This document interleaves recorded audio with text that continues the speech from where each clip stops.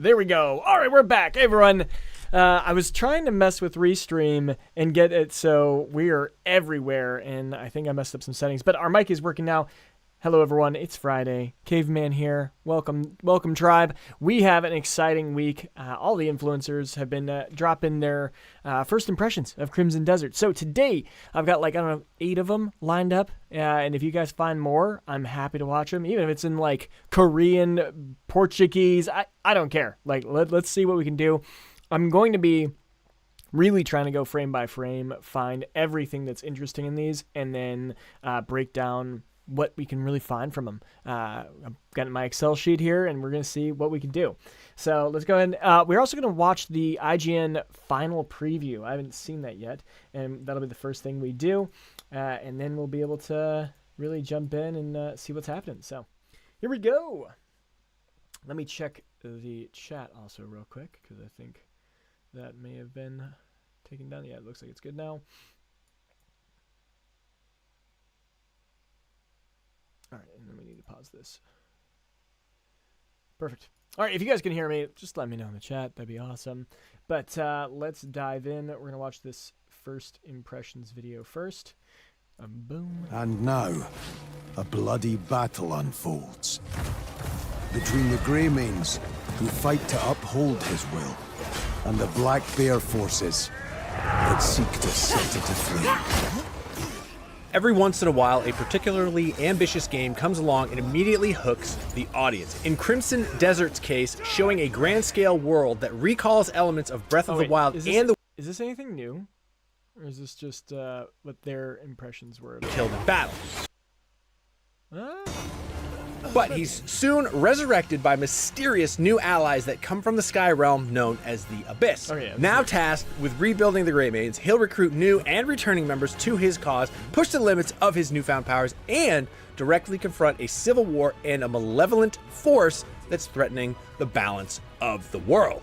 And I'm not sure I'd be much help on my own. Originally planned as a direct prequel to the MMORPG Black Desert Online, Crimson Desert is now a standalone adventure set in the same universe.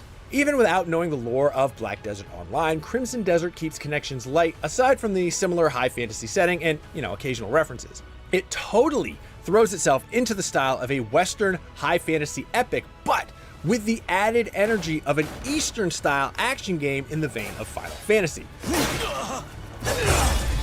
The opening chapters of Crimson Desert do well to introduce Cliff as a rugged and stoic hero who can easily cut down enemies in his path, but is also willing to lend a helping hand to the citizens across the land. But they got what was coming to them.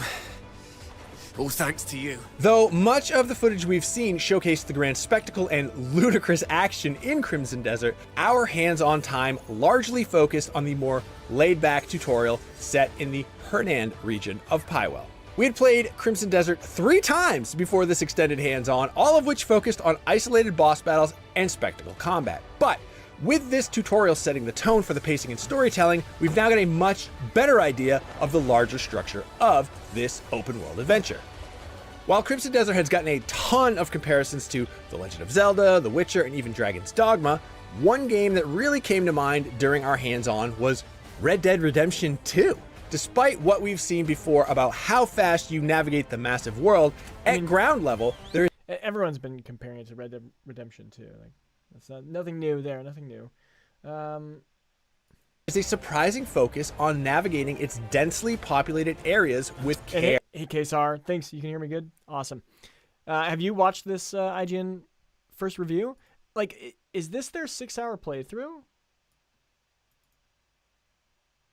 Because there's definitely new film here, but if this is their short version of their 6-hour playthrough, I just want to watch the full length one. But who knows? Maybe there's something we're missing here. Care and attention. We spent a lot of time just wandering the back alleys, interacting with people going about their day, finding new shops and cooking recipes, and even uncovering optional activities that do a good job of making the world feel bustling and lived in. What a woeful fate. Wow, the beggars really do latch onto you, and they're like, "Hey, give us money." That's hilarious. Of our favorite moments from the opening hours came from seeing what sorts of side quests the townsfolk would pull us into. In one instance, we encountered a man who fell from his roof and needed help with cleaning his chimney. And that is exactly what we ended up doing for this side quest. We climbed up on the roof, positioned ourselves on the top of the chimney, and used our newly acquired broom to clear out the gunk to help the husband get some relief. Oh, my back. You've done me a huge favor there. Would you come off it, woman? Look at him. Despite Kesar, yes, I've been gorging in this stuff, but yes, this is their 6-hour playthrough review, quote unquote. Yeah. Okay, cool. I mean, it's only 11 minutes though. That's like a joke. I guess IGN just didn't want to put the time into it. the tone and action being serious, we were pleased to see how much humor and quirkiness were packed into Crimson Desert's opening hours. There are plenty of enemy bases to topple, but we also spent some time playing some back alley games of rock, paper, scissors with the local ruffians. Let's play rock, paper, scissors. No crying if you lose. There's even a quest that had us rescue an abducted sheep to cheer up an upset child, and seeing the very serious Cliff engage in there's even a quest that had us games of real quick. rock, We could see what is this? Is this the first win? We can already write this down. paper, scissors with a local ruffian. Wait, what did he do? Did we pick? Newly acquired broom to clear. There. Would you How much humor and quirkiness were packed into Crimson Desert's opening hours. There are plenty of enemy bases to topple, but we also spent some time playing some back alley games of rock, All right, so rock. First one is rock. paper, scissors Gotta- with the gotta local do rock. ruffians. Let's play rock, paper. Even a quest that had us rescue an abducted sheep to cheer up an upset child, and seeing the very serious Cliff engage in such activities was much more amusing than we expected. Now is this the friend you were looking for? Woolly? That's not Woolly. Wooly's got a fluffier tail. Cliff begins his journey with a fair Kesar, what is your favorite first impressions you've seen? Is there someone like who's the best one? I've got all of these lined up. So we've got Fighting Cowboy, Bruce Jean, Skill Up, Insert Richie, Jor Raptor, Epic Plays, Arcas Gaming, Wolfheart FPS, Arctics, Tea with Mandy, Brozyme, Rage Gaming, Luke Stevens, and then Craze Gaming. Yeah, that's what we got. So we got a lot. We got a lot to go through today. Have you watched all of them? Or are you already like fully? Have you seen everything already? fairly modest skill set and knowledge of the world, and as in traditional open world action games, the larger pull of Crimson Desert will be to expand his abilities and insight. When you pick up quest information, recipes, and even bounty notices for roaming targets, Cliff will expand his knowledge and fill out his records of all the wildlife, characters, and important events of the world. We were impressed to see how much was packed into this comparison. Joe Raptor's always good. I do hear he's pretty good. Actually, another viewer was showing me him earlier that I never saw any of his videos, and I was like, okay, wow, those are actually pretty good. And Luke Stevens is good, but long. Okay, good. I mean, I want it long. I want to see as much as we can. Or is he just kind of like over monologuing and doing more to camera, wasting time? Relatively modest section of the massive game world. Seriously, just looking at the map had us taken aback by how large Pywell was. Oh, it was wow. interesting to take All the way to the north. I know people have already shown some of the maps on Reddit. I need to get on that. had us taken aback by It goes all the way up here because I don't think we've seen any of this stuff to the north. how large Pywell was. So that's pretty good. It stuff. was interesting to take in Crimson Desert's pacing and its deliberately detailed approach to navigating it. If you want some really neat detail breakdowns, watch Nick G. Nick G. Who's that? Let's take a pic. Crimson Desert. Nick G.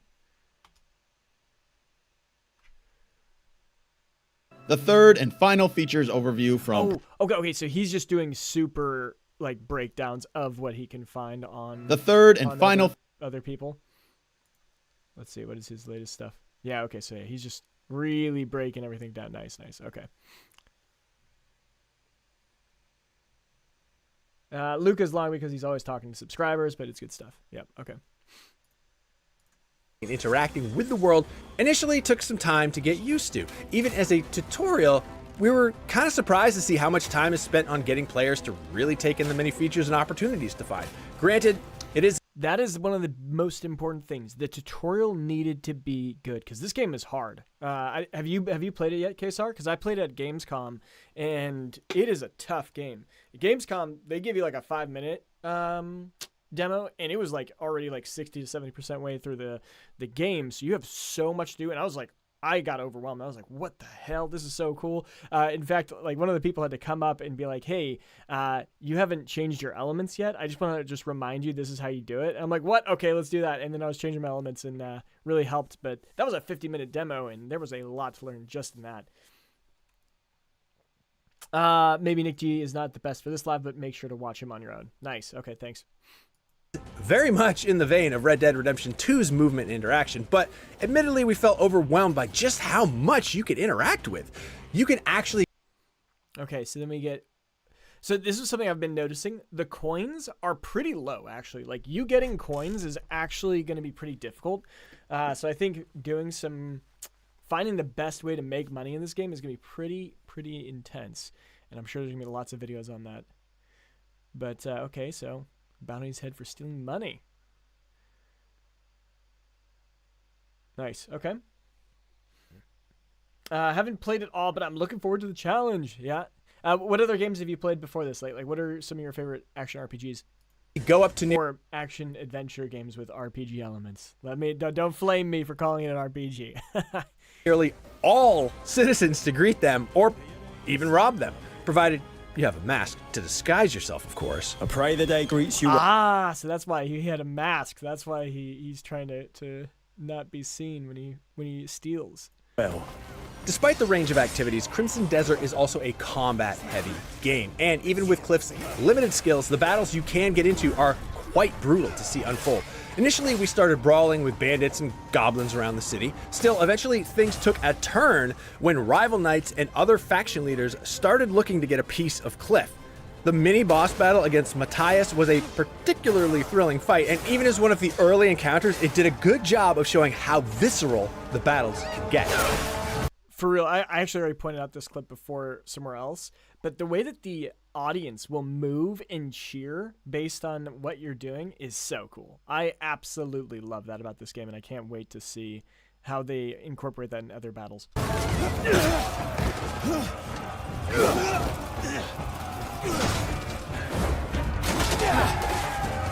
Eventually, Cliff will make trips to the mythical Abyss realm, where we navigated a series of floating ruins far in the sky. Stepping into these visually stunning environments was one of the best moments from our hands-on time, and it... Okay, so they loved the puzzle part of it. That's their favorite part so far. Interesting to hear. And you're like, God, I'm 60 years old. Been playing games since I was 14. Hey, Red Dead Redemption 2, New God of War, Witcher 3 are among my favorite games. Nice. Okay. 60 years old. I love to see it. I'm going to be the same way. Do you mostly focus on single player, or do you play MMOs or any other, I guess, like multiplayer genres? Or are you typically just single player action RPGs? Also gave us a jaw-dropping view of the world's vast landscape. These are also segments that introduce the new Abyss powers in some puzzle platforming challenges. These magic powers elevate Cliff's combat and traversal skills to use his force-style powers to manipulate objects and use a force jump ability to propel him off the ground.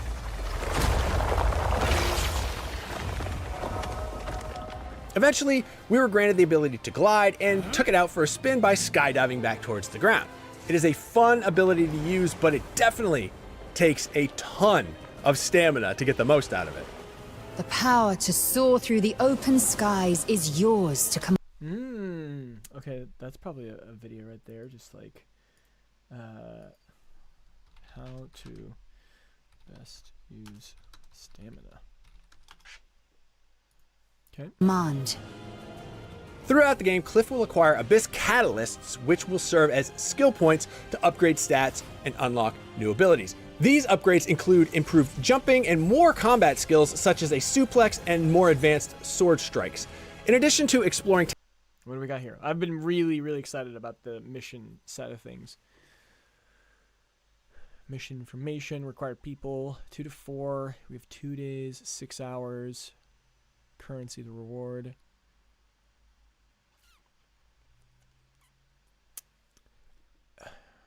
Towns and the surrounding wilderness. We also get to see the early.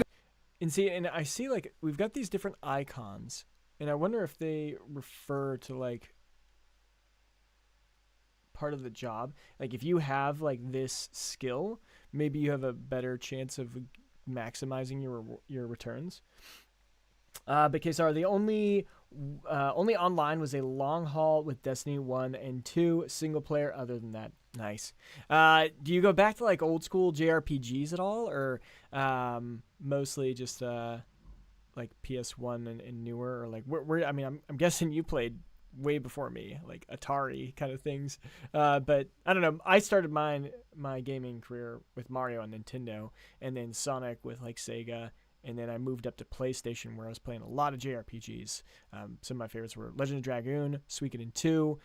Those games were amazing. Then all of the Final Fantasy series growing up. I played almost every single one of them. I have a shrine dedicated to Final Fantasy. Goings on of the Caveman faction system, which focuses on. Wait. I just saw this finally got upgraded. So it went up to free swords. Wilderness. When we added Lorient. Also get to see the early going. No, when it went up to Brant, it went up to 5. Oh, because there's a free sword, so you get extra 20% loot. Okay, because it says 4 to 6, but because he has 5, there's an additional person. Okay, and then the reward goes up to 1.2k. Okay, so that's how that works. On of the Caveman. And then it went up to 40% for 1.4. Nice. Okay, so then we have to think, okay, if we have 4 people, and they're each taking... They're getting us 1k, so that's 250 per each. So really, they need to provide a 25% increase for it to be worth going above the 4. But I'm assuming the more people you push in, the higher chance of success. I'm imagining we need skills and conversion. Those two need to be added in there as well. Those icons are follower skills, you think? Okay, that's good to know. The follower skills. I never got into JRPGs, but there's something about their storytelling that doesn't work for me. That can definitely be the situation. I was playing Octopath Traveler 0. I didn't play any of the Octopath Travelers. That just came out in December, and that was kind of my issue. The storyline just didn't click with me. Definitely can. Faction system, which focuses on building up. Okay, so we've got the Steinfeld Fortress. So that is the Black Bears. Crew, sending them on missions and gaining new resources. Okay, so now one member is doing that. Though we weren't able to see it evolve much, it was impressive to see that it's actually a full-fledged... Wait. So now I'm curious. So this guy clearly looks like a warrior, and it looks like the shield. Maybe that is an offensive kind of trait. And so the first unit selected focuses on building up a crew, sending them on missions, and gaining. So selected member 1 new resources. 2.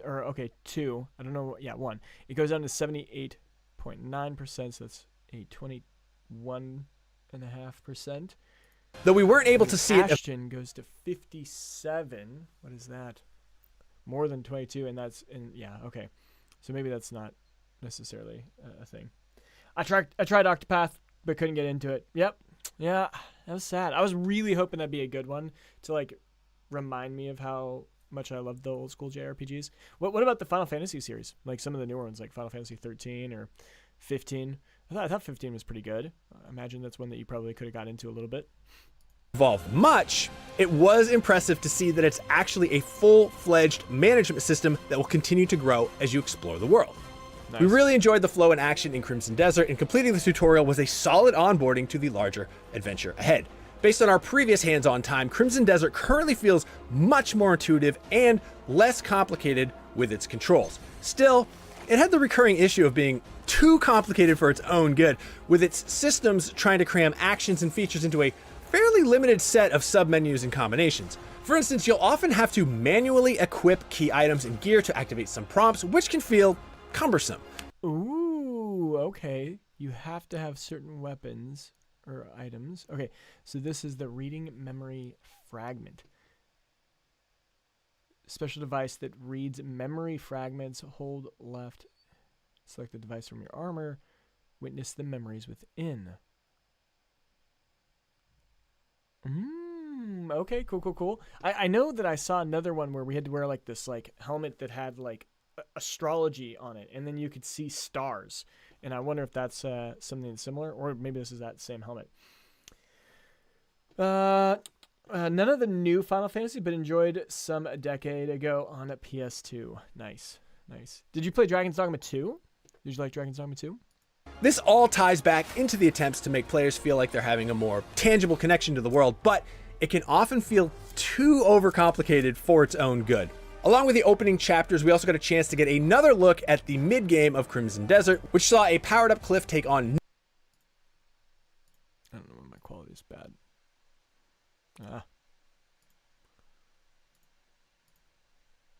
Oh, that's why. Are they really not going to give us...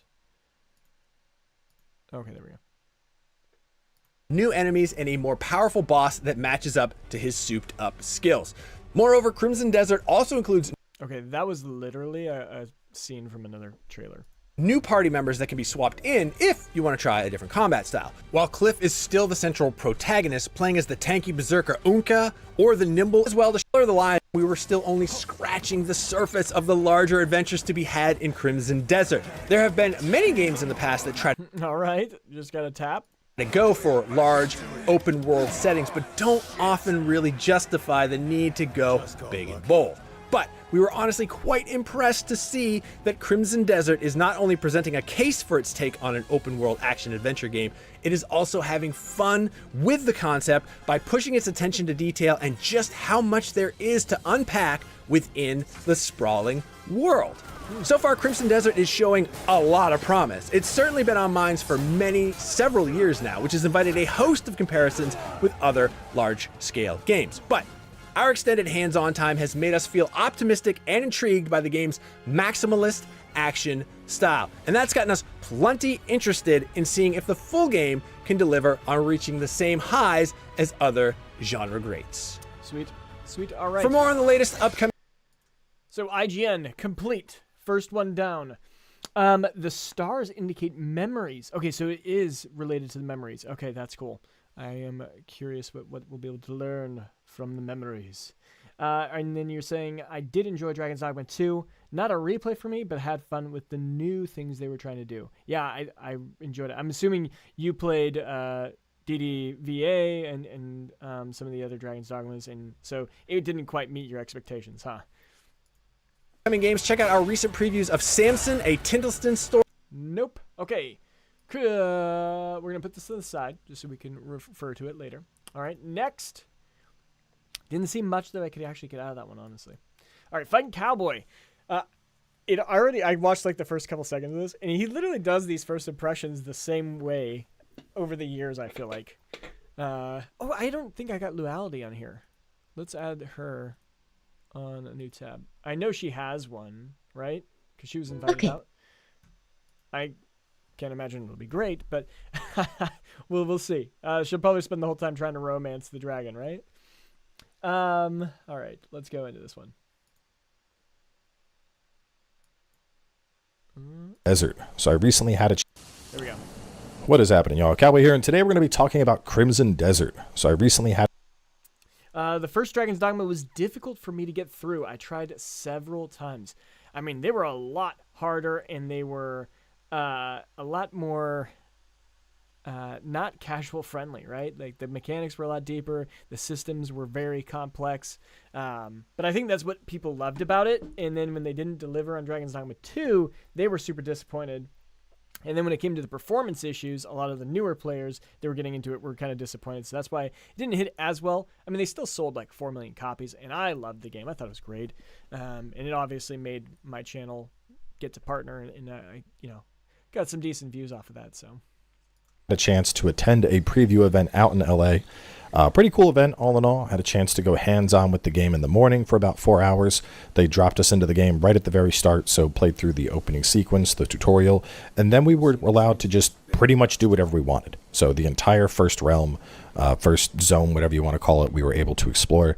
And then we took a break. I got to hit somebody with an axe, which was super cool. Dude, he hit this guy so hard. I'm sure you've seen it, but God, he went. And then from there, I got to drop into a late game snippet, taking a look at kind of how the game plays when you have a bunch of different abilities, when you have the dragon, the mech, the other characters, and get a feel for what it looks like in the later stages. And so I got a lot to talk about. You know, usually with these events, you might get to play something for 30 minutes, 60 minutes. It's rare that I have a chance to go more than 4 hours hands-on with something in a preview opportunity. And even then, if I had to describe it in one word, it would probably be overwhelming. Oh, he got wrecked. I like DD2. I keep my PC pretty well upgraded, so I didn't have any performance issues. Yep, see, there you go. If you got the nice PC, not a problem. And I mean, that was a big concern for Crimson Desert, but I think all of the first impressions have said it's been running well. So, and including the PS versions, right? So I think we're going to be pretty good. I've only got a 3080, so I got a pretty old laptop that I'm running off of still. I need to get an upgrade, and I was going to, and then I was like, all right, I'll get it this year. Literally this year. I was like, I'm getting it this year. And then NVIDIA's like, no, we're not doing it anymore. And now I'm like, ah, shit, GPU prices are not great anymore. Just because there's so much going on with this game that even in that opening 4 hours I got, I still feel like I've barely scratched the surface. So in terms of what order I want to talk about stuff, I figured the best way to do this would be to just approach it similarly to how I do reviews. And so with that in mind, let's jump in and talk about the gameplay, because there is a ton to discuss. And the first thing I want to talk about is just the raw combat gameplay, because we've seen a lot of it. I've had a lot of people asking about the controls and, you know, whether it's easy to do or hard to do or what the case is. So let's discuss. So at a basic level, the combat's actually pretty simple. We have like a light attack, we have a heavy attack, we have a block and a parry, and then we have a dodge.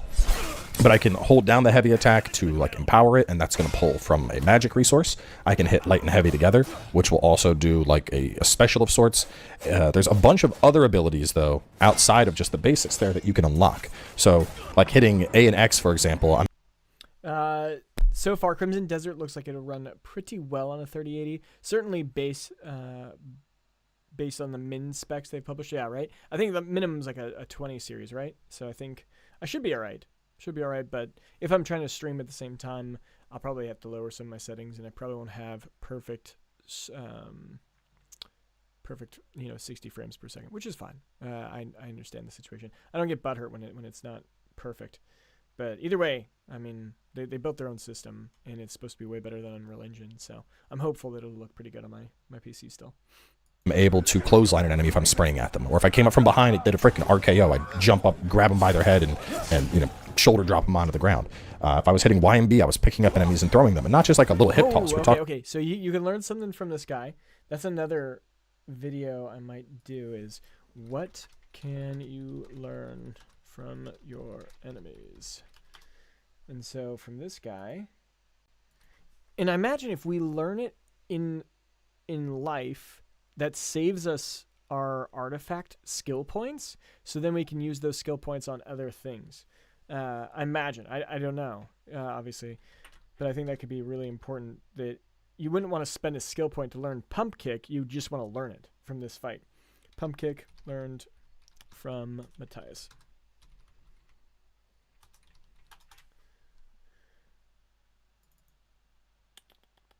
And this is moves you can learn from enemies.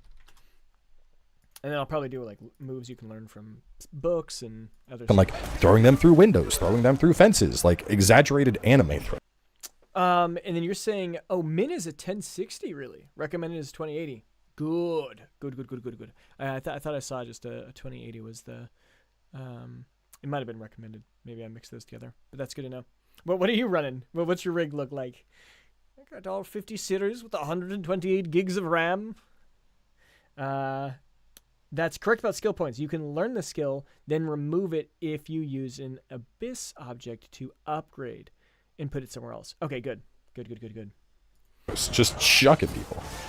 On top of that, there's a bunch of skills that I saw in the trailer that I couldn't even figure out how to execute. Like, I know we have this force push type mechanic, and I saw characters in one of the preview things that we were watching. He like did a triple force push up into the air and then a flying meteor kick down to the ground. It staggered a bunch of enemies, and it's absolutely insane. So at a basic level, the combat is simple, and I feel like by the time I was done playing, I was grasping that. Like, I was able to hit my parries, I was able to hit my heavy attacks, my charge attacks, bait enemies into certain things.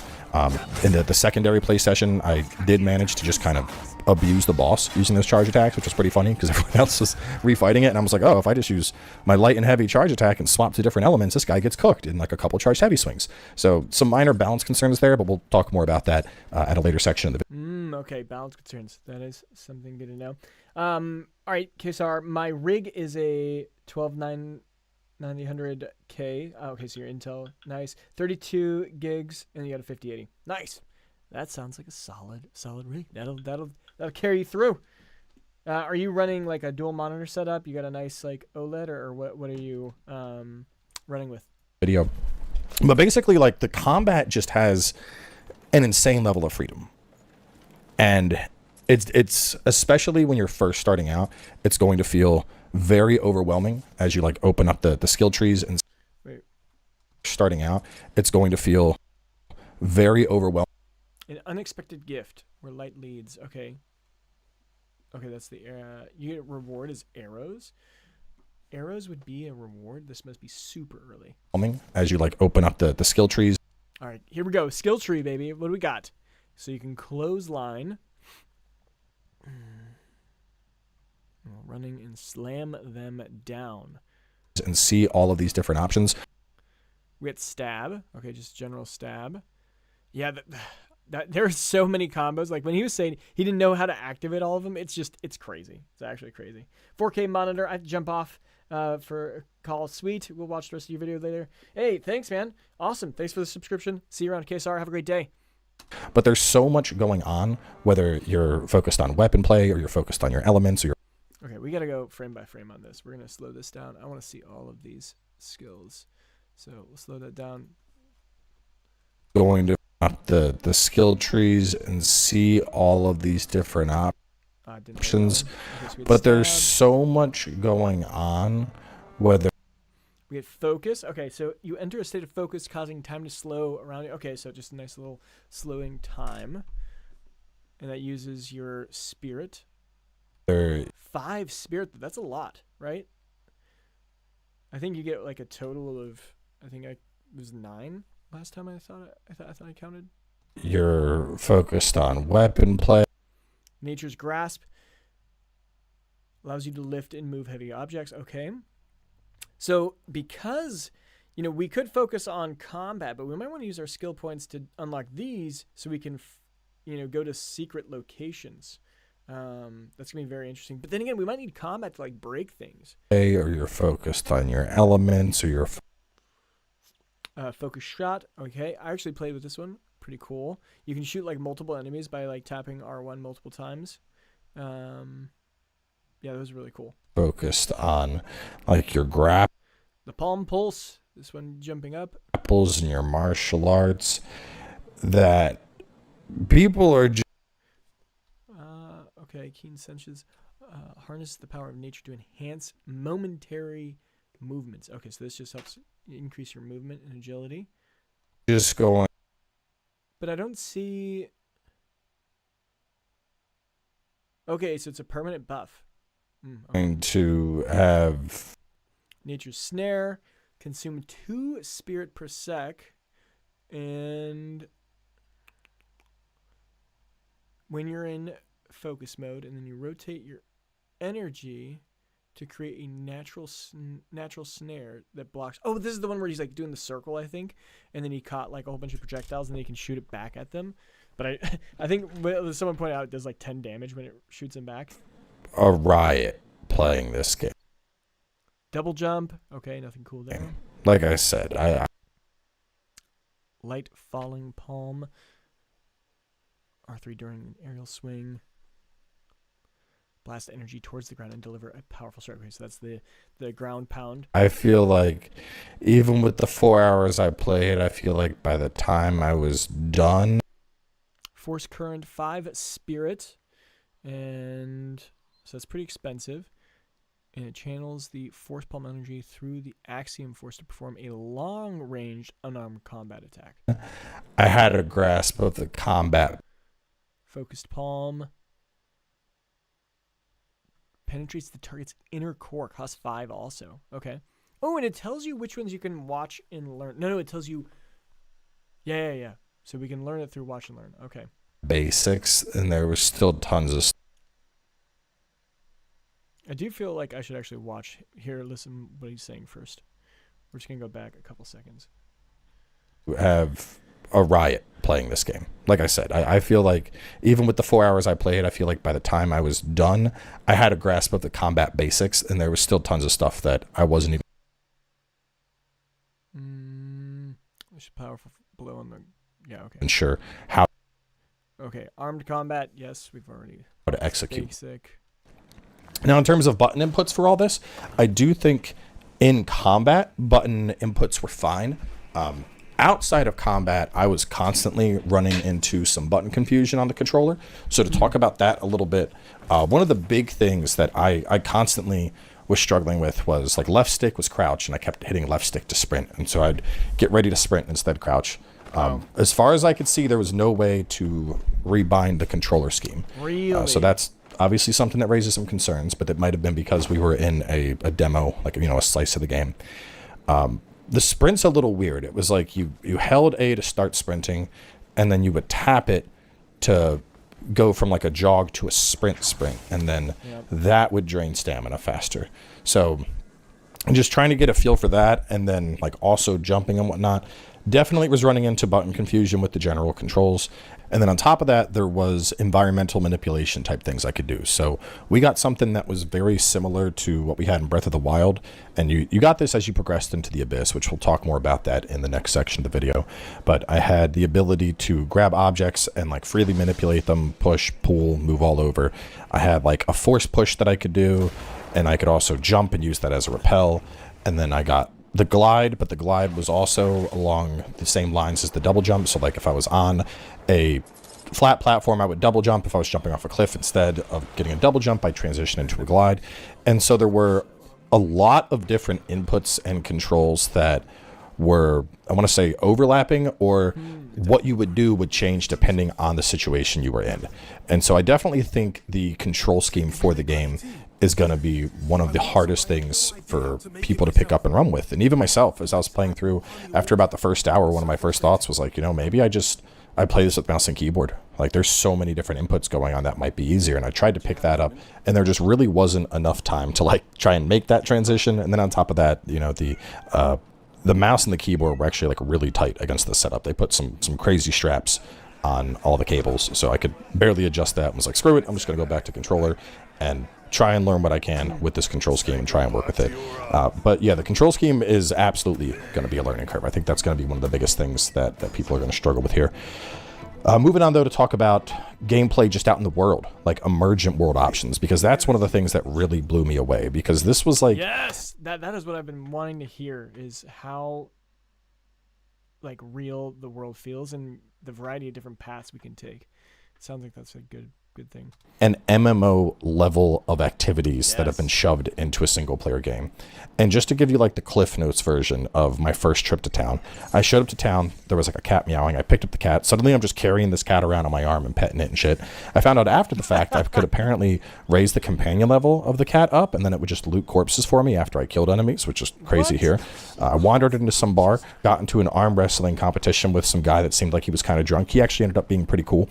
After that, wandered outside. There was some kid in the street that wanted me to play rock, paper, scissors, so I got into a rock, paper, scissors battle with the kid.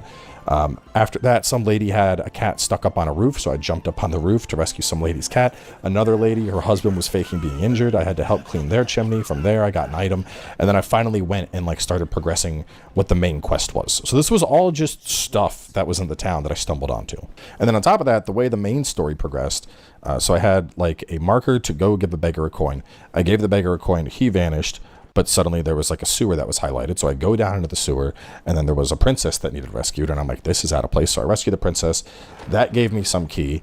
From there, made my way up towards one of the castles, had to change the clothing I was wearing to get into the castle so that they recognized that I was like, not some hobo mercenary, and I was somebody that belonged to part of the town. Found a secret door that went into the Abyss realm, and that's what suddenly opened up all of the manipulation type stuff, like the object movement and the force push and all that, and then eventually progressed through this crazy puzzle in this Abyss area, which then gave me the ability to glide. So just like dude, it was like a roller coaster of stuff.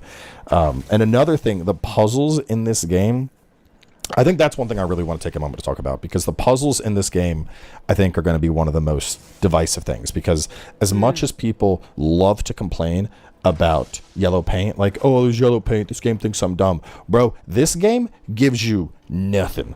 Like, we came up on a puzzle, there's like a hologram of like a guy doing a thing, and you're like, okay, so I got to do something over there, and that's it. Everything else you just got to figure out. And honestly, I think the only reason that most of the people in that room got through the puzzles is because everyone was talking. Everyone was like, did you do this? What did you do over there? I did this. Like, people were bouncing ideas off each other back and forth. There is a lot of puzzles in this game. There was like a whole very intricate puzzle section in the late game portion that I played. There was a pretty intricate puzzle section in the early game portion that I played. And like, you're not getting handheld at all. You don't have Aloy being like, maybe I can climb up there, or Mimir on your hip being like, oi, Kratos, why don't we do, like, you got nothing, bro.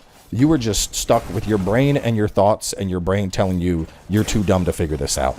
Like, it is crazy how just non-existent the backseating is compared to, I feel, how in your face it typically is with modern games. So get ready for that. But yeah, I mean, just the amount of gameplay elements going on, and then the puzzle elements and the combat elements. And there's a ton of stuff we didn't even touch on. I mean, towards the end of the play session, some dude was crying that his cows got stolen and he had a goat next to him. And I was like, screw it. What happens if I take your goat? So I took his goat, and then it was like a GTA style thing where like there's a red zone and I had to run out of that zone. So I run out of the zone. I got the guy's goat, and then I'm just standing there with this fucking goat in my arms. And I'm like, what do I do with this goat? And then afterwards I was asking him, and they were like, oh, well, you can get to like where you're going to have a farm, and there's a whole animal husbandry system, so you can raise animals and butcher them and sell them, and then bring goods into the camp. And I'm like, bro, there's just so much going on in this game. I feel like I need a college level course just to understand what the fuck is happening. College level course, love it. Honestly, both good and bad, because like I can tell you right now, this game is going to be overwhelming the fuck out of some people. At the same time, if you are looking for the type of RPG where the game is like, hey, would you like to spend the next 100 to 200 hours of your life in this world? Yeah, you've probably found it, because there is just an insane amount of stuff in the gameplay elements of this game that it's going to have available. So, yeah. Moving on from there, talking about the world design a little bit. World design was definitely more on the grounded side. Obviously, we have pretty standard medieval type world going on. We have the various spaces that we were able to take over. I got to briefly go into the Abyss area and do some of the puzzles there. Fast travel was unlocked via points in the Abyss. So from what I was able to grasp, we would like do an Abyss section, and then that is going to give us a fast travel, and then we could fast travel to that and then drop back into the overworld from there. I wasn't completely clear on it, but it seemed like the Abyss was basically just like way up in the sky. That's kind of what I was able to gather, but there was like warping and portals and all sorts of shit going on, and I wasn't fully clear on utilizing the fast travel in the Abyss to get around in the world. But that's it kind of comes with the territory with these preview events, because you don't typically have the time to get 100% grasp of everything that's going on. You're kind of just flying by the edge of your seat. But so there is a fast travel type system. It is something that you have to unlock as you progress. In general, though, the world design with like going through zones and then capturing forts and whatnot seemed like it would be pretty cool. I tried to ride way on out into the distance to do a bounty mission that I had. Unfortunately, I hit invisible wall, which afterwards they were like, well, we gave you the entire first area to explore, but we didn't want people going beyond that. Which does make me think that there is potential for like crazy loot you might be able to find if you're just free exploring and running out in the world. Because I did ask about difficulty, and they said that in general the difficulty will scale as you progress through the game, and it tends to be static. So like if you were at the end of the game and you were super god mode with all of your legendary gear or however it ends up being paced out in this, and you went back to the starter zone, you're going to be sneezing and killing enemies because, you know, very similar to kind of how zoning works in an MMO. Like the enemies at the start are still going to be the baby enemies, whereas the enemies in the late game zones, those are going to be your larger, your stronger, you know, your more challenging opponents. The game does not have dynamic scaling where everything in the world is perpetually scaled to what you are. Story elements, I'm not going to really touch on story at all since that goes more into spoiler territory. The story in general, though, we have like a revenge story set up here with our main character and how he gets ambushed at the start and whatnot, and then he kind of sets off on his journey to try and find his comrades and try and rebuild what was lost. So I think it's a story that people are going to be able to latch onto. There was some pretty interesting little conversations I got to have as I played, but especially because we like just barely touched on the Abyss storyline, and it seems like there is a big overarching Destiny Chosen One type theme that might be going on, but I didn't really have the time to lean into that. And you know, to be completely honest, typically when I'm presented with stuff like that in preview events, I'm skipping dialogue as fast as possible because I know I don't have the time to process it then, and I don't want to. I'd rather save that for the Let's Play experience. So the bits and pieces that I got of the story, it seemed like the story could be pretty cool, but I purposefully was pushing to skip past story elements as to not spoil myself. So moving on and talking a little bit about the graphics and the performance. I think it's no surprise the graphics for this game are just absolutely insane. I think probably one of the biggest things that stood out to me, though, was in the night sections. The way lighting works in this game is pretty insane. Like, the lantern is your best friend. Shadows are cast super far. You're not seeing far in the dark. Like, to the point where I'm like, you know, I almost hope there's, like, some upgrades, because there was a section where I was wandering out at night, and, like, I could barely tell where I was going. I was just like, bro, I'm stumbling through the dark. I'm lost. I don't know what to do. In terms of performance, we were playing on some AMD setups. I'm not sure exactly what card, but the game was running smooth like butter. They had it running in ultra-wide. I had a lot of people ask that I did ask about console performance, since all the footage, including my own, up till now has been PC. And the answer I got from them was actually pretty respectable. They said that regardless of what we say, people probably won't believe us. So instead, we are sending the game to Digital Foundry, and they'll have a full analysis of performance across all the platforms at launch. So if you're curious about performance, definitely keep your eye out for that. Moving on to talk about audio a little bit. This is an area I didn't really get to evaluate as much as I would have liked, mainly because of the type of environment we were in. You know, we're talking about 30 plus creators all in a space playing the game at the same time. There's a lot of background noise, a lot of discussions, a lot of chatter. So you don't really get to like close your eyes, take in the ambiance of the world, really appreciate the music the same way you would when you're like playing by yourself, you know, surround sound headphones, all that stuff. But from what I did play, at least, the audio effects on combat and whatnot were all very crisp. Like the parry sounds lined up when you would parry.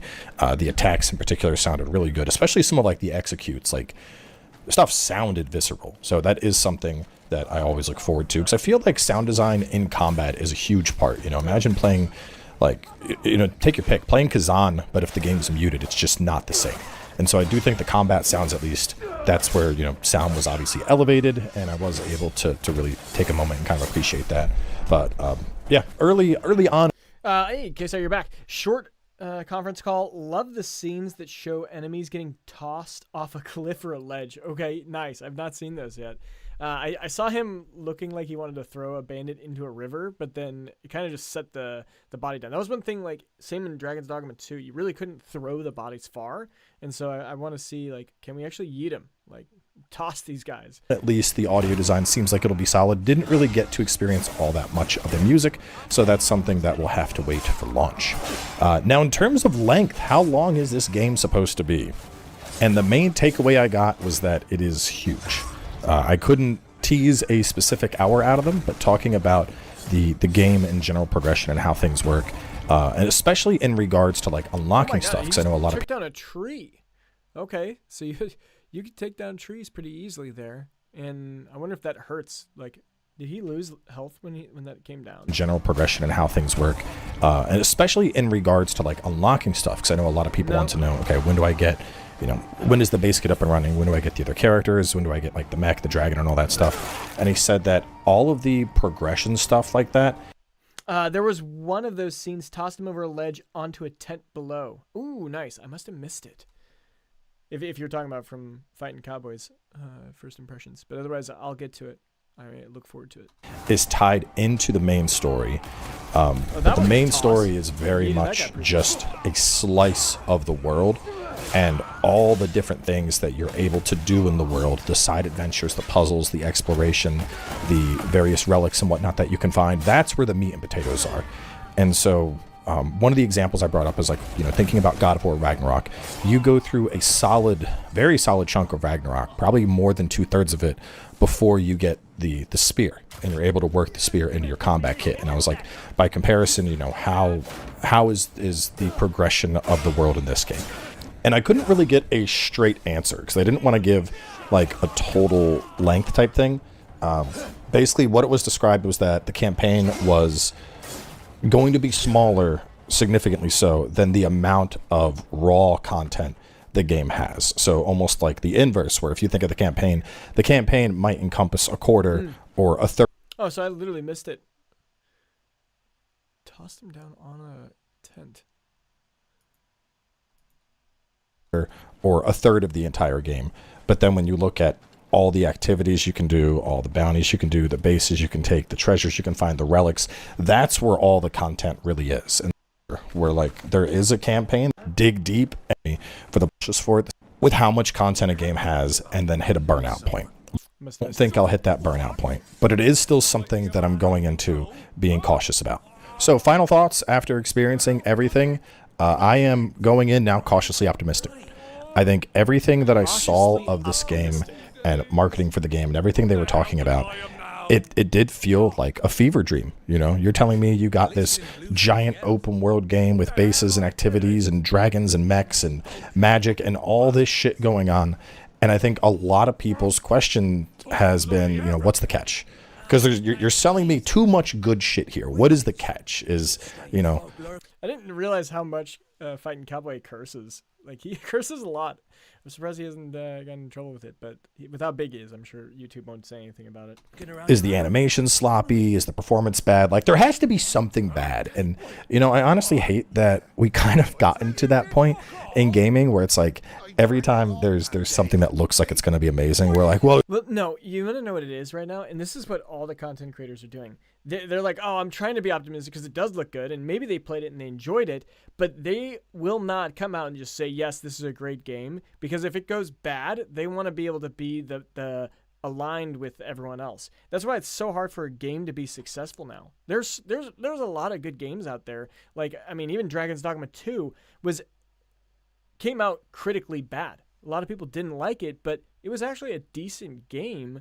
But because the majority of the narrative was negative, all the content creators had to be negative about it. No one has a real opinion, I feel like. They kind of wait, and then they kind of wait till the Steam reviews come out. Then they look at what the Steam reviews are saying, and then they go, okay, can we make a good negative, good or positive message about it? Yeah, it just sucks.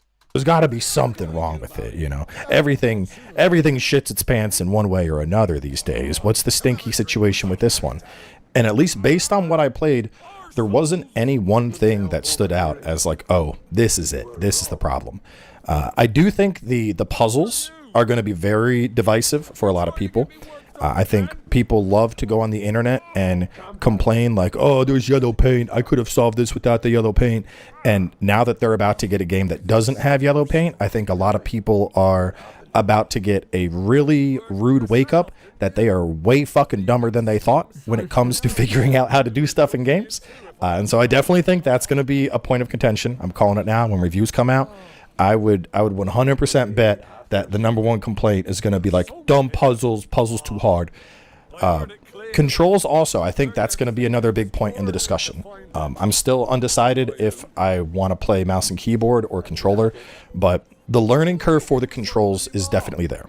I think that is... I'm watching this video, and his chin hair has so much viscosity. Like, that chin hair is like flowing.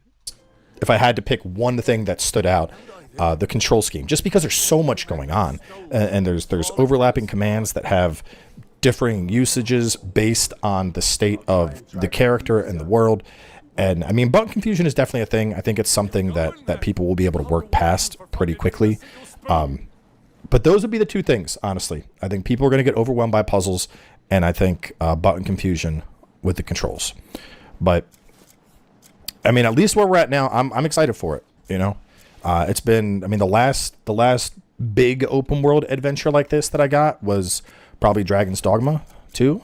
Before that was Elden Ring. Before that was probably The Witcher. And we don't get these like giant open world games that you can really like dig into the combat and activities and whatnot in the world. And I know a lot of people have been saying, like this looks like what I wanted Dragon's Dogma 2 to be. And at least based on what I've played, I'm starting to agree with that a little bit. Obviously, we don't have the pawn system here, and we're not like climbing on monsters and stabbing limbs. That's one of the biggest things I like about Dragon's Dogma. But just the level of like emergent gameplay that we saw them experimenting with in Dragon's Dogma, with like environment destruction and being able to use elements of the environment to influence encounters. I got to see a lot of that as we were playing this, like trees that would break and you were using magic to lift up the tree and swing that shit around. Areas where you could light it on fire and then that area is on fire and it's something that you and the enemies have to contend with, Kesar, streamers in a tough position. Viewers is the goal, so appealing to the most possible is primary, but that requires a soften it requires a soften of the personal values and opinions. Same with the big gaming news outlets. Yep. Sad, but yet unavoidable. I mean, I think you have like small content creators who get to be exactly like who they are. Like I'm just who I am. I'm gonna do that because I don't get any benefit from following what all the big content creators say. And I think once you get up to a size, that's when then okay, I'm this big. I can actually reach the broader gaming audience. So then they all just kind of like have to play that kind of game. But I really wonder how much of an impact it has on the entire gaming industry. Very, very interesting. Something like that is a level of immersion that we don't usually see all that often in large open world RPGs. Or when we do see it, it's very scripted and very limited in its execution. Whereas here it seems a lot more freeform and kind of like it's just integrated into the world. So I'm going in cautiously optimistic. At this point, it feels like they have had a chance to cook. He said they were working on it, I think it was like 7 years, and this seems like it was a true 7 years of dev time, not a like 4 years in paralysis and then 2 years throwing together the initial product, and then 1 year trying to get it out the door for delivery. This feels like it's been 7 years of this is the vision and we're gonna fucking cook. So fingers crossed the final product is as dope as what I got a chance to play. They did already announce that reviews will be out on the 18th of... He just scooped up the sheep right in front of the farmer. That was pretty silly. Small creators get to make their choice. Most viewers or stick to the standards. It's a tough choice. Yeah, I guess that's true. Maybe that's why I'm still small. March, so exactly. But I feel like I've been pretty good with just what I've called recently.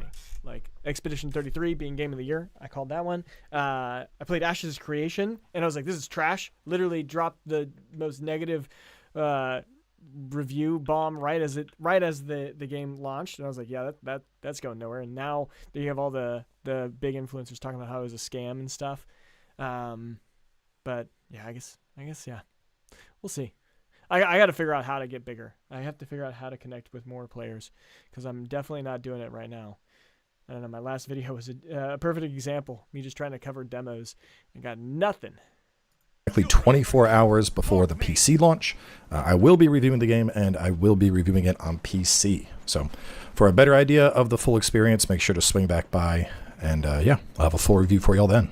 But yeah, I mean, either way, after playing, I'm looking forward to this one now. I'm officially a believer. And I'm going to choose to believe that this game is going to be a banger when it comes out. So that one's going to wrap things up for me. Let me know if y'all got any questions down in the comments below. I know there was a lot to cover. Still, the stuff slipped through the cracks. But regardless, we're going to close this one out here. And I will... Nice. Okay. Fighting Cowboy. Done. Next. We will not watch her yet. We'll wait. Because I know you said you didn't want to watch her. We'll skip it for now. Okay. Bruce Green, and let me know if you watched this.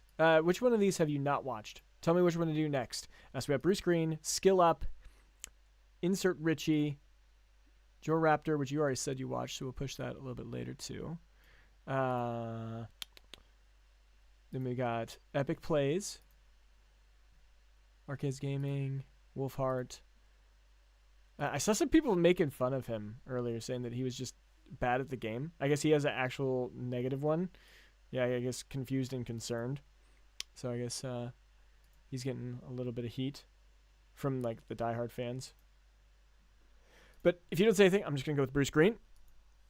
I don't know who this guy is.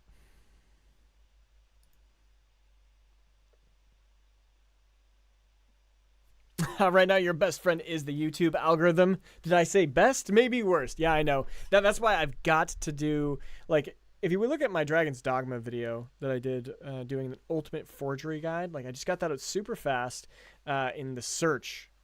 Brought in so much value. And then because people watched a good percentage of it, it then gave me the recommendations. And, like, I had no real casting net. I had no audience, and so that was one way to get a lot of views, a lot of subscribers off that. So we'll see what we can do.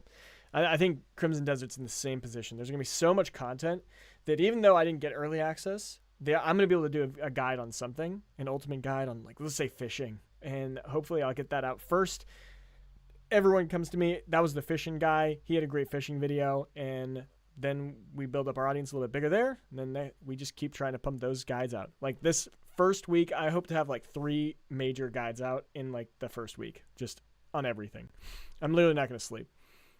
If you know a dealer, I'm going to need some stuff, all right? All right, why can't I hear him? He's muted. Playing. All right, let's see what he is. So I recorded this in like 4K, widescreen. So the gameplay is going to be a little strange for you guys to watch. But I recorded this about a week ago, and we're going to do some commentary over it. You'll be able to see what... And also, just so you know, I'm going to be doing a giveaway too. I'm going to be giving 2 copies of Crimson Desert. You guys are the first to hear it. I'm going to post it on X soon. It'll be in the Discord. If you guys are interested in getting your free copy, let me know. I'm going to get like not the collector, but like the deluxe version. So there's a little bit extra in case you were okay just buying it yourself. I'm sure you don't need that, KSR. But if you want to do that, it'll be on our X. So stay tuned for that. What this game is and what it's all about. I really enjoyed... Oh my god, he literally shared his full 3-hour video here. What? Okay, so we get a real gameplay here. What the heck? Playing this. Number one, I enjoyed my time with this. It was a beautiful, beautiful video game. That's performance was pretty terrific. I was playing on a beast of a PC, but the performance was fantastic. So I definitely had fun. There are lots of... Oh, I feel like this is going to give like spoilers. Do I even want to watch this? Do you guys want to watch this? Stumbling blocks along the way, but I had fun. And this is the character you play as. So does it really just start with you right there? And I'll try and skip through. There's a couple of times I had to pause to go to the bathroom and stuff since I played about 4 hours. Okay. But, so I'll probably skip through like... you haven't seen Bruce. Okay, good. Crimson can help. Quantify is important to the algorithm too. Tips and tricks and solution videos will be big for this game, I think. Yeah, I imagine so. I mean, that's why I had it on my hit list. When I played it at Gamescom, I was like, this game is complex. It has some really cool systems just within the combat.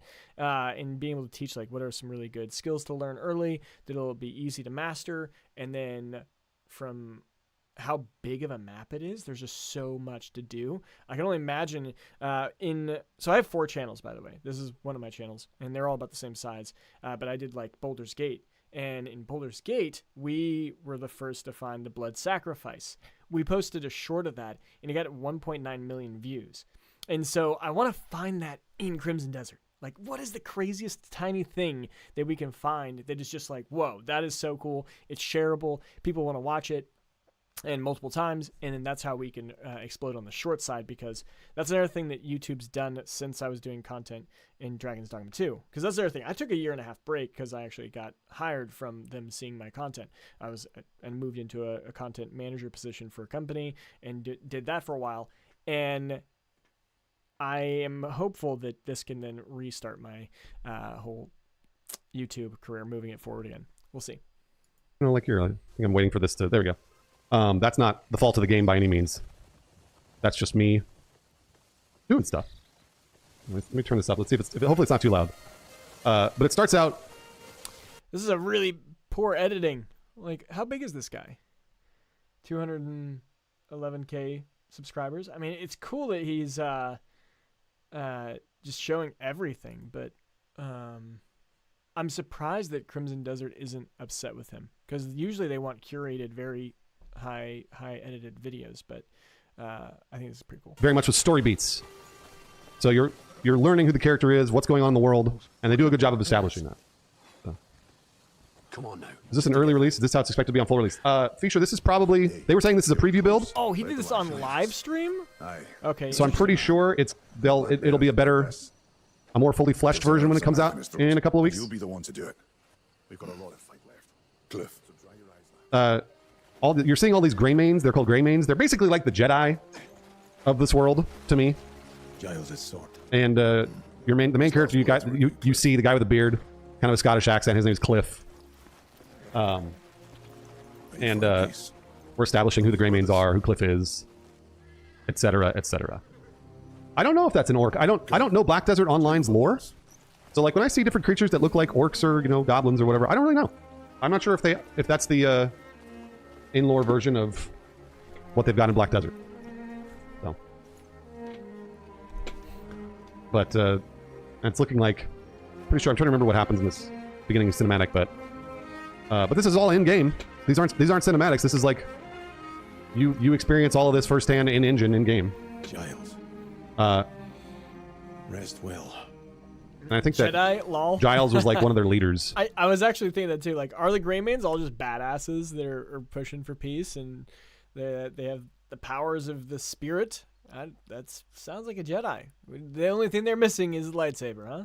You will be missed. And again, if you know Black Desert Online lore, you're probably going to know a little better than I am. But Giles was killed, and that's going to sort of kick off a conflict.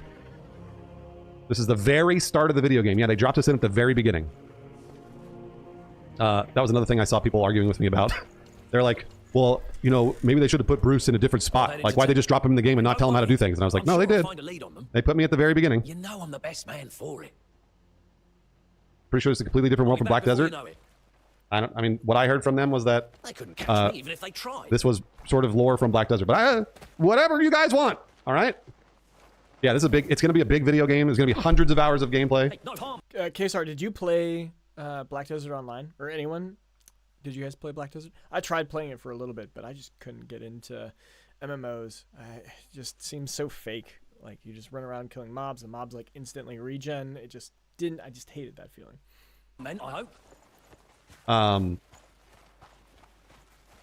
And that's just going to be side quests after side quest after side quest. There's obviously a main quest, but you should get lost. The exact moment we were away. You really should get lost. Bastards. How dare they? And I'm kind of looking around, like the weather effects in this game, the wind especially. This might really screw up Twitch compression, because you can kind of see lots of stuff, like the shadows are flipping out. All the leaves and trees and stuff are blowing in the wind. It looks awesome. It looks awesome. But I don't know about Twitch compression. Hey, Cliff. Stormer. Is this game woke? No, I don't think that it is.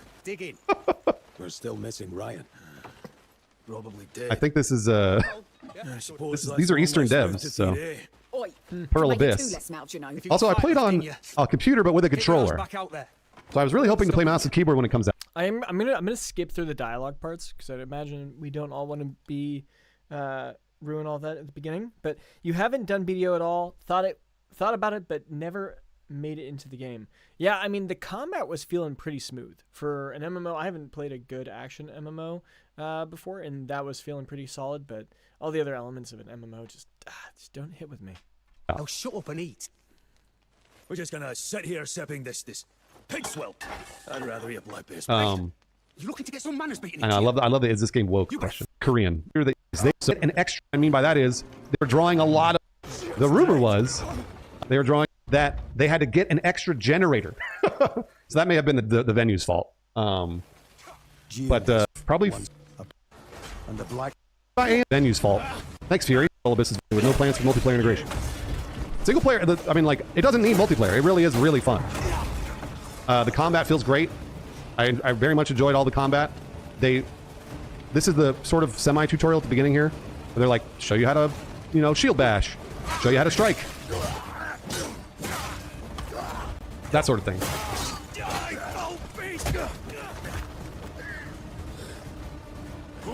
Do the weapons feel different?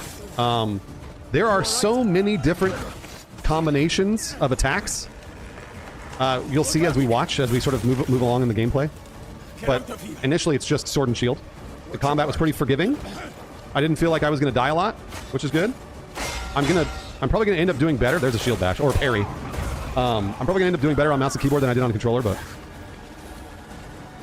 how did it control? Are you gonna? Do you have a controller, KSR? Or are you gonna be playing on mouse and keyboard?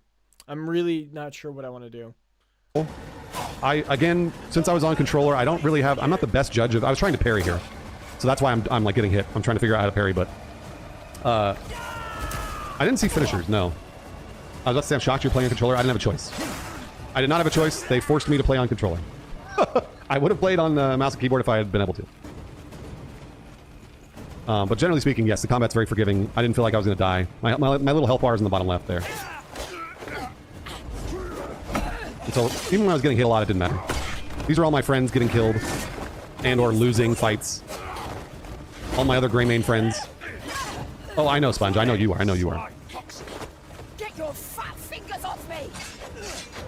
Been needing another RPG. Brose, don't you dare call this video game an RPG. Don't you dare. I don't know. It felt to me like an RPG, but they're saying it's an open world action adventure game. Right? This is an RPG. I just don't understand it. Like, do you consider this an RPG or not? Like, is it okay? Is it okay to call it? It may not be a RPG, but is it okay to call it an RPG? What do you guys think? There's a skill tree that you upgrade, so I don't know. I don't know. Again, still trying to figure out the parry slash shield bash mechanic. There are a lot of different combinations, so you're gonna have to like practice them. I have a DualSense controller. We'll try on that, but old fingers will probably push me to mouse and keyboard. Yeah, we will see. We will see. I think the devs didn't want it. People are saying the devs didn't want it called an RPG. The green flash that you see is like a little combat boost. But I wasn't clear when I first started what that green flash was. I don't know if it was a heal or I don't know if it was like a boost to to stamina. Because you have a stamina bar as well. You see the little stamina bar pop up when I start attacking. But I love that move, by the way. But it doesn't look like I'm healing. I mean, if I'm healing, it's very small. Rabbi Steve, thanks for using your Prime, Rabbi Steve. Thank you very much, Rabbi Steve. Cliff, long time, miss me? Yeah, but the game, I spoke with the developers, and the game, they were saying that the game's tutorial was sort of meant to be discovered. Meaning it's very light on tutorial. What thing? So they said that they want that on purpose. They said they want that done on purpose. Like Breath of the Wild and Tears of the Kingdom. But the game mechanics aren't as self-explanatory as those games. So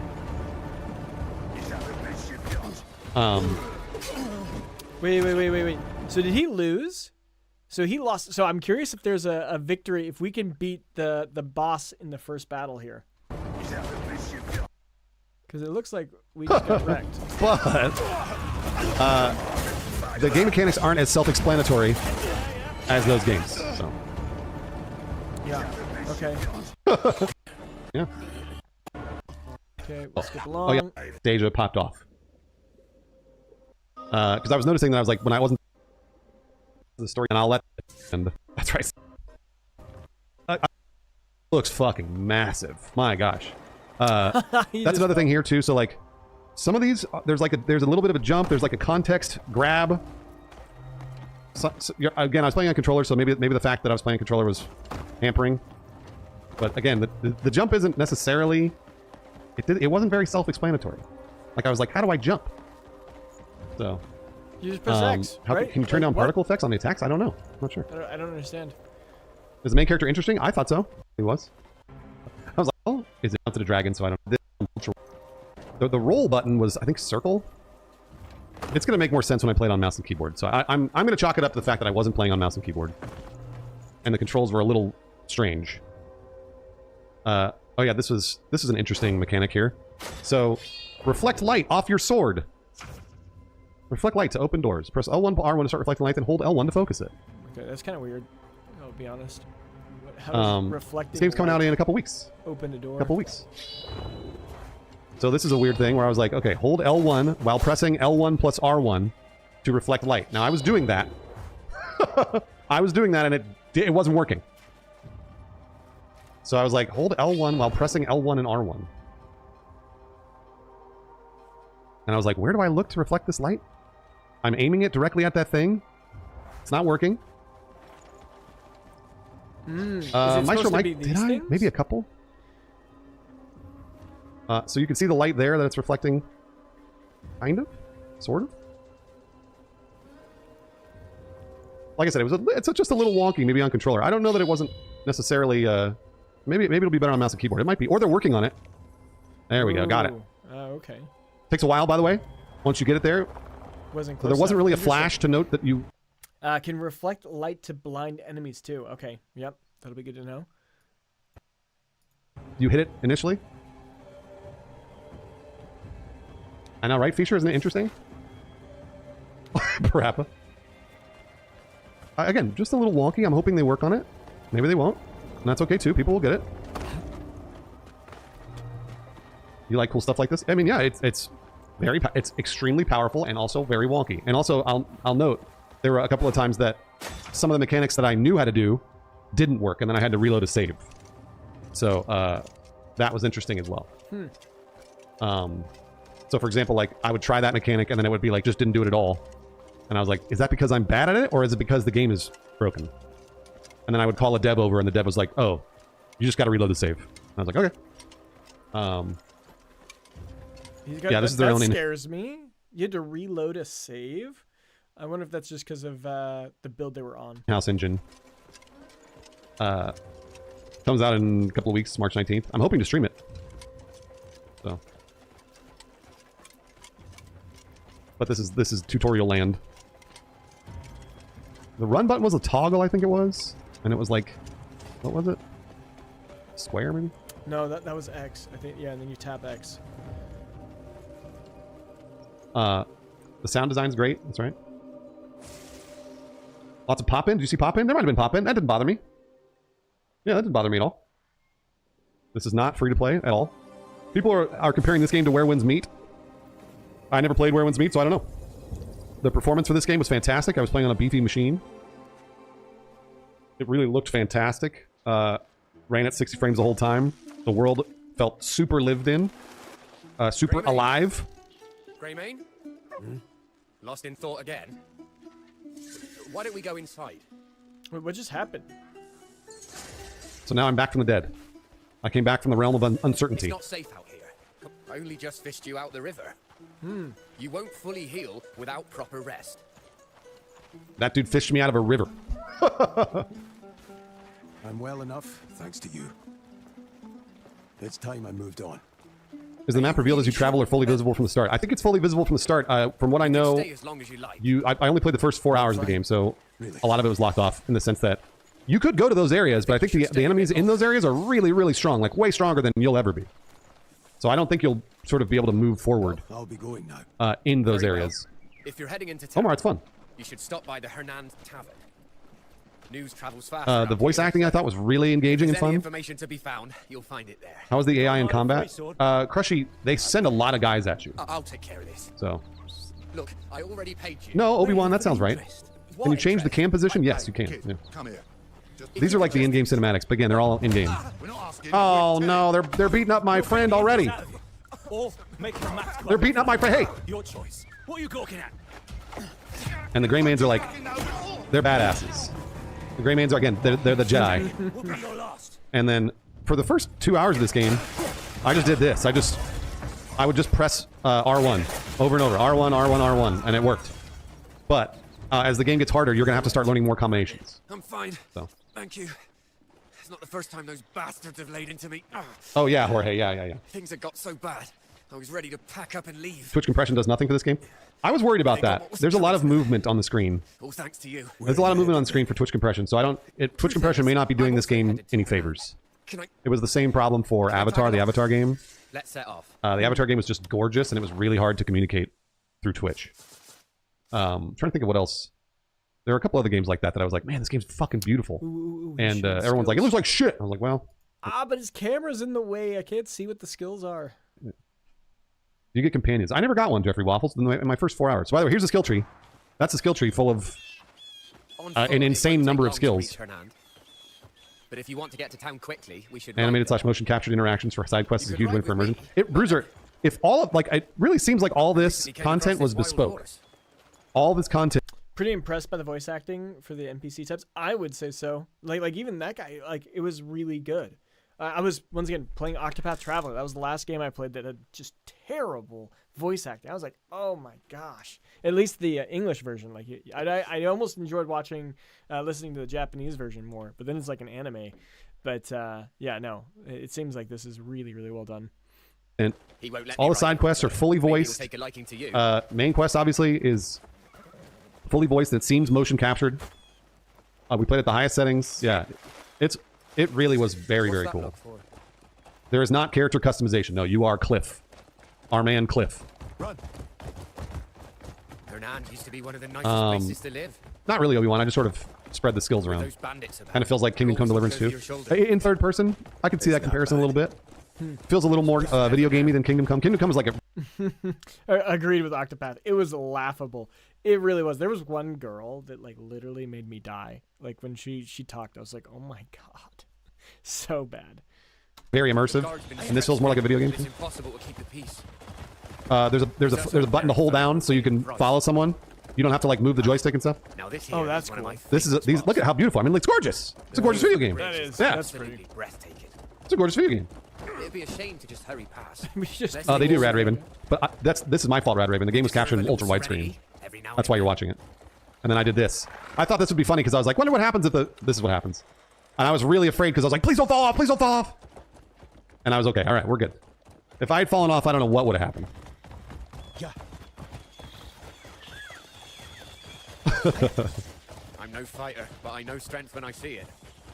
That kind of skill will have people. High fantasy, Red Dead Redemption 2 vibes. Oh yeah, sure, yeah, underscore sure. Like me. Okay, that's pretty cool. Like they're like, okay, that type of skill, you're a gray main. All right, so we really are the badasses of this continent. That's so cool. The beauty and the graphics are what drew me in first. Yeah, I mean, I watched this back when Ashes of Creation was first like really pushing their marketing, and then there was some video saying like the top MMOs to come out, and this is back when Crimson Desert was going to be an MMO, and I'm like, okay, I've been wanting to get into an MMO to like learn it and be a part of like a real MMO and see if they're any good, and I couldn't see any that were any worth putting any time into. But when Crimson Desert came out, I was like, that one looks incredible. It looks so awesome. It looks like you basically took like a good, action RPG and turned it into an MMO. And so I was really hoping that this would be an MMO, which I'm totally okay with it being a really solid single-player game too. But it was that and Ashes of Creation, but Ashes of Creation burned. So now there's no good MMO on the horizon. Sure, why not? But others, at least that I'm see watching. how they measure up to you. It's not nearly again as immersive as Red Dead, but I kind of liked that. I would rather not have to worry about my horse's balls and shit. Like I would rather just run around and summon my horse from magic, which is what you do. When you press the summon horse button, it just appears. So. We're nearly there. Does this game look like what Dragon's Dogma 2 should have been? I like Dragon's Dogma 2, so I think they're very different video games. Another lever. Dragon's Dogma 2. Bigger than you might think. I think the systems were a little more in depth, and therefore the game was harder. And this game did not feel as hard. Really? But maybe it would after 4 hours time. Makes you think of Ghost of Tsushima. It is not like Ghost of Tsushima or Star Wars Outlaws. Those are very curated open world experiences where there are very clearly boundaries in those games. In this game, there is not. There really are. I did not find many boundaries at all. So you do not get to make your own character. Yeah, this comes out in a couple of weeks. Good questions, guys. Good questions. Yeah, Bacon Benjamin, it's my pleasure. I love doing this stuff.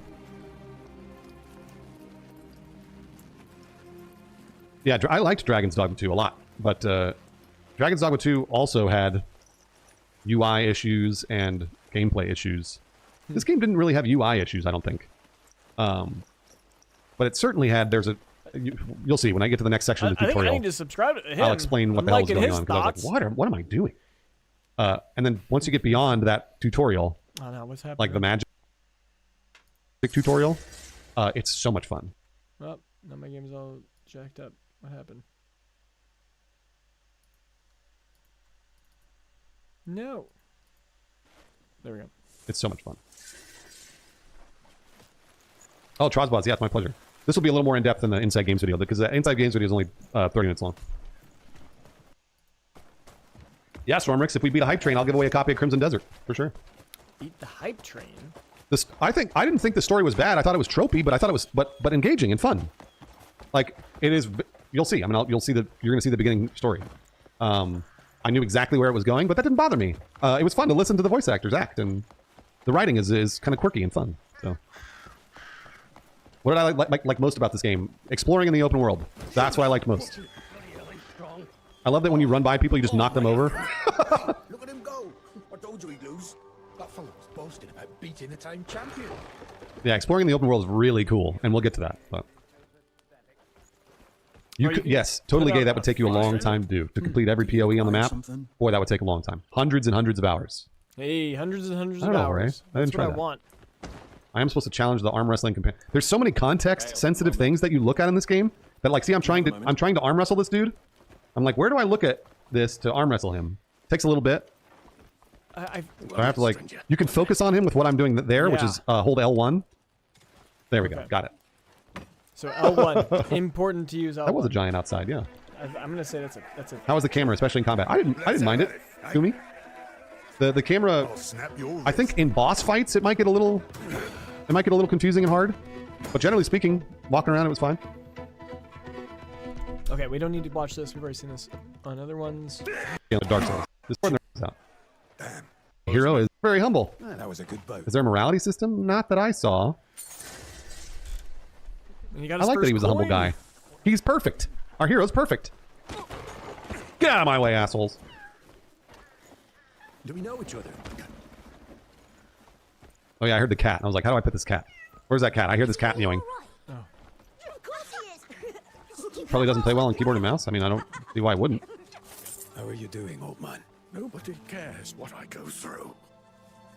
I've got used to part of the main quest is to go talk to this old man and give him something. Here. See, look, our hero's the nicest man in the world. How kind of you. Looks like a lot of coin. A benevolent hand has Engagement saves coming? finally No, I never had to worry about that. There were a couple of times I died, but I'll show you what happens when that happens. I'm sure you will find a use for it. There is a wanted system, Bruiser. Yeah, there is. Virtue paves the I didn't really run into that very much, but I think it happened a couple of times.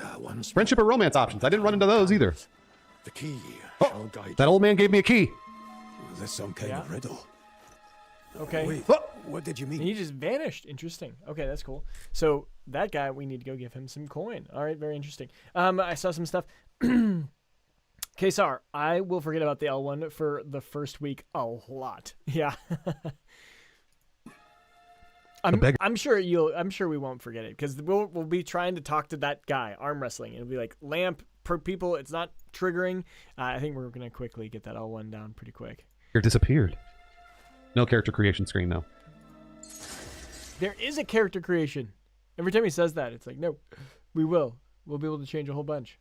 Look, like some of the coloring. I can't wait to change my colors because he looks so boring in that tannish brown kind of look. No, I don't think you can pick different characters. I think you play as the same character regardless of your playthrough. We get to open that trap door. What's down Don't be there? taking keys from strangers. Why not? We've not seen this. This is new footage for me. I'm not. What's in this? You kind of come down in here into the sewer, and I was like, cool. oh, I wonder if there's like loot down here. One thing that I noticed a lot of, like you could break everything, the barrels and stuff, but I noticed a lot like there's an arrow. I picked up an arrow. But there really wasn't very much loot that dropped. That didn't happen to me very often. I did not get like good weapons or armor. Occasionally I would pick up like some gloves or like something like that. But I think you have to play quite a bit and or fight some big bosses to get that stuff, or go to a merchant. Would I recommend pre-ordering this game? I generally say don't pre-order anything. My job is to show you the video game before you buy it. So that's up to you. But I usually say, nah, just wait. Stamina. To see what Can you drown? It looks like we'll be able to drown pretty easy there. Character customization, but not character creation. Oh, is he saying character creation? Am I messing that up? Yeah, that's on me. Truthfully, I was surprised by the level of customization they put in there. Very cool. I know. Like, it's looking pretty nice. I can't wait to make Cliff look like a badass. But one of the things that they were asking about is the transmog system. If you're going to be able to have, like, your favorite armor on, but actually have the other armor equipped just so you can look the way you want to. And from what I heard, they will not have that. Supposedly you're going to have 3 playable characters. Well, we only got to play as Cliff. So, I don't know. I played 4 hours. Maybe there are other characters later on in the main quest. I'm not sure. What about post-ordering? Well, you'll see. Loot is placed in pretty specific spots. That sounds right. Yeah, that sounds right. I didn't run into like lots of loot dropping. That didn't really happen. Or he's not looking with L1. I feel like you gotta look with L1 or you won't find it. Help me, quickly. Calm yourself. I'm a friend. Oh, there's this. Calm down. You are. Probably your friends from the beginning of the game. You might be able to switch. Yeah, that sounds right. Maybe. I thought I heard from the PR guy they won't have transmog. I'm fine with that. Yeah. Yep. I guess we'll see. All right, I freed this damsel in distress. He was right about you.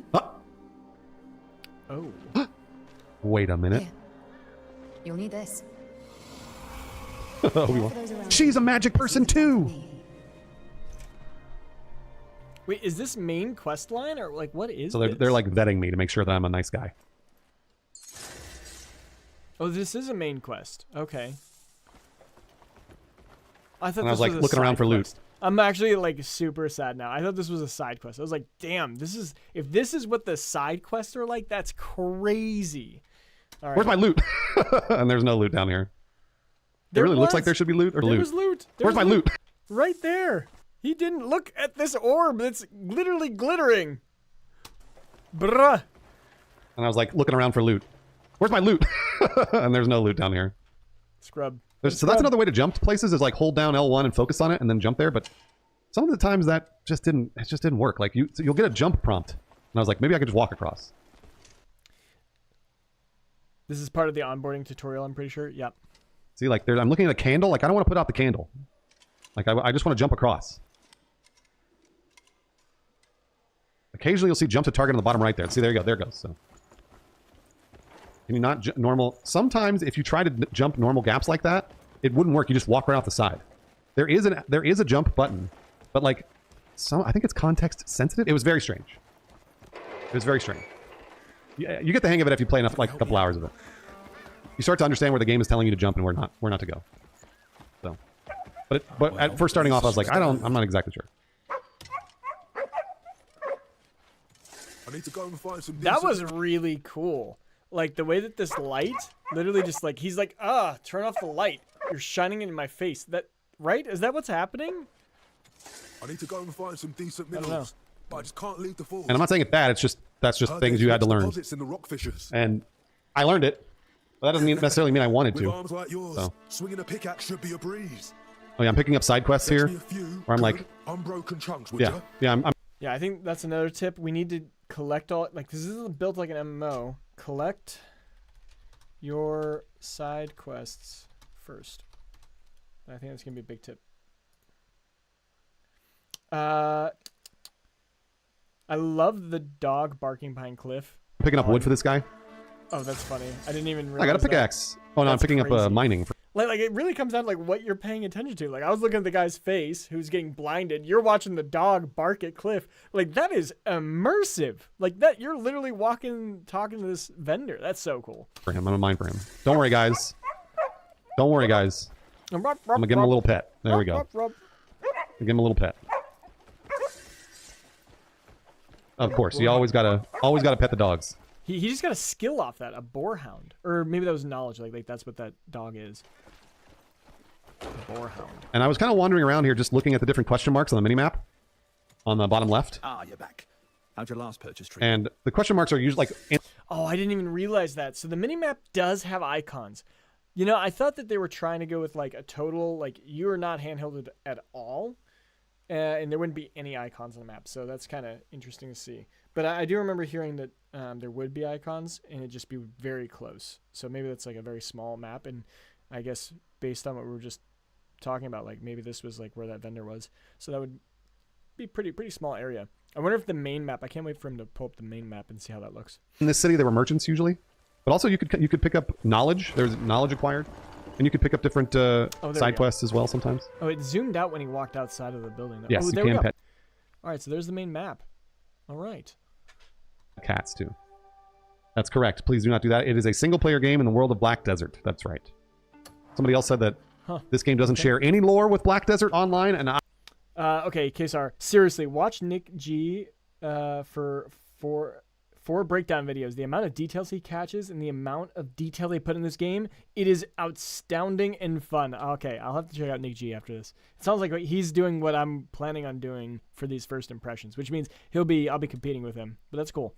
I find that very hard to believe, but maybe it's true. Maybe it's true. I'm not a lore master. I'm not a lore master of Crimson Desert nor Black Desert Online. There is an inventory weight limit. I never really hit it. So the map is huge. But he just won't come down. Uh-oh. Oh, We've got to get back. I'm the chosen one, but let me go get this cat. Yeah. The chief's going to be really upset. Can you help me get him down? Let me go get this cat. Gigi, get down here this instant. She's got a cute outfit too. Hurry. You're going to get us both in trouble. See, like, the voice acting is really fun. Please, can you help? You run into a lot of really whiny kids.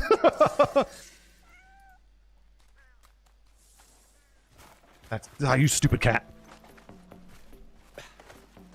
You run into a lot of really whiny kids, but that it makes it really fun. There's the cat. Gotcha.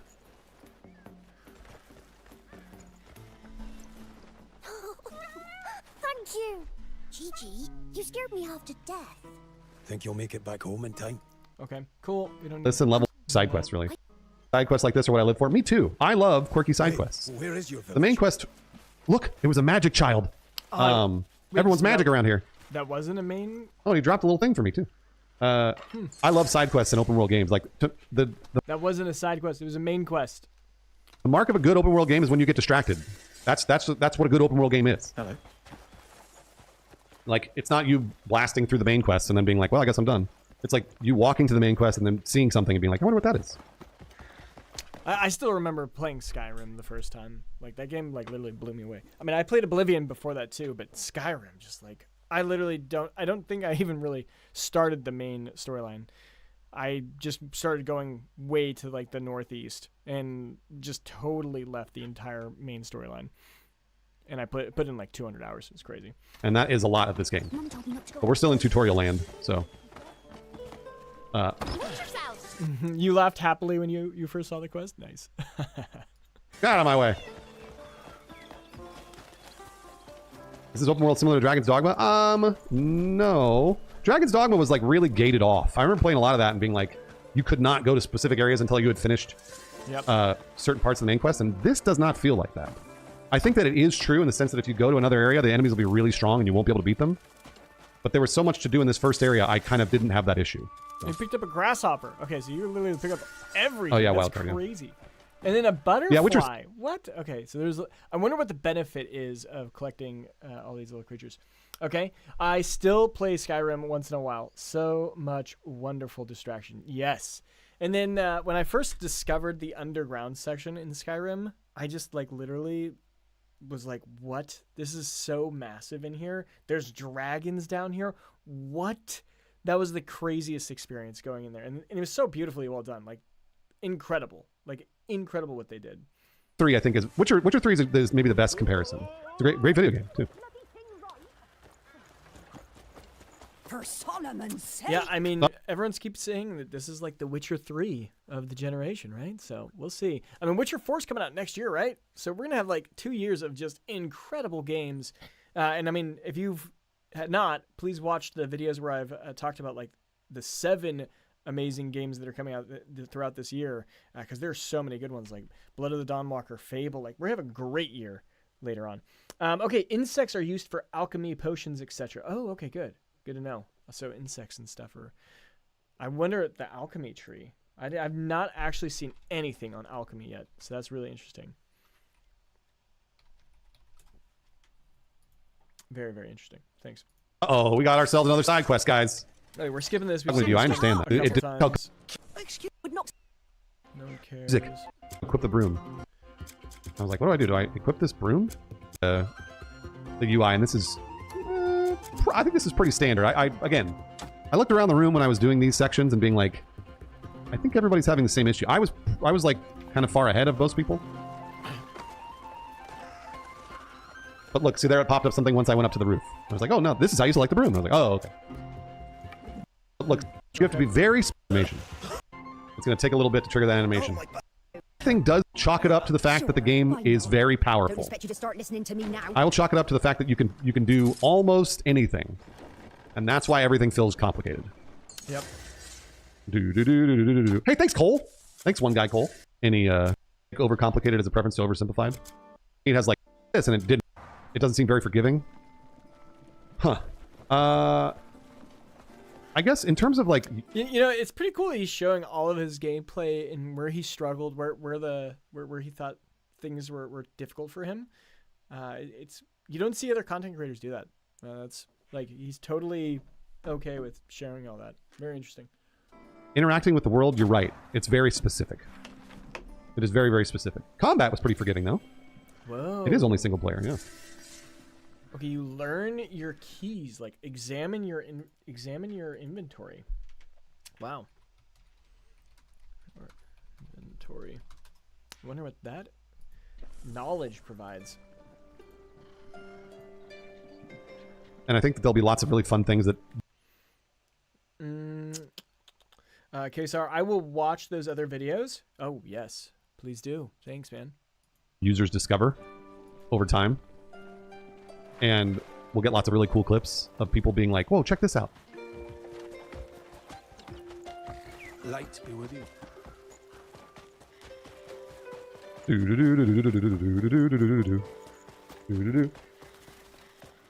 And everything is in engine. Every single thing. So, Kesar, this isn't a video I'd normally watch, spoiler reasons, but I'm having fun watching you watch it. Well, thanks. I really appreciate that. Sorry if this is, the spoilers, like, I mean, I'm actually like, kind of like, why am I watching it? But I'm working. Like, this is me working. I'm trying to like understand where are the pain points where I can add the most value to viewers that are just playing this game. They barely even heard of Crimson Desert. That's what I'm trying to find so that I can do something helpful.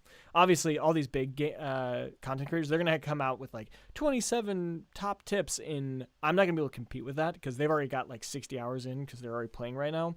So I need to find pinpoint accuracy of things, but and really go super deep in like one system, but we'll see. All the cinematics are in-game.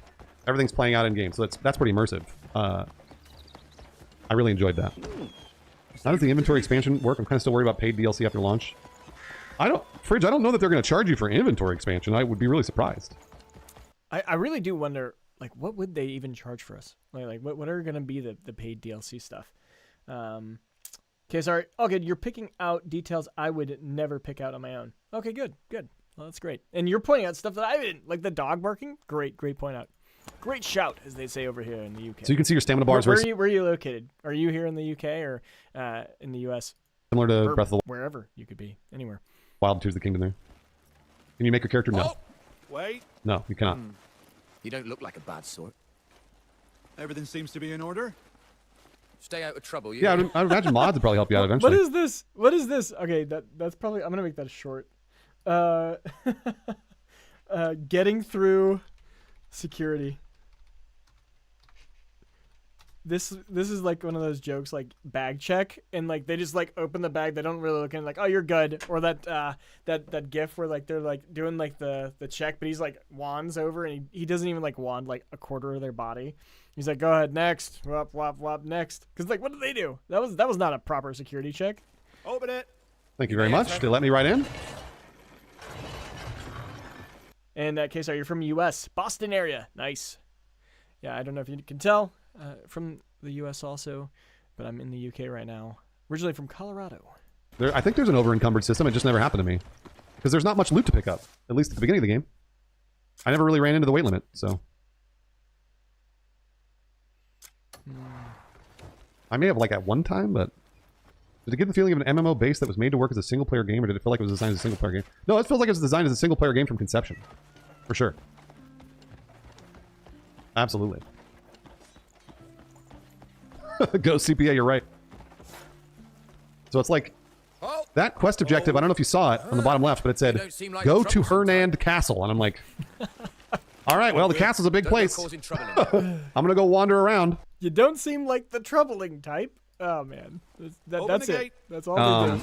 And it shows an X on... I guess what they're doing is making sure you're actually not wanted. Like, maybe you were wanted in the region, and so this just stops you from being allowed in there. Okay, sorry, I've been to the UK half a dozen times. You love it here. There are some incredible things about the UK. I do not want to stay here. Like, I'm here because my partner's going to Oxford. And so we're here for another year and a half, and then I'm going to be leaving.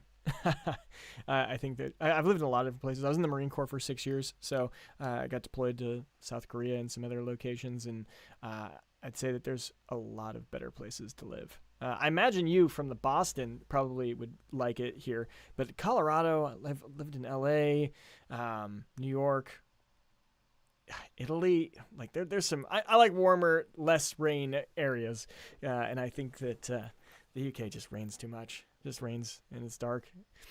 My mini map, so I just walked toward that X, hoping that something will trigger. I was testing doors to see if I could get in. If I could go anywhere. Probably not. Let's find that key. I was like, can I kick the door? No. No, I can't. I have that broom equipped on my back for quite a while, actually. I was like hoping that I could do things like that, but probably not. You can go in there, you just need the key. I mean, who knows what key it is, but yeah. It just says you need a key. It doesn't say what key. You stink of trouble. Oh, and have you been up to Scotland though? Like, I'm sure you have, but that is actually still really nice, especially in the summer. We did a 2-week road trip up there. It was really nice. So there's a lot of that, like, sometimes it's very specific, and then other times it's really general, and you don't really know. This is a good example of that, because I'm like, go to Hernand Castle. All right. I think there's a reputation system, but I don't know. I didn't really experience much of it. Oh yeah, we'll definitely be stealing some keys in this game. Yeah, people were talking about other characters. Yeah, I'm not very happy. I'm very happy not living in the UK, but I love visiting. There's still 3 feet of snow waiting to melt here. 3 feet of snow? Oh my gosh. Moved here from California. I'll never go back to live. Okay, yeah. I didn't make it to Scotland or Ireland. My brother loves it though. Someday. You'll never go back to California. No, I'm assuming that that's politics based, and you don't want that, or do you like the weather? Do you like seeing snow and having colder winters and stuff, or just good friends and family over in Boston? I guess eventually you play as another character. I'm like trying to break down. I think that there are stealth attacks. I didn't really run into those too much though.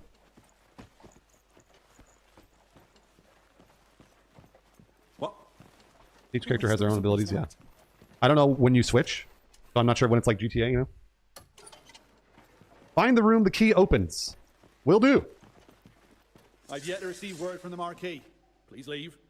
Find the room the key opens. So now I have to wander around and check doors. Which I do for quite some time here. And I was also trying to figure out, I have a key, do I need to use that key on the door? And the answer is no. The answer is no. You can just walk right through it once you find the door. Once you find the actual door that the key opens. But, I mean, the game doesn't tell you that, so I just had to experience it. And eventually, I was like, I have been all over. Where do I go? And I had to call the dev over because I was like, am I in the wrong spot? And the dev was like, oh, it's this door. And I was like, oh. I think there are minimum system requirements, yeah. Not that door, of course. Is the camera always so high up above the character? I think Jaded Darkness. I never really tried to change. Okay, let's skip along. Because I'm there though. Whoa, what's up? Maybe I have to sneak in. What are you saying? It's everything. Love the change of seasons here. California, LA is just weird. Love the pace and style and history here in New England. Nice. I mean, we were almost going there also, but I mean, she applied, so she's trained to be a medical doctor, 1 more year, and it was either, you know, trying to get into the best schools she could, and internationally, you know, Harvard's #1, but we didn't get into Harvard, and Oxford was #2, so that's why she decided to move here. Nope. We would have loved to go to Harvard, though. We would have loved to have been in Boston with you. Nope. You can go up there though. Pretty cool. You can go. Take a look. I got a pretty good view. Yeah, it looks beautiful. Let's see here. Cool. And that's me thanking the dev, being like, "Oh, this was it." Which door is it? This way I just know what to do. Let's see here. I think this was it. There's the one. That was the door. I literally saw him skip that one. I was like, he definitely missed that one. This is playing the game live. So then I go through the whole point of these. See if they did. All right. This game. Now, do you want me to skip through the puzzles? Because I don't know if you want the puzzles to be done in front of you. This is a big spoiler right here, right? Oh, I found an abyss artifact. I'm not sure what that is, but I'm gonna pick it up. Synthetic, I liked it. It was fun. I enjoyed what I played. It's gonna take me a very long time to get through this. Those were bunnies, magical bunnies. Blaine Evan, thank you, Blaine Evan. I appreciate you being part of the community, Blaine Evan, and supporting me for as long as you have. Does it match the hype? It seems like everyone has different levels of hype for this. Finally here. I didn't really have much hype. I was just excited to play it. This power will help you get in front. I did not pop Baron. I will, though. I'll be finishing Resident Evil probably on Friday, is my plan. There is hype. I mean, like I said, everyone has different levels of hype for this. So, I know that there is hype, and it's getting, it's sort of garnering lots of buzz recently. When you say tutorial section, is it guiding you around with starter quests and such so you learn all you need to? Yes, that's correct. Action Force. So this is my magical grappling hook. And let me tell you, this magical grappling hook does not do the thing that you want it to do all the time. I was like, okay, all right, there. That's what it does, that thing. You're basically completing a circuit. Stormrick. Okay. You're completing a circuit there, so I was like, okay, well, I just got to move this one. Okay, it really looks like L1 and then R3. It looks like it should complete itself, but it doesn't. I was like, come on, rotate, baby! Rotate! There we go. Takes a little bit of doing. Okay. A little bit of doing to rotate those things. Excited to learn that.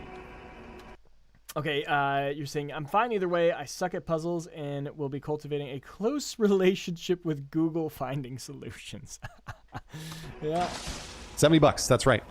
Game is $70. I can only imagine that based on what Cowboy just said, that there's probably going to be a guide, an ultimate guide to puzzles pretty much right off the back. If there's not, I will do it. I will be recording every one of the puzzles I can, and I'll try and make that video, but I'm sure someone will beat me to it. For sure worth $70. Like, there's so much content. There's so much content. Like, I was overwhelmed in a good way. In a good way.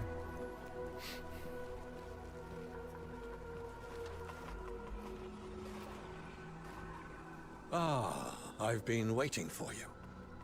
Well, that's the beggar. Just as virtue paves the path to... You are... Skip. I don't want to hear it. I don't want to Stones. Okay, Skybridge. Skybridge gate and tuning device.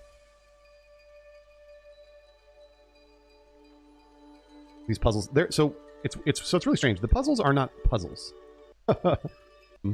Moving things around to complete a puzzle makes sense to me, but this was more about what I had to do at all. Like, I was like, what? I don't even know what button does what. So I'm gonna have to like test specific buttons, and you'll see once I get to this specific spot. See what they do. And you'll see once I get to this specific spot here. Is the game compatible with UHD monitors? I have no idea. My guess is probably. I was playing on 4K widescreen, so I would imagine so. The performance itself while playing was pitch perfect. It was great. It looked gorgeous. He literally just shot, like, that is pretty crazy. Like, you don't know what you're supposed to do at all. Okay, so that's cool. I like that the puzzle's going to be that difficult to solve. All that stuff you see down there, all the world you see. You'll be my first help stop. Yeah, I mean, hey, hop in the Discord. I'm planning on, like, playing it live, like being in the Discord in the voice chat. If you want to join, you could be in there too. We could just chat and solve things. I could probably, help you on the spot potentially too. That is all playable stuff. So, like, you can go there and do it. which is really cool. And I was like, what the fuck do I do here? Rotate this thing. Pass through the gate and operate the tuning device. It just says operate the tuning device. Doesn't say how or what will trigger it. Operate. Will do. Let me operate it. That's me figuring out how to operate it, which I'm sure when I play this again, I'm going to have the exact same issue. I'll be like, what did I do here? No, the game is beautiful. Controls, you can right and left on the direction pad. Oh, hold on. It lit up there for a second. Put it back to the light up section. Didn't work. Gotta let it charge. It didn't work. Gotta let it. I don't know. I don't know. I don't remember what I did to fix this. I was like, well, I know when it lights up, that's probably the right spot, right? There we go. Got it. Yeah, just gotta hold it. Hold it a little bit longer. Got it. Okay. Easy. There was like the very lightest of audio cues that you could hear. And then again, like, wow, he's cooking. A lot of the though. times you can just run across. You don't even have to jump.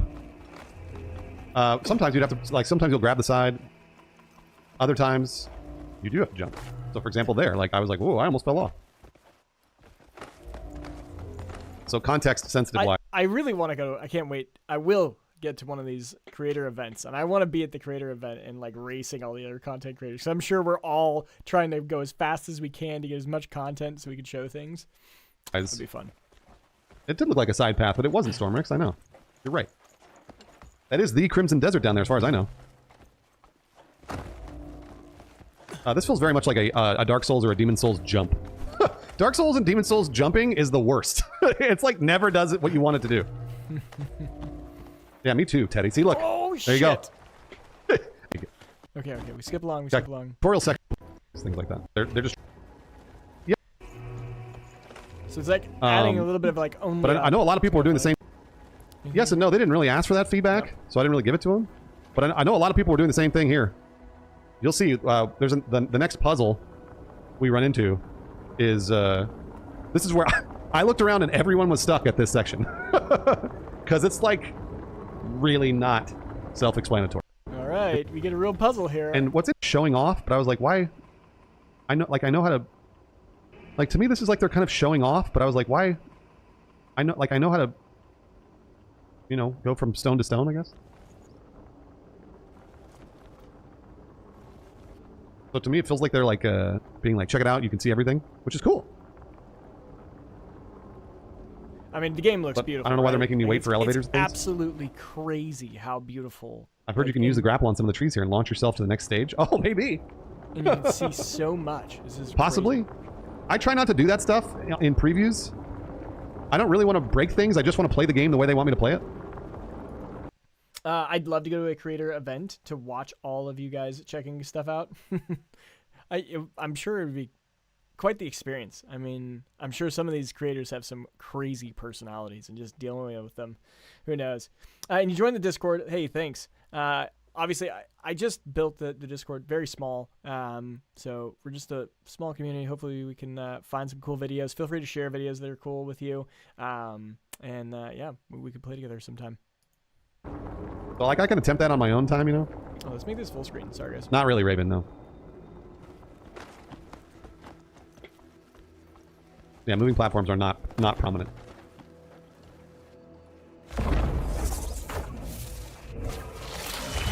Okay, good. We got a little teleport there. Ooh, almost fell off again.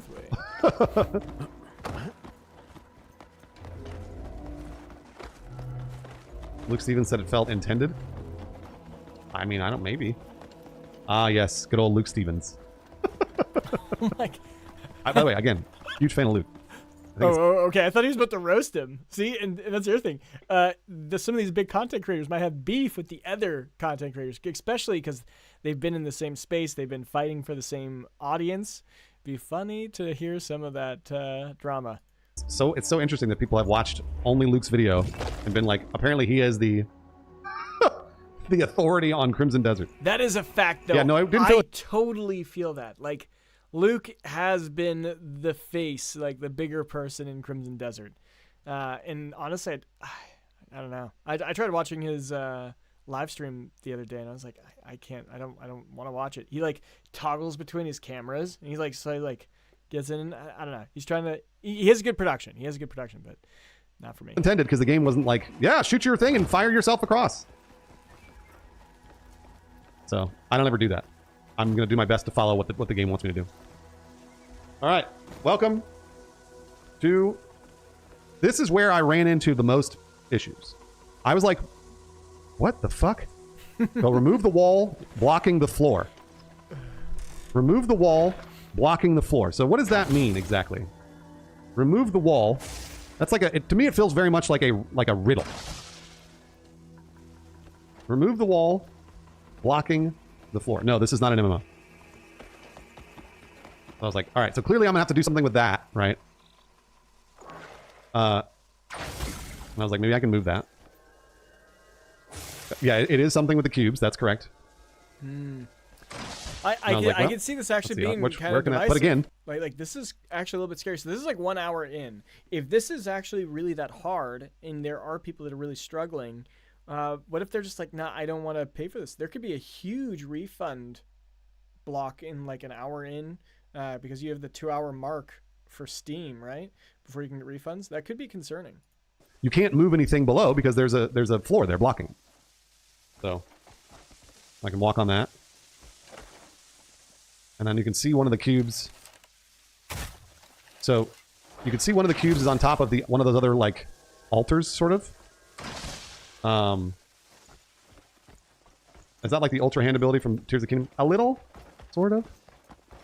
But this took me a second because I was like, right, I see this. You can move this. And then that's what happened, right? Okay, all right. It moves those. That's really important that I would never have guessed. You could just randomly move that stone. That stone warps itself when you move one of these cubes on top of it. Okay. And I was like, okay. So now that I know what it'll do, so the lesson is just try stuff. I mean, I guess, but none of it is fun here. So this isn't fun to me.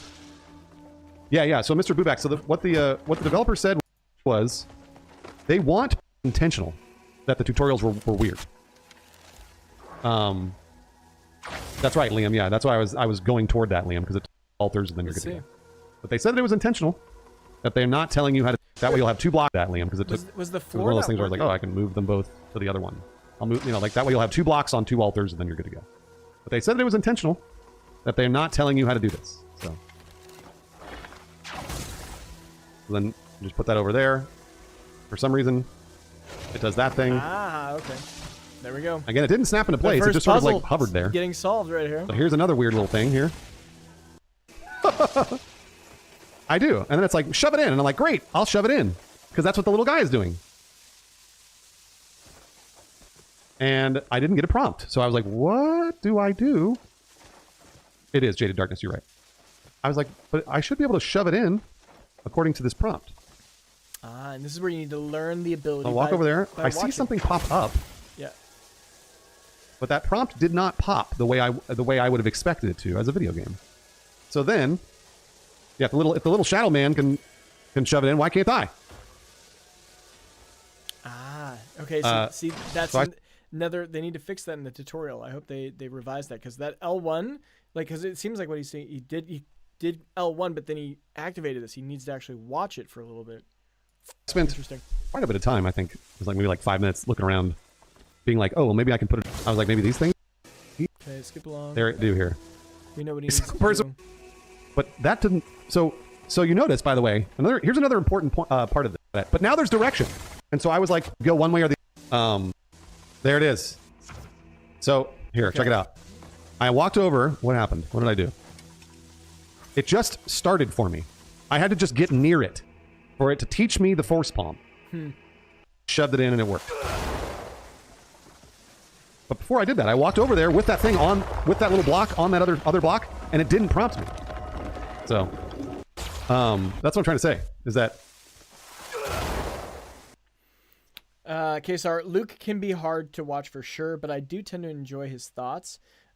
Just dropped a couple videos in Discord. The The first is Match Chief. Pretty good. Ooh, okay, thanks for sharing. Yeah, excited to see what we can what I can watch there. Oh yeah, I've not seen Math Chief. Yeah, I've not seen his videos at all. Is that another first impressions, or what is that one? Hands-on preview. Okay, Grizz Gaming. I've not seen this one for sure. We'll make sure to add that to our list. I'm literally just gonna keep going. I'm gonna watch them all. Watch every single one of them. Oh wait. The second one is from Grizz Gaming. Hilarious. Oh, is he a funny guy? Okay. That's good. That's one problem I think I have is I'm not funny. At least I'm not expressive and creative in some funny ways. So hopefully I can pick up something from someone and add that to my repertoire. Here, check it out. So before little, Okay. it was Skip. ideally you will not have the same problems I did. Not done. Okay. It's not done. And then it says use force Generator? palm on the. Climb up here and do something with this. Yeah, I was like, maybe I force palm this. I tried force palming that. No. See, the thing is, these puzzles cannot be solved differently. There is no way to solve this puzzle. There's only the one way puzzle in those games. It's the way that they showed Dev. I was like, do I move something? Solve it. Did this ability? There. And in Obi-Wan was the Dev. Okay. Right there. Yep. It had to be right there. There you go. And I was saying over and over, I was like, I would never have known. I would never have known. That would have been easy. I was like, all right, how do I do that? I didn't know you could hang. I really wonder if all these content creators will scare the devs into making these puzzles super easy. I'm really curious how that'll play out. Off something and force palm it. That doesn't make any sense to me. But there you go. And I think once I got through this, pretty much I'd figured, like I was like, all right, I think I got it. There's a couple other spots that I ran into. I'll show you, but just give you the knowledge that you can force palm while hanging on stuff. Sure, yeah, y'all lighthouse, sure. Okay, we're probably just falling. I'm gonna use the bathroom, guys. I'll be right back. And so a lot of the game is like that. When having to use abilities you just learned, So, have you decided on your path? sometimes there's a prompt. Sometimes there's a little shadow man telling you how to do it. Other times there's nothing. I'm White Crow. So A guardian why do I have a of the broom? abyss and a Because I protector used of it. your I used it world's earlier. I was cosmic a chimney order. sweep. You are the woman from the sewer. The kindness you showed me back then will guide you on your path.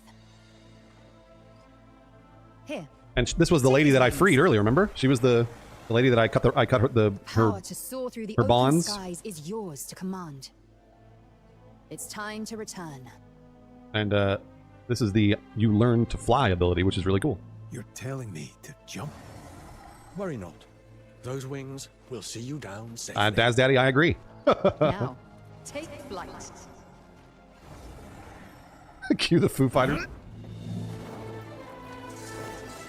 All right, so I was like, this is so cool. I love this.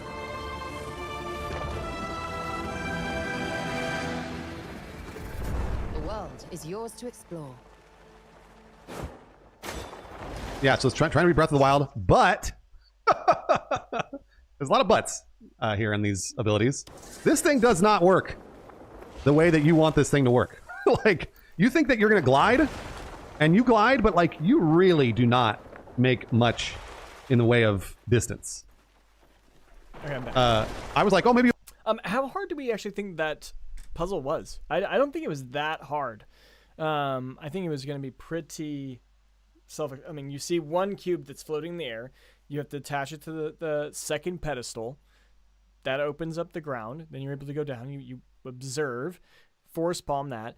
Then it literally zooms the camera up and says, go force palm this. You go force palm that. I didn't think that'd be that difficult. I don't know. But that's interesting that they had trouble with it. Luckily, we get to see it. Glide like a or unluckily if you wanted to actually solve it on your own. Parachute. Nope. And your stamina bar, you'll notice. So like I can hover, right? I'm hovering. That is just so awesome, dude. This place looks so freaking good. I don't know if you saw that video where some guy went and took like all the videos of the gliding, and he was able to piece together the whole map in points of interest based on like one of these big Very slowly. locations. I'm falling very slowly, and it doesn't really use my stamina. But then when you try to move, when you use the joystick, it uses the stamina, and your stamina runs out very fast. Oh, okay. Yeah, I know, right? The force palm might be something I might be able to do now, Junda. It's kind of like a Mary Poppins umbrella. I assume you need to force palm for movement. I mean, sure, but that's only because there I died. Yeah, that's only because remember I learned that and told you about it.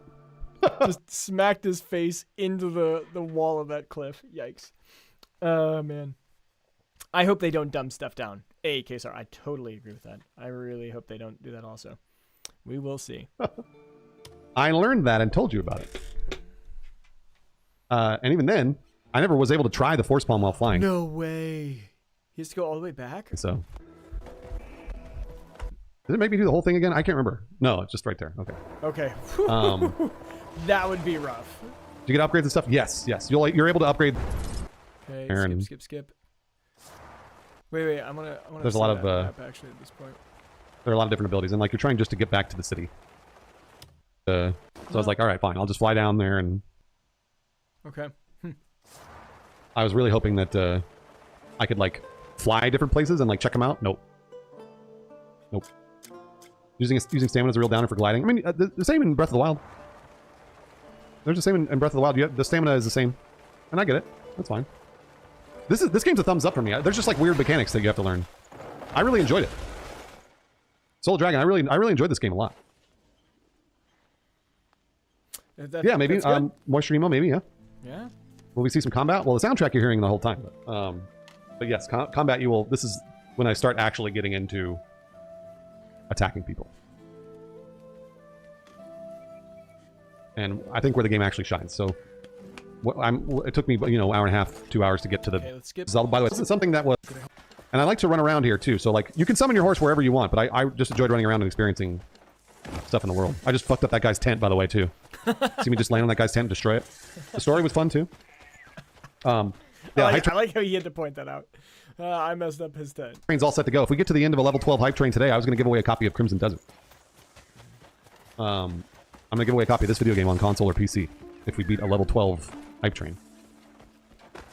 Is the sky platforms another dimension, or is there a reason you can't see them when you look up? Great question, Obi-Wan. I don't know. I'm not sure. I just assumed video game and moved on. But see, like, there's lots of really cool nature, lots of birds and bunnies and shit that run out of your way when you run by. The foliage looks terrific. The wind and weather looks awesome. God, it looks incredible. Like, it really does.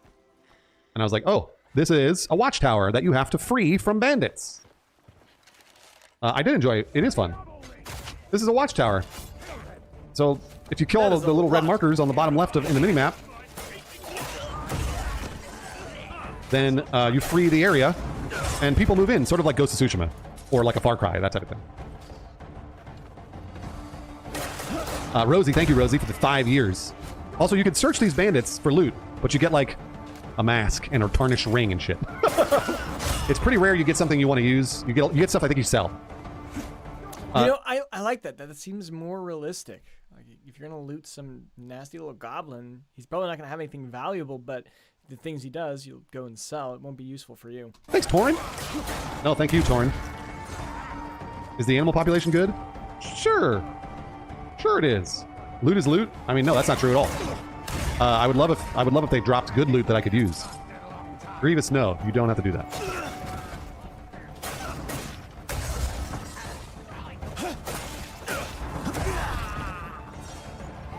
And I really just stuck to doing this, but Force Palm works really well against these guys, but I just had fun doing this. I'm playing on PC. 3 more people to start the hype train. There is weapon variety, yeah. 3 more people to start the hype train. All right. I did it. I liberated the region. I never tried to kill NPCs, so I don't know. I liked this game, Picard. I like this game. What's the combat feel like? Hack and slash. For the most part, early on. Holding an arrow over a brazier will ignite the arrow. Interacting with the environment. All right. Think I get it. You got it? We've seen this one a couple times. I was like, how do I hold an arrow? You have to hold the arrow over the objective is, again, ascend Lion Crest Watchtower. So I was like, can I climb up the watchtower? And the answer is no. Nick the Richard, Really? You can't? That would have been so cool. Like that shows like the different ways you can get in. Oh, good, Nick. I'm glad to hear that. But I tried. I was like, oh, wait a minute. Okay, so there's vines in front of the door. Thank you, Nick. 2 more people to start the hype train. So we're going to figure out how to hold the... I was like, do I need to equip an arrow? And it turns out, no. You don't have to do that. The map is huge. Yes, the map is huge. You don't have to equip an arrow. I think it's hold down L2, possibly? Just aim. That's what it is, Jesus Toaster. Yes, that is exactly right. It's this. Yeah. So I figured it out. Got the arrow. All right. Hey. You burn up the vines, of course. Hey. Elder Triton, thank you for the bits. Cool. Well, Jesus. What do we got in here? Kesar, I'm torn on the lots of loot question. There is an aspect of fun to possibly finding a randomly dropped cool loot item, but I always end up with so much crap in my inventory. That is true. Yeah. The balance, like, I don't know if you played like old school like Champions of Norath, like Diablo kind of games where you just like everyone drops like full sets of armor and weapons. I always thought that was like too much. And so I wanted, there's definitely a happy in between. But we got Kevin Kirby. I cannot wait. Can't wait for this game. I think that's why we're here, right? I'm literally just watching every first impression video there is. We've only gone through what I think 1 or 2, and yeah, we've gone through 2, and then we have this 3-hour one by Bruce. It's just him literally going through his full 3-hour gameplay. It's awesome. But yeah, how long have you been watching the game or following him? Toaster, hold on. I've got some bad news for you. How are the side quests and main quests narratively? I liked them a lot. I thought they were tropey but fun. What's so here's me. I'm gonna spoil it because I spend a lot of time trying to figure out what I'm doing here. I light another arrow. Oh, by the way, I lit another arrow. Fire at the vines. It doesn't work. They don't light on fire. I'm like, what the fuck, dude? Are you kidding me? Yeah, Mr. Booback. I know what it. Jesus Toaster, thanks for the bits. The hype train has begun. Okay, so I was like, well, they didn't burn away. Now what do I do? I'll attempt to burn away more vines. There we go. Let's burn those vines. Okay, that's a little stupid. I don't like that they force you to go to the left and right first before you go to the center. They should have burnt the center. Okay, they burned away over there. Good, good. And I'm like, what? Do I climb up? Do I have to burn the... You'll see, DOS. What am I doing here? You'll see, DOS Bouse. You'll see. So I spent a lot of time trying to climb up this thing. Doesn't work. I was like, maybe there's platforms on the side. Nope, ran out of stamina. I come over here. I'm like, bro. Do I need to light these other vines on fire? You can shoot they don't burn away when I hit it. No, you can shoot the center. So. No? It doesn't work. Oh, shit. So. I called a dev over. The dev was like, shoot the fire at the vines. And I was like, I did. I promise you. And they're like, okay. It doesn't. And I was like, I promise you it doesn't work. And let's see here. I was testing this stuff again for fun. Yeah, there's a little bit of a bug here. Hold. Definitely a little bit of a bug. I was like, maybe I do this. Maybe I use the lantern. Maybe I do this. Doesn't work. And so you had to resave. Interesting. Okay. Well, told me it was bugged. Yeah. We know what's happening. You can save whenever. Then it worked. Hey. Okay, so it should only take one arrow to do the whole thing. And then it worked. Okay, that's cool. Okay. We've got some stuff here. Kesar, I'm with Kevin Kirby. March 19th cannot come soon enough. Yep. Amen. Then we got Kevin Kirby. I think this will be the game that I play until GTA 6 drops. The map is so huge. I'm just going to walk around and see what the world has to offer. I think that's what we're hoping for. I don't know if it's going to last till GTA, because that's a long time, and I go through games pretty quick, but I'm hoping it'll last me until July. And I think there's a couple of good games coming in around July, potentially Fable, potentially Blood of the Dawnwalker, and then in August we have Game Freak's first action RPG. I don't know if you guys have seen it, Beast of Reincarnation. That looks pretty good. That's launching in August. Then in September we have Phantom Blade Zero. We got the fall is looking incredible. There's so much stuff that's going on at the end of the year. I don't even know how we're gonna have enough time to play all these cool games. But yeah, GTA 6, excited to play that too. Even though I did drop a pretty clickbaity video. I know it's a little bit of clickbait, but it's true. I really think Crimson Desert could take Game of the Year. I don't know if GTA 6 has enough innovation to really push them forward. We'll see. We will see. Hopefully they drop some new gameplay so we can actually assess that properly. Goose's level 2 hype train. You can say whenever you want. It's true, you can. Level 2 hype train. If we get to the end of level 12, I'm going to give away a copy of Crimson Desert. Yeah, I was doing the right thing at least. Oh, you could steal I was doing the right thing. And I was like, maybe there's loot in here. There's not. There is. There's really not. It literally said steal the painting. You can steal it. And then that's loot. I'm sure you could sell that. Actually, or you could give it to the nobles. I remember being able to seeing a video where you could give a painting to a noble. That's probably what you have to do. There's no loot. Kesar, I'm going to do a lot of wandering too. Excited for that. I'm not a GTA fan. I want to say 5 subs, 4. I have a problem playing as a bad guy. Yeah. Fable would be my next game to look forward to. Yeah. 4 subs to get to level 3 and keep the Crimson Desert giveaway alive. I was hoping... Oh, yeah, they're traps. I forgot about the traps. There are traps. He actually got wrecked. Cowboy was like, they're like nah, Indiana Jones I'm gonna avoid traps. all those. And he just got murked. Oh, the night's really dark. Yeah, the nights are really dark. Yeah, and they last a little long. They last a little long. I picked up some seeds. Wait, what? That's cool. So if you eat the food, you get the seed. That's so awesome. Some seeds, why not? I think I was trying to... And it said the butterfly was for alchemy, so that's cool too. You totally called that. Heal. So somewhere else. There's a helmet here. I was like, ooh, okay. This helmet will read memory fragments. Which means it'll show stuff that like I'm supposed to experience for the main quest. Hackus, thank you Hackus for the almost year. 30 seconds left. 2 subs, 3 subs to go. And I was like, what? Kevin, it's not a side quest. You just pick up random things. Yeah. I think I was just mentioning that. I'm actually not sure what you're referring to. Sorry, Kevin. Maybe I missed that. The fuck do I do? How do I activate this little helmet? Yeah. Okay, how do I get this helmet to show me?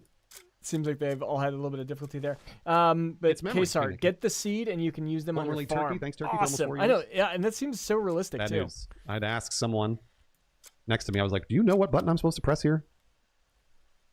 When does it trigger?" Let's see here. How did this happen? I think I had to go down. Oh yes, that's right. Okay. All right.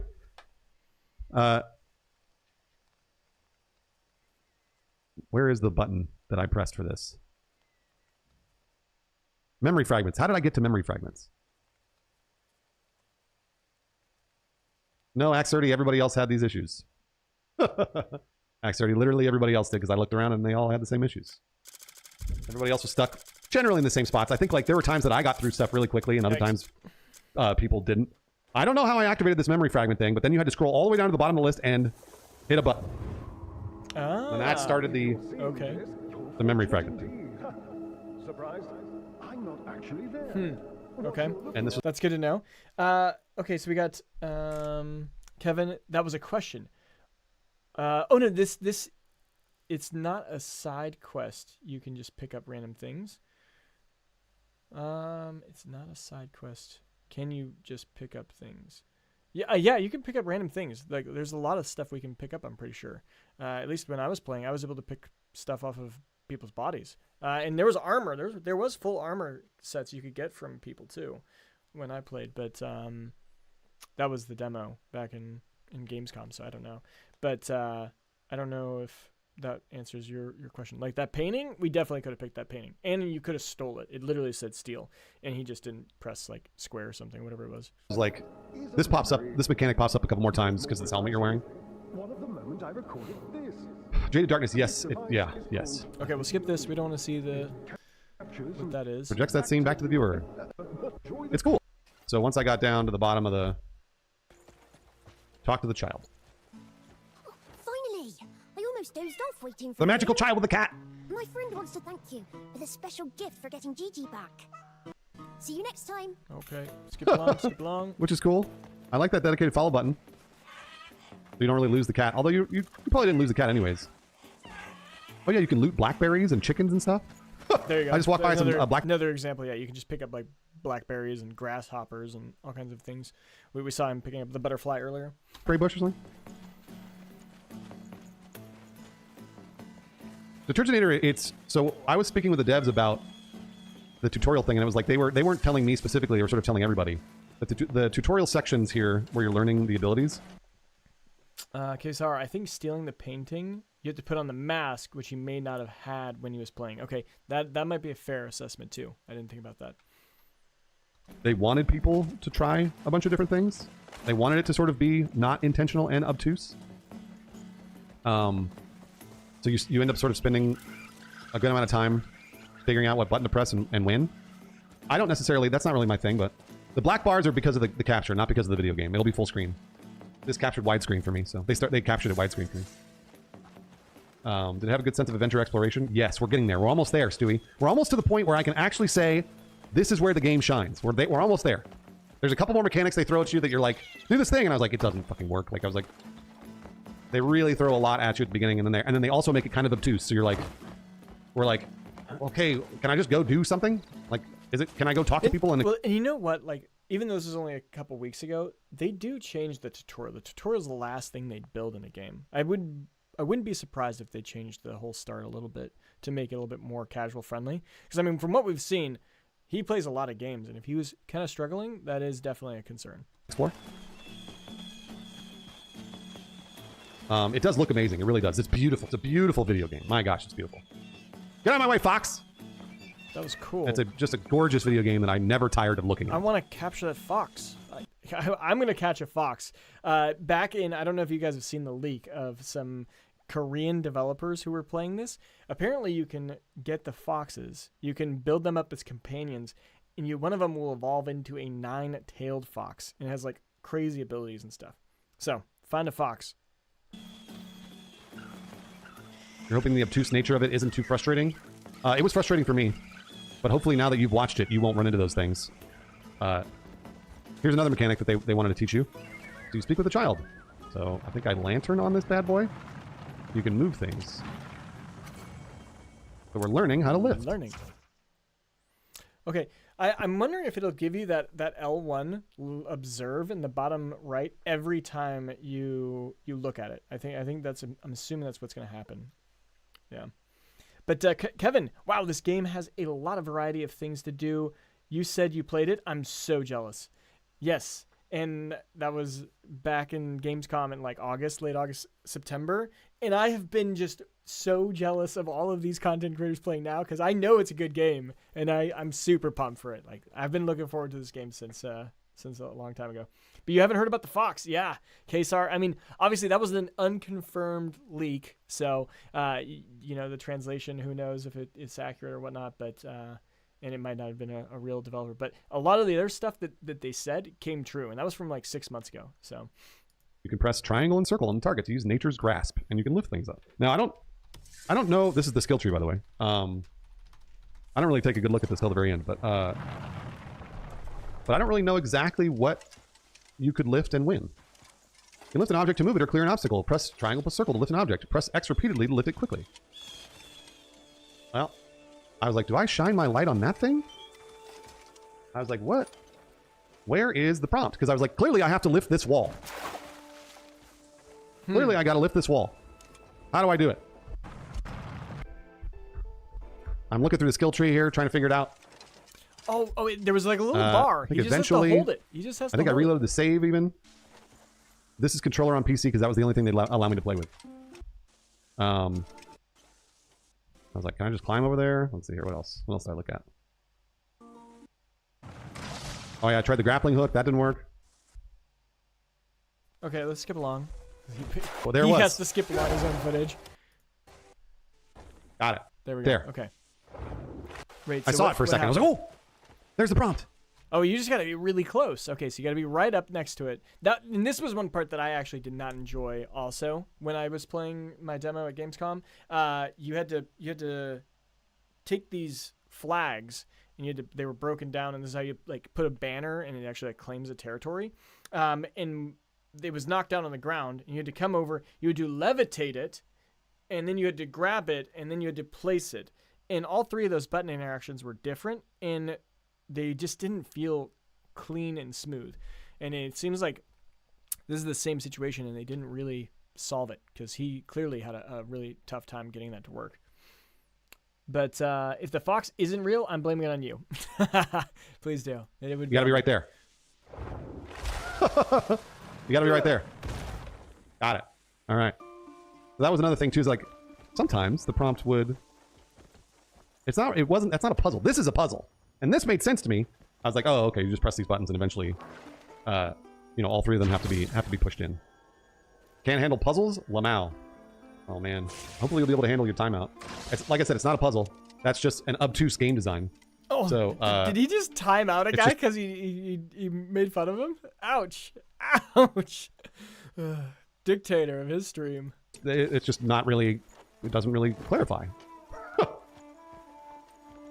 That's right, CD Cronin, yeah, exactly. So now you can force push on these little guys and then good old Lamau.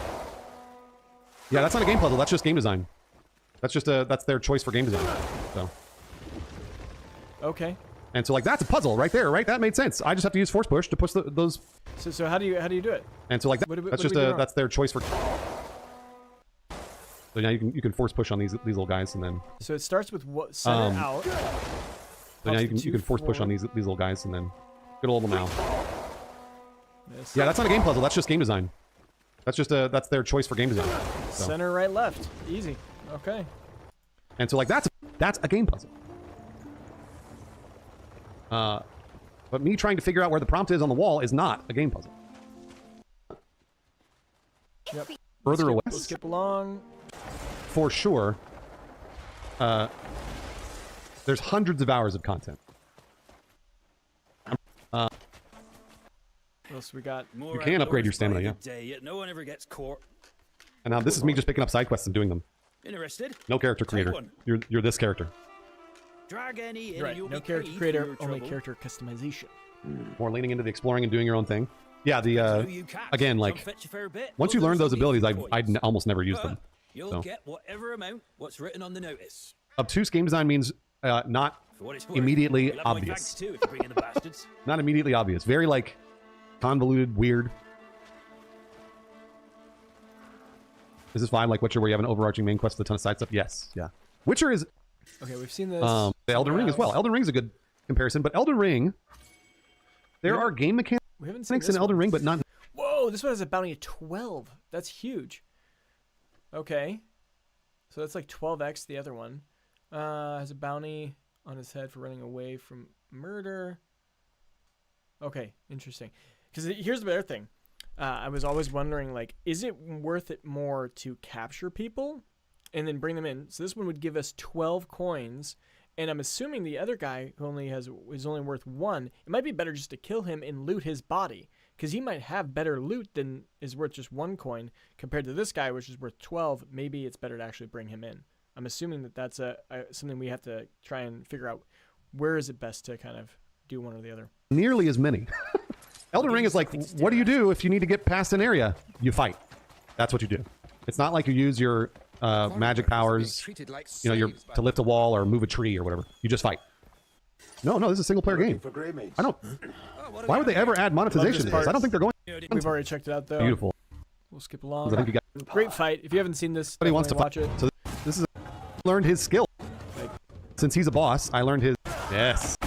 Gets the pump kick from that. Player game at $70. So speaking, this game on its own. Like just the way the audience will move if you start pushing your fight that way, it's just so cool. Miles, I didn't have a choice. They forced me. I'm super pumped for this. Is Lauren? He's a great man. 24-hour stream for release. Ever come across? So like the overarching narrative is pretty tropey, but the character bathroom. That's why I paused here. Clothes and armor customization is according to stuff that you pick. Clothes and armor customization is according to stuff that you pick up. So Greymane. You're as Yeah, the water's remarkable as I've beautiful. heard. Yeah. Isn't she There's our the plucking other of house hens partner? held a kernel of truth. Damien? I am Barden Midler, the marshal of About 2 hours of tutorial. Probably, since you know all the tricks because of me now, I would say you can get through it in an hour, 50, all that stuff. Huh. Okay, that's it. Environment he's in, too. Interesting. Played black. Okay, we'll skip along that. You haven't noticed any clothes clipping? There hasn't been much clipping. There's a couple of times, like the cat clips through the roof early on, and I clipped a horse through a bridge. But yeah, it's pretty minor. Pretty minor. Now, again, this is it. This is what the game is at this point. I love this. This is where I was like, okay, like let's go run around and like do shit. And this is where I started getting that really amazing open world sense. And the side quest. He's just like, I'm gonna run as far as I can in one direction right here. Sir, you know, as far as I can see, all fully voiced. Combat was really fun and easy. There's like unlimited amounts of no, actually he's running towards the next quest marker. I thought he was actually, because he's talking about how it's an open world and he can go do what he wants, but he's not actually doing it. KSR, seeing the crowd move with the fighting was one of my first WoW moments watching footage. Yeah, it was just really cool. Kevin Kirby, that looks like the Spartans kick. Yeah, it does. The pump kick, it does. Yeah, and I imagine kicking people off cliffs is going to feel really good. Definitely we'll make a montage and make a short out of that or something. That moves you can learn. I wasn't even using them. I was just using like a standard hack and slash, but there's like a bunch of magic abilities and a bunch of other abilities that you can learn with skill points I never even touched. So I got to beat these bandits to free this area. Oh no, Cooper, I haven't tried that. There are different difficulties. That I don't know, Cause. I'm not sure. Nope, no difficulties. Just one. No, they're fun and really goofy. The side quests are great. The hardware, apparently the computer hardware was like really nice. I see. I pump kicked that guy off the side. Yeah, there we go. The computer hardware was like a really good AMD card. People were saying. There's still a couple of bandits on the mini map you can see down there. Did you see a bunch of enemy variety? Oh, they're all pretty much like kind of this bandits, but that was only for the first couple hours I played, so I did it. But that's what it feels like. There's like you can run around and do this kind of stuff, free areas, but also we'll interact with a couple of side quests here, and you'll start to see the fully voiced. And so then then all the good boys move in. Okay. And so it expanded. He just actually was going. So that red arrow was clearing a region of people. Okay, that's good to know. My inventory, because you pick up like little bounties, and I never really went after these bounties. Stolen cows. Stolen cows. I never went after them, but you can start going after those bounties. Get a good look, why don't you? Blend of elements from aspect of the game you enjoy the most. Cyberspace, man, I enjoyed the exploring the most. I enjoyed the running around and exploring, just picking up bounties, going around to different areas and freeing them. Okay, so yeah, so like the most efficient way to play this is probably like clear a region, grab all the side quests, move to the next region based on your side quests, and then be able to continue that flow. Speaking with some of the crazy side quests you run into. Oh my gosh. They stole the horns off a goat. Wow. Get a good look, why don't What's up, Mr. Lopez? Nerdsworth, what's up? Man, I'm so pumped for this game. If it's even 25% of what they show, I'm going to have a blast. Dude, we're literally watching. This guy's just sharing all of his footage for like the first 6 hours he got to play. And it looks like it's meeting all my expectations. Obviously, I already played it, so I saw the large scale fights, but what like the tutorial looks like, very, very beautiful from what we can see. Yeah, but what are you most excited for? Like, what is it? The elements of the combat? Is it the open world? Is it how they're like trying to make that MMO feel into a single player game? What's really attracting you to it? Oh, missing sheep. So these are side quests too. So like, I think I go and do the missing sheep. There's 10 side quests right there. That's crazy amount of side quests to scoop. I like the bounty poster art as well. There's so much content. You have to travel far for those events? No, you'll see. They're just around. There's so much. I was like, I could not believe how much content there was. He just jumps in the water. Yeah, Kenta, it's great. Digital Foundry, so far, their performance reviews of this game are very positive, and I only had positive things to say about the performance when I played it. So, but you just got to get through that really obtuse tutorial. Things like that. How did I get early access? I was invited to play with a bunch of other people in one room. I'm so jealous. Damn it. Oh, really, Kento? That's good. Hey, Coop. It's Yeah, I was invited to play. Not even jealousy. It's envy, right? One of the 7 deadly sins. I have it. Maybe if I'm lucky, they'll I sponsor imagine you guys me. have it too, huh? Fuck your beehive or whatever that is. They'll sponsor me for the first stream. I don't know. We'll see. Maybe if I'm lucky. But you can also like bust all this shit open. Oh yeah, this is the crying boy. I heard my dad say Wooly's dead. Wait, what? Stop it. Cleaver, that's my job. What do you mean privilege? It's my job. Oh, this is the one where you get the wrong sheep, though. Interesting. This Shut up. mule. I was visiting Mr. Bremer when that rock fell from the sky, and when I got home, and we can't get it back. Dude, they killed it. That looks great. Yeah, the main character's voice is muffled because he's in a helmet. Of course. That's another thing. I noticed that also, that his voice changes based on if he's wearing a helmet or not. That's awesome. They probably had just a nice voice filter over the end. That's cool. Is the story good? I thought so. Fat and round, it's fun.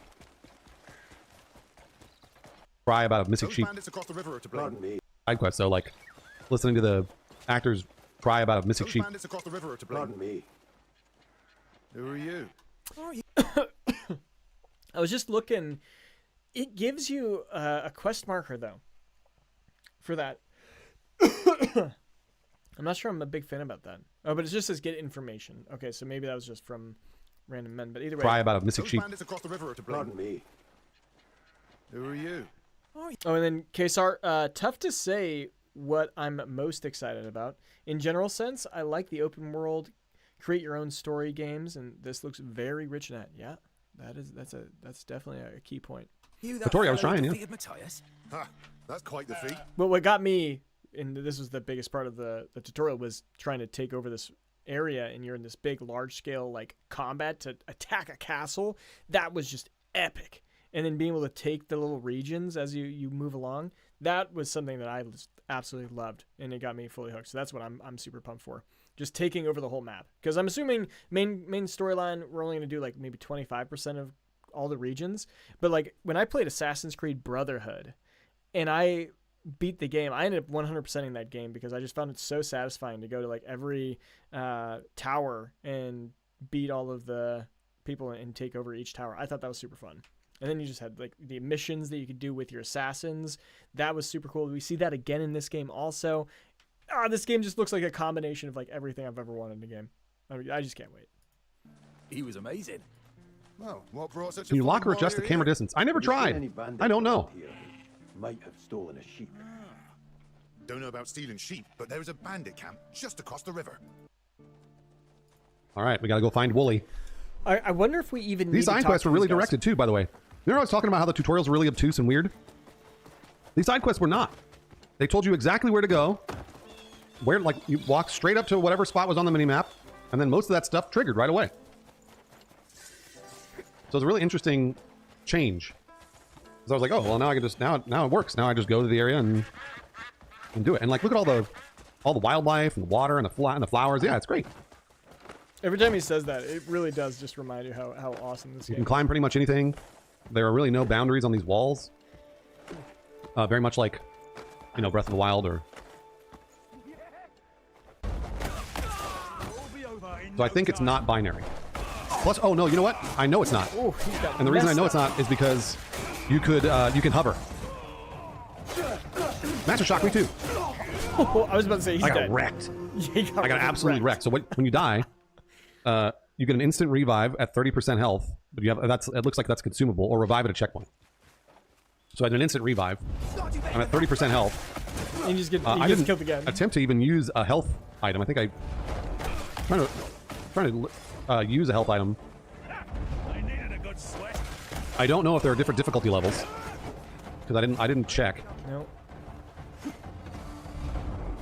But this is again, I just used a couple of attacks. I used that pump kick worked almost all the time for these early enemies. But I could have used force palm. Yep. Why is he only using one combo? Oh man. Okay. Kesar, okay, yeah, I'm excited about the big castle. Lots of enemies on the screen. Being a human lawnmower and taking out the whole map, yeah, that's something I'm looking forward to. But, you know, it's not necessarily being a human lawnmower. I love Dynasty Warriors, but that's like a totally different, like, human lawnmower. I think that it has like a grounded feel. And I mentioned this in one of my videos talking about Crimson Desert, like when my demo play. It felt like Lord of the Rings. Have you ever played like the old school, like Lord of the Rings, or even Shadow of War, that one kind of a little bit, but it's like grounded enough that you feel like a badass, but you're not like a god that just slays everyone. I thought that was a perfect amount of ability to kill people. I could just do hack and slash. It's been confirmed you cannot change difficulty. All right. That guy's running away.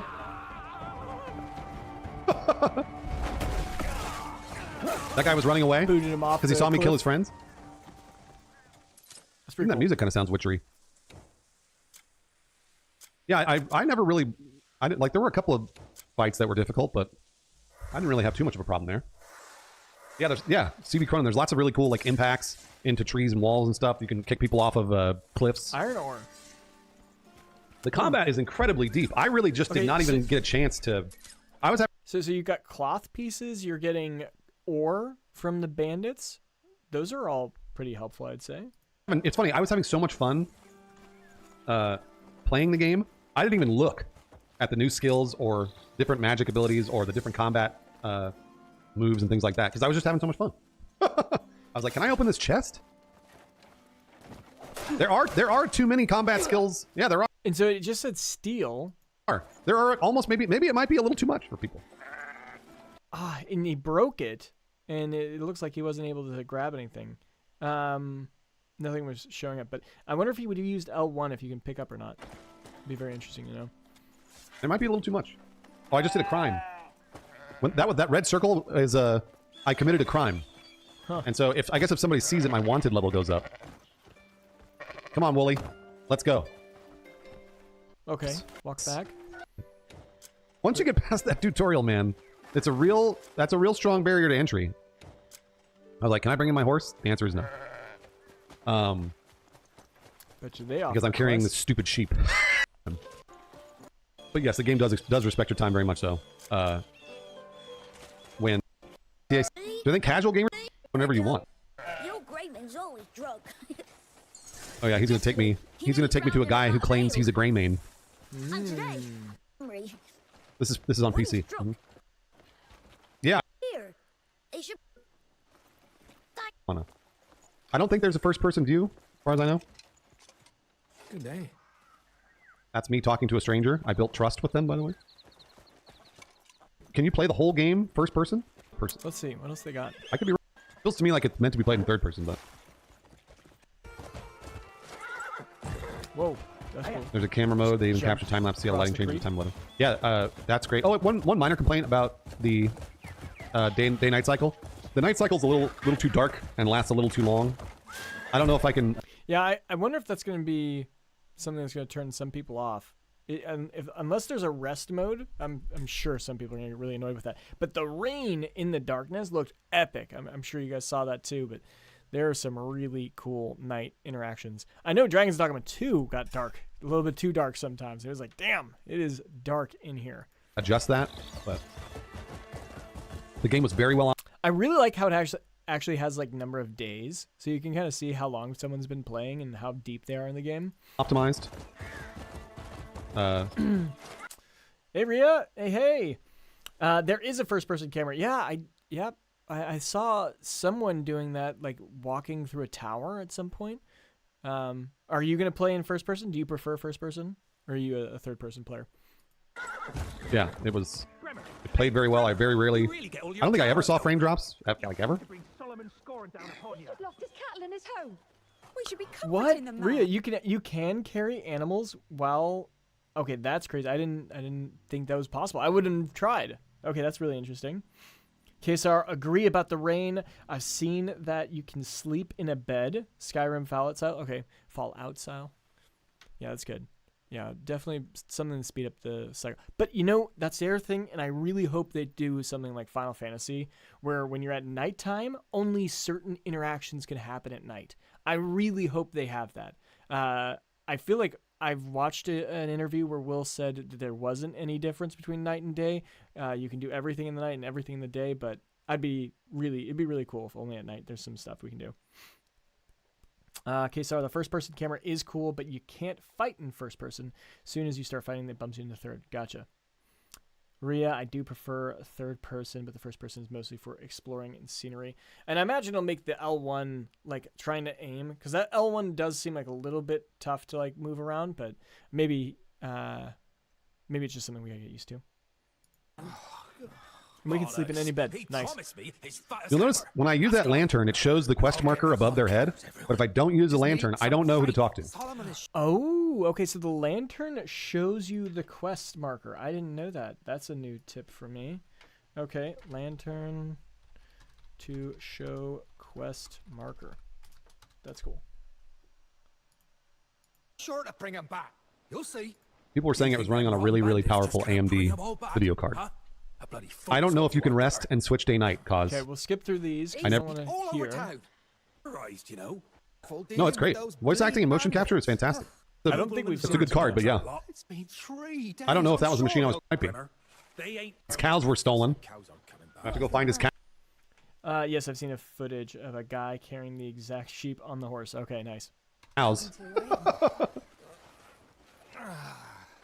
Are you in need Just call the horse first. Yeah. of help? Huh?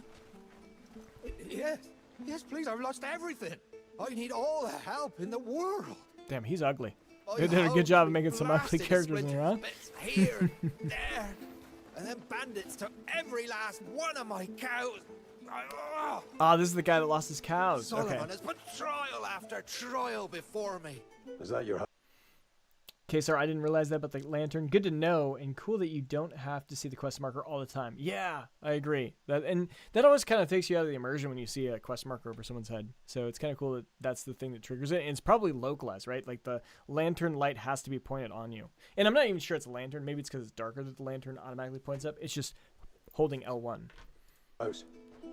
It was before it became kindled. Daz Daddy, maybe? Massive boulder fell from There's a the massive sky, skill tree with a bunch of skills. So and bandits plucked up whatever rock didn't lay flat. I don't know if there's They fishing, even but I took bet my there is. The lantern also reveals hints for the puzzles, and you can keep it lit while you're on your side while carrying it.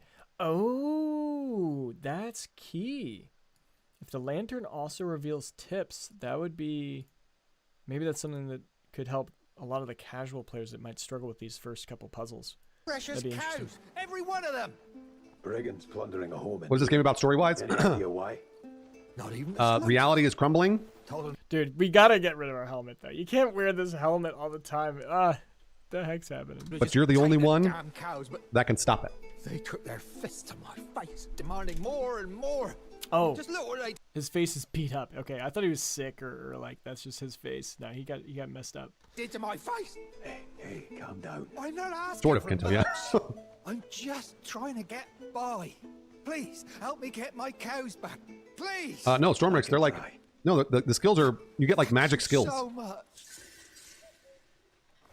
Okay, cool. Or Look if you... for the cows. But what about the cows? Hey, Like a lot. cows, and don't go saying a word about them to Bremer. I have, Kento, See yeah. you later. Better he lost his cows than the point. Okay. I'm not sure. For the cows, nice. A single player, open world game. World sure has been. Oh, see, so...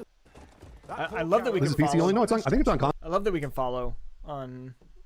Just follow someone. You don't have to like. Then you can actually look around, check out the scenery while we're moving. That's such a cool feature. Console too. Ask him why.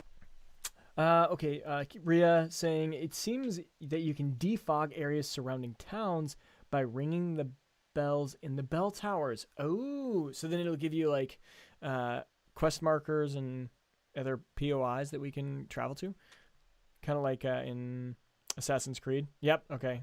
In case I was saying that too, I saw that Assassin's Creed like. That rock. That's good to I'm know. pretty sure it is. That's huge. I'm gonna put that as a potential tip. Ring the bell. Hopefully we'll see that in one of these other first impression videos we're watching. Yep. Fog of War. Nice. Okay. He's quite the devout man, despite his hardships. Is it tedious like Witcher 3? Do people think Witcher 3 is tedious? Well, I suppose he should be grateful just to have survived. Still, That's crazy. I've never heard that before. This has been for Bremer. Okay, we'll skip along. Bandits' hideout is just a little further. But no, Greg, this is more like The Witcher. The Witcher is the best comparison, I think. With my own eyes. There's a strange smell getting stronger. Yeah, it's okay if you didn't like The Witcher 3. A lot of people did. So. That's a good way to say it. What exactly is the gameplay loop? I mean, it's your character going around, you know, interacting with side quests, maybe picking up some loot, possibly picking up these little things that are like abyss artifacts that will give you by the you get anything but like. Oh god, that guy came out of nowhere. That was actually kind of scary. I haven't seen any pets that fight with me, but there might be. Same with companions. I haven't seen any companions either. I do hope that you get companions because you know I love companions. Let's see, like I picked up some loot and it was like a light copper pouch. You know, like it's like a, and it says 1 key acquired. Like who knows where that key goes? But you can see my loot there on the right. Except your camera's in the way. They're releasing a Mac version. That's fun. You level up by getting better gear. That and the skill tree. Wait, what is selling? There's something that's being sold. Like I saw like a coin value of something that looked like a lot of money. Like I picked up some loot and it was like a light copper pouch. You know, like it's like a, and it says 1 key acquired. Like who knows where that key goes? But you can see my loot there on the right. Cannot sell. What else? Scroll. There's something for like 1,200 or something. Crazy. They're releasing a Mac version. That's fun. Maybe I. You level. Oh, there was 114. Was that an artifact? I think that was an artifact, right? Let's slow it down even more. So artifacts, instead of using them for a skill point, you could just use them for a huge boost. Go, go, go, go, go, go, go. Let's see. Get the full screen again. And it's this next one. There it is. Oh, it's only 114. So a faded abyss artifact, 114. But that's still a lot, right? Because these are bronze. He doesn't even have 1 silver coin, and that's 114 silver coin. Okay, Rhea. I've heard from other previews that you can make your mount auto-follow people in the quest just by holding button. Yeah, exactly. That's so cool. I'm so excited for this game. So are we. It combines just everything about my favorite games. Yes, it does. But from all the previews and stuff they've said, it seems more like Breath of the Wild Tears of the Kingdom than anything else. I've heard a lot of that, and then I've heard a lot of Witcher 3. That's where I'm hearing most of the inspiration from. So I think it'll be a really solid. I mean, Tears of the Kingdom, did they win Game of the Year? I mean, it was pretty close, right? Like, I think Baldur's Gate 3 also came out that year, right? So it was not quite possible. Kingdom Game of the Year? Question mark? I don't remember. Yeah. Losing to Baldur's Gate 3. Yep, exactly. I mean, it was an incredible game. That year, some crazy games came out, right? We had a Hogwarts Legacy also came out. Amazing game. My partner, who's a casual gamer, loved it. Like, she fell in love with that one. But, yeah, just a really good year of games. What was that, 2023? Dragon's Dogma 2? No, that was next year. You had Armor Core 6. I loved Armor Core 6. That's actually what I started this channel on. But anyways, let's keep going. You level up by getting better gear. That and the skill tree. Oh, there was also something there too. What was that? What was that? Let's go back. Something else that was a lot of money. Getting Shit. I'm too far. By getting better gear. That and the skill tree. There. Oh, it's only 15. Insight 1, it's an Abyss Core. Okay, so it's another Abyss Core. Gives critical hit chance level 1. I really, really wonder. Like, one of the builds I'm going to probably try and push is, like, what is the best crit build? Where you're just, like, literally one-tapping people and just exploding. It'd be really cool. All right, but let's keep that going. Back to 1 speed. Kick it. Oh, we got some comments. Rhea, how certain areas... Oh, wait. Yeah, okay. How certain areas have different levels of enemies. That's very Zelda. Yeah. The puzzles. Yes, the puzzles very much Zelda. I would 100% do that. The organic questing, yes. The freedom, how if you're an expert, you can be low level and still wreck. Yeah. Tears of the Lost Kingdom, Lost to Baldur's Gate 3. Yep. Okay. Shoot. Do I have a delay, guys? I'm really sorry. I need to make sure that latency is fixed. I love both games, but Tear of the Lost Kingdom is by far the better game in your opinion. Nice.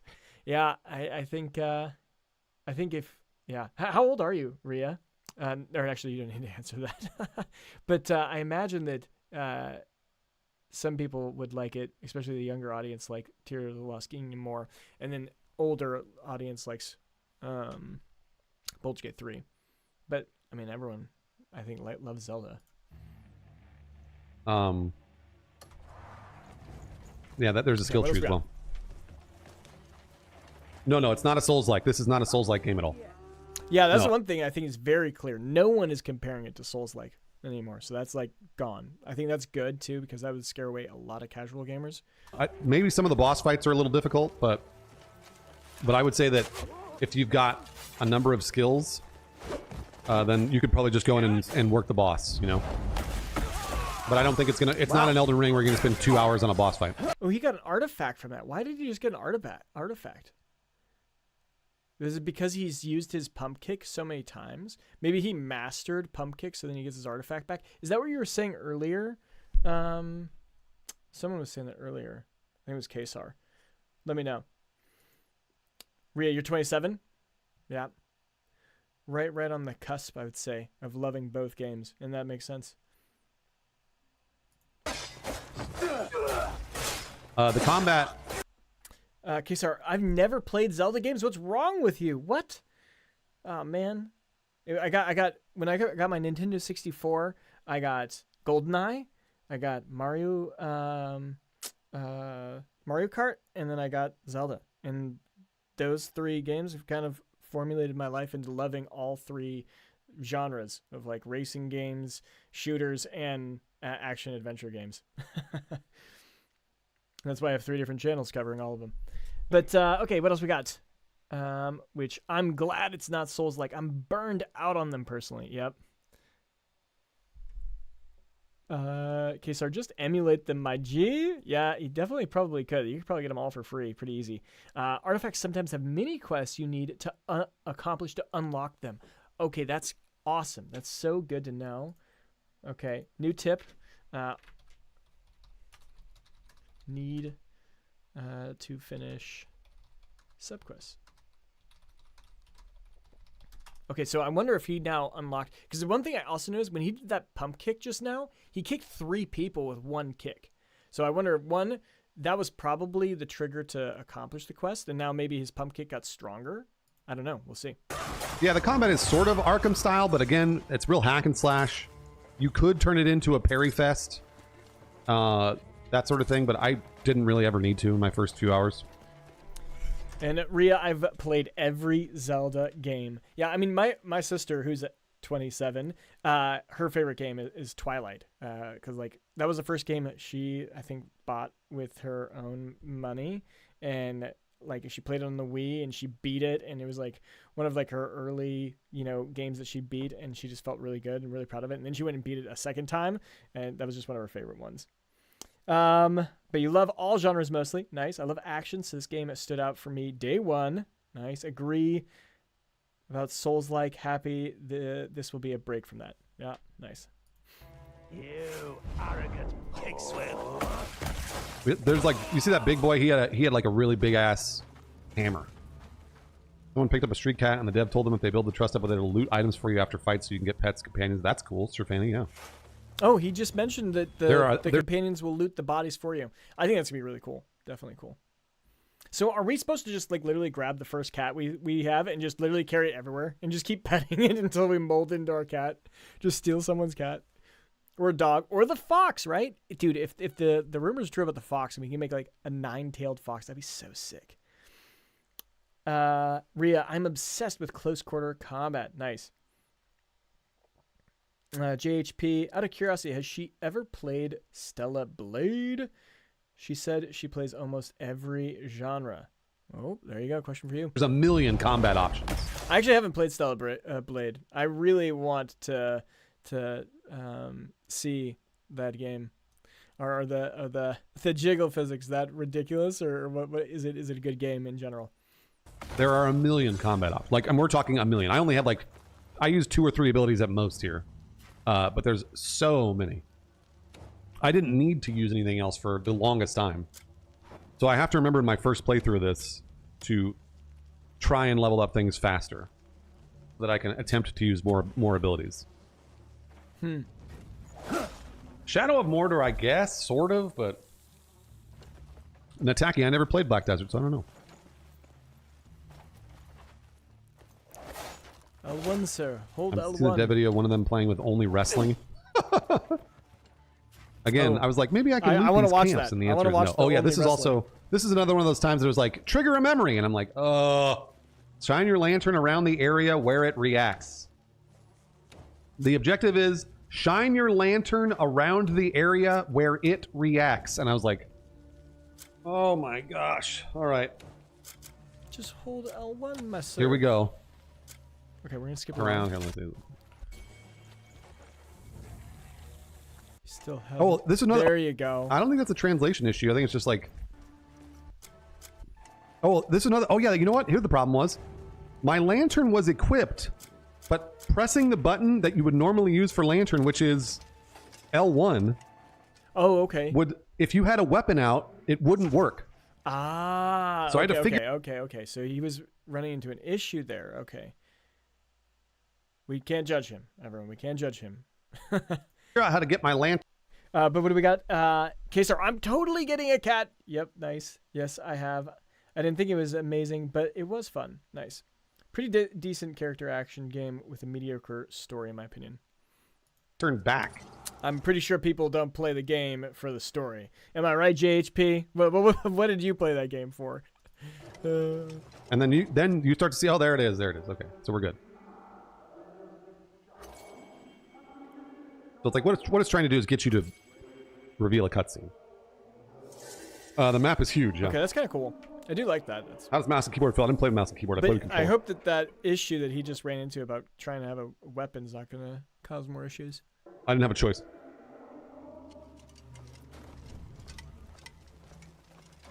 Okay, now it says read the revealed memory fragment.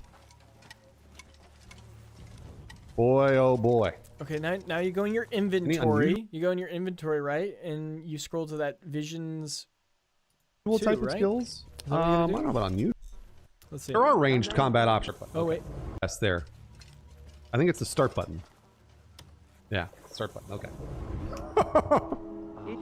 Wait, what? You had to press a different button? Yeah, start button. Interesting. Okay. There are ranged combat options, yeah. Oh, cool. So now I stole the cows. The gold leaf merchants, they called them. Interesting. You don't have to do that, too. I was noticing that over and over, like, reminds me of Breath of the Wild.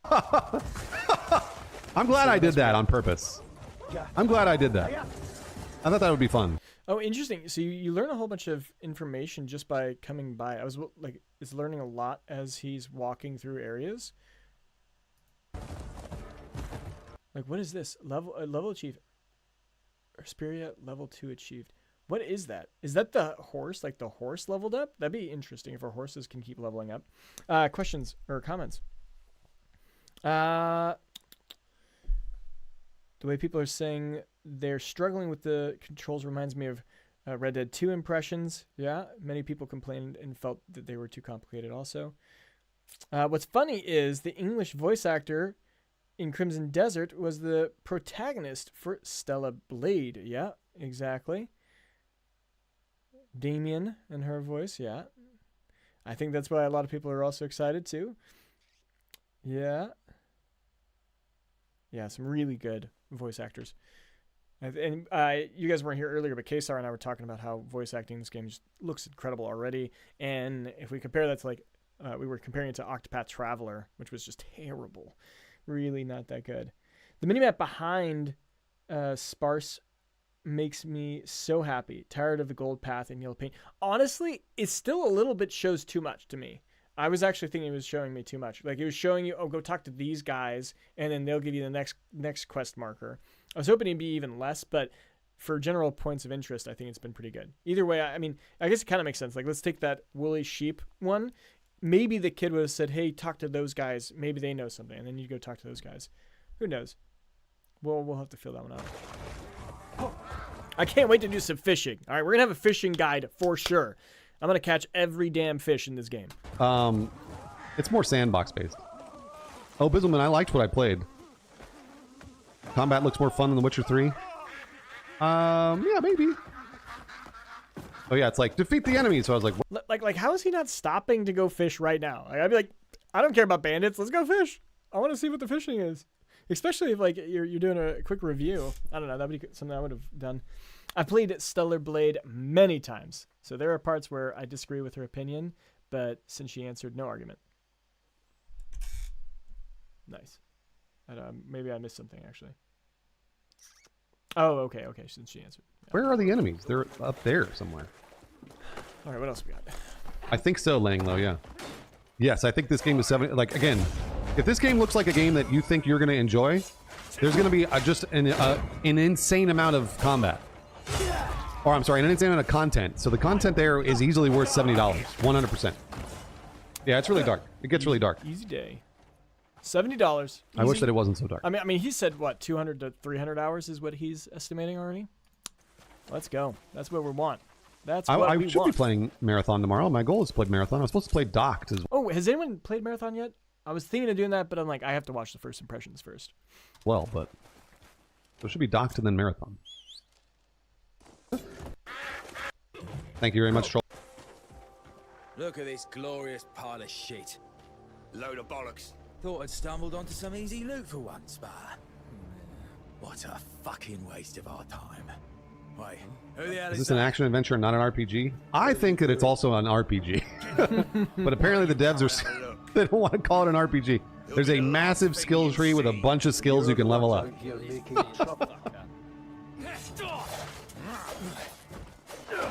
Okay, that's cool. We got something in here.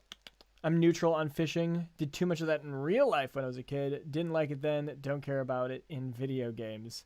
I'll do it when I have to, but it won't be my favorite feature. I love fishing in open world games. Yeah, you can see the differences there. I actually think fishing in games is more fun than fishing in real life. I've done a lot of fishing in real life too. Growing up in Colorado, my family loves it. My mom thinks she's some master fisherwoman, I should say. And every time we'd go out, she'd offer like a bet to who caught the first fish, who caught the most fish, and who caught the biggest fish. And then we'd put money in. I would lose often, but yeah, no, I think I don't know. It depends on how the game mechanics work. If the mini game of catching the fish is good, that's when it's enjoyable. Like Final Fantasy 15 was the last one I played that I was like, this is a good fishing system. It was fun to play. It's really dark. Yeah, I've definitely can see a lot of people not liking how dark it can be at nighttime. If that's what I'm trying to. Oh yeah, I was testing new abilities. I was testing new abilities here.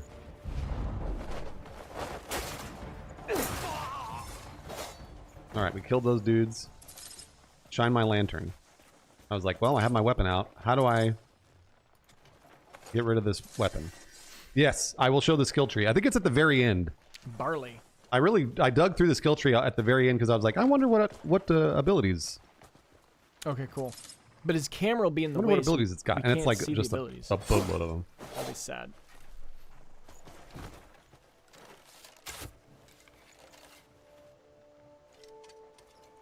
There we go. So that was me trying to figure out how to get my lantern out. And so finally I was like, oh, there it goes. It did it. It's, again, a lot of context sensitivity. I know, right, Cloudless? So weird. There's a lot of context sensitivity there that... he didn't even finish that. I wish that it wasn't as convoluted as it is. He didn't finish it. What's he doing? Go back. You didn't scan that memory.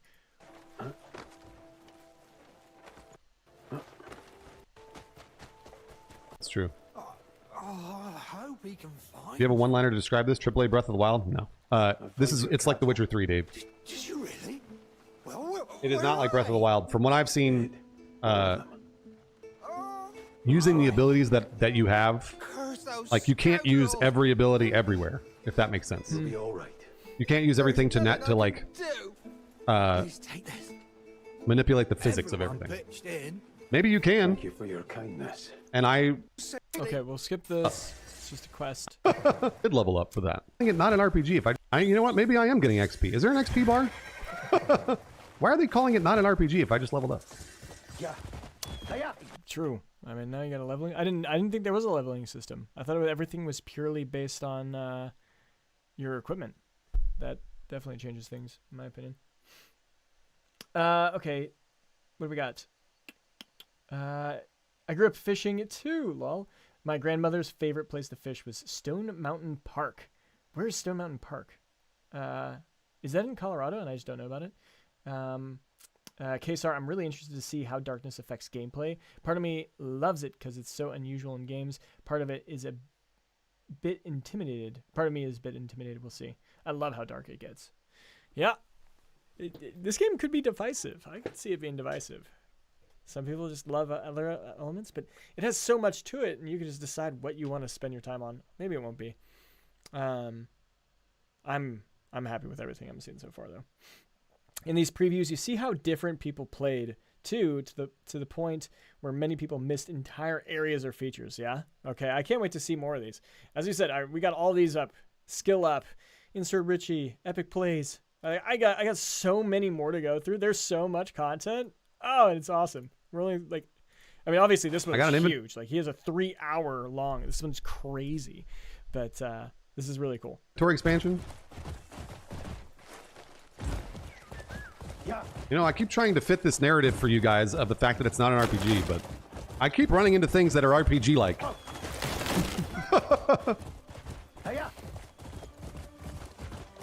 I keep trying to give you guys the benefit of the doubt and the devs, but Stamina. Oh, that might be the XP bar on the left side of the map there. I'm not sure though. Okay, so he's trying to get to that quest marker. I don't know why they would think RPG is negative. I'm excited about an open world RPG. I love it. Yeah, can you guys explain why you guys think that they're trying to push it as not an RPG? Is that because of the backlash that Expedition 33 got for winning RPG Game of the Year? Or are they trying to just push themselves as the action-adventure game and win action-adventure Game of the Year? Is that what they're trying to do? I'm not sure.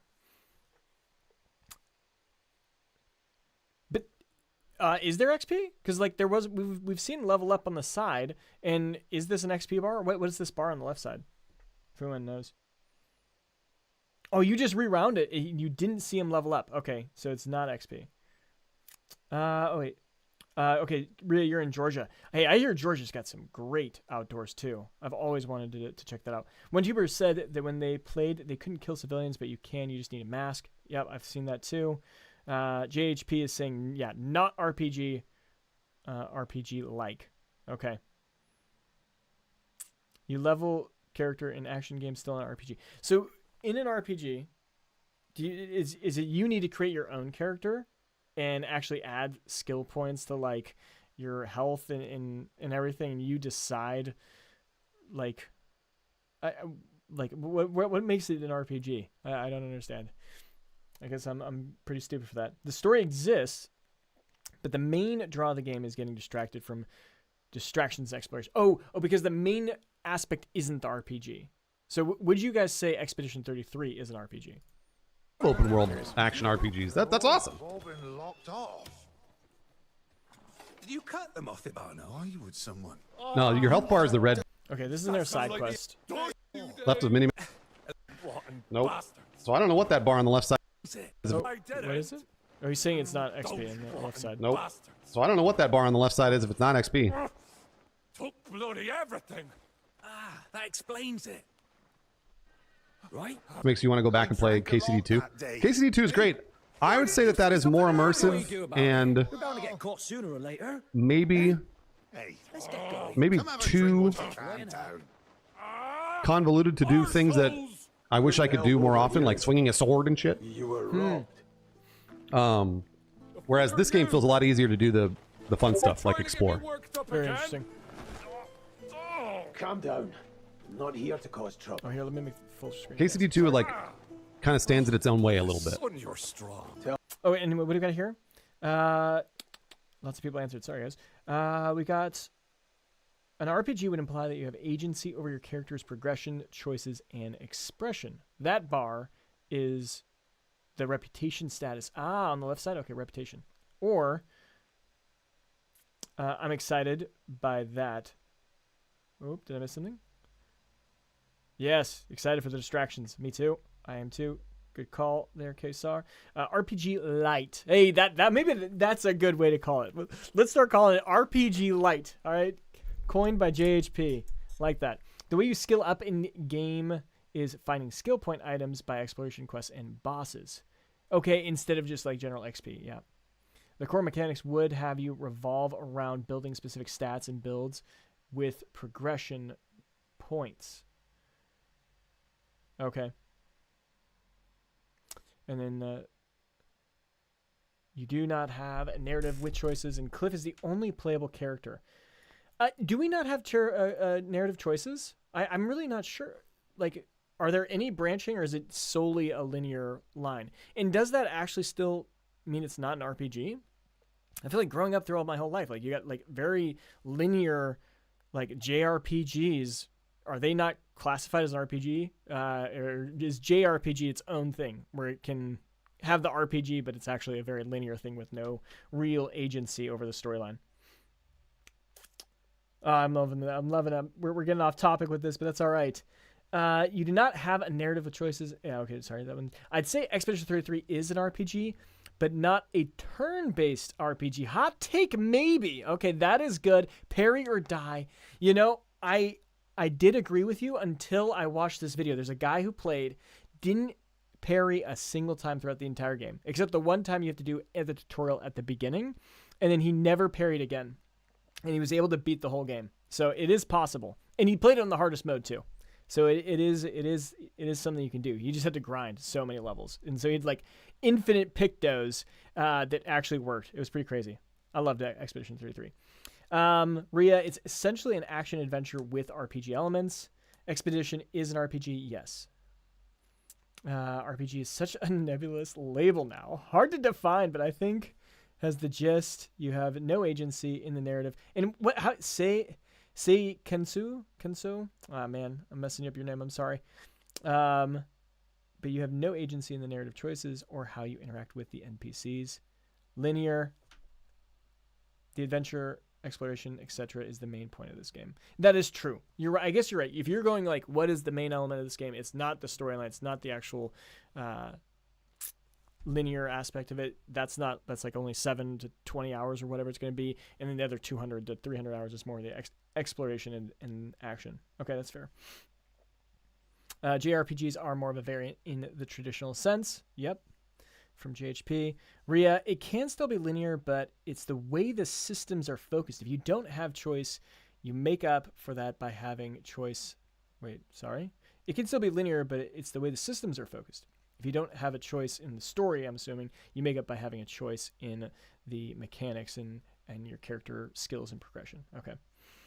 And then Ipiamor, I already pre-ordered Crimson Desert. Can't wait, hoping it runs well based on my PS5, but if it's literally unplayable, I'll have it in my library for day one. PS6 5 title, lol.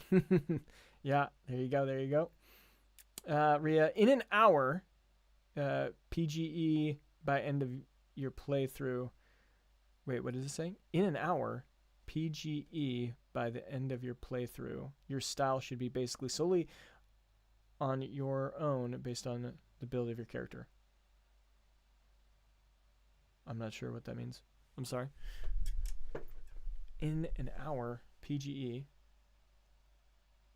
End of your playthrough.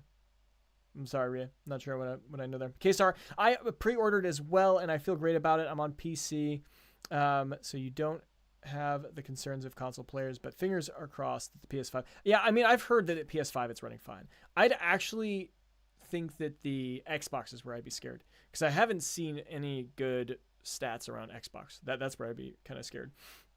And then Rhea, in an RPG. Oh, okay. In an RPG, by the end of the playthrough, your style should be basically solely based on you and how you build your character. Okay, that makes sense. I understand now. Okay, JHP. I saw this a little while ago, but it seems like Crimson Desert has a religion-related system. Does it actually? That is something I've not seen at all. Tell me, what happened? I hope I get to see that in a second. It's great. It's a great video game, and I think everybody should play it. But also, you know, like the save system in KC2 is weird and all that other shit. This is more probably about those. Craig, what's the inventory system? It's weight based. I think it's slots. I think it's slots. He's got to read the memory again. Okay, the memory system is. He does not like the memory system. He's not reading the memories. Yeah, me too, Cloudless. Me too. He's okay, man. Ooh. He's okay, man. Where's the health bar for that the horse? That was close. He almost died. I was curious to see how much fall damage the horse would take. What happens if our horse dies? Like, do we need to go find and mount a new horse? Because that would suck. That should be your health regenerates too. I committed a crime somehow. I don't even know what I did. Uh-oh. I think I ran into something. A crime somehow. What did you do? Let's actually look. Your health regenerates too. Where did it happen?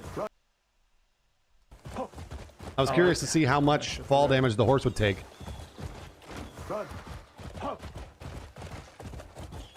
Is it? And I bet you. Is it right when he like breaks this wood? Yeah, it's right when he broke the fence. It triggered it. So don't break fences. Your health regenerates too. I committed a crime somehow. I don't even know what I did. Interesting. Okay. We got something else. JHP, 6 reasons why Crimson Desert's going to blow your mind. Yeah, no, that's a great video, and I'm sure it's already out there. If we both played Expedition 33, by the end of our playthroughs, my characters are going to be very different than your characters. Okay. That could be true, yeah. I think this video is talking about religious systems. Oh, it will? Okay, cool. I'll look. It's that video. 6. Okay, that's crazy, actually. I'll look that up because I haven't watched that. Thanks for sharing. If you have the actual link, that'd be awesome, too. I might watch that later today. But I'll search it and have that as a backup. Thanks for sharing, JHP. From what I've seen, more like 60 reasons Crimson Desert's gonna blow my mind. All right, KSR. Whereas if you play a game, say like Devil May Cry, by the end of it, you'll have literally every single skill in the game. Ah, okay. And in this game, you'll have literally every single game. I mean, technically, you could have literally every single game in Expedition 33 also, but because there's different character combinations, you could do it in different ways. Ipiamor, I think worst case PS5 will run like Dragon's Dogma 2 did on launch, playable but fragmented, hurting my eyes. Lol. Of fucking course. Hoping for better though. Yeah, I hope it runs better than Dragon's Dogma 2 also. Even on my 3080, Dragon's Dogma 2 still doesn't run great. I have to turn the settings down quite a bit. So, yep. I think if you cross that red line, you can avoid the crime. I missed that red line. Interesting.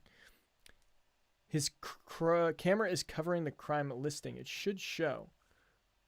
I missed that. Dragon's Dogma 2.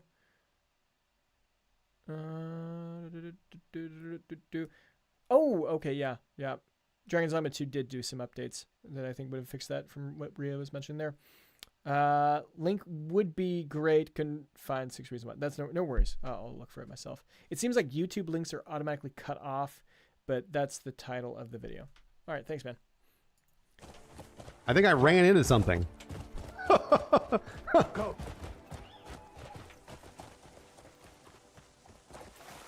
Oh, you did, Greg. Okay, yeah. Oh, yeah, the horse disappears and I fly.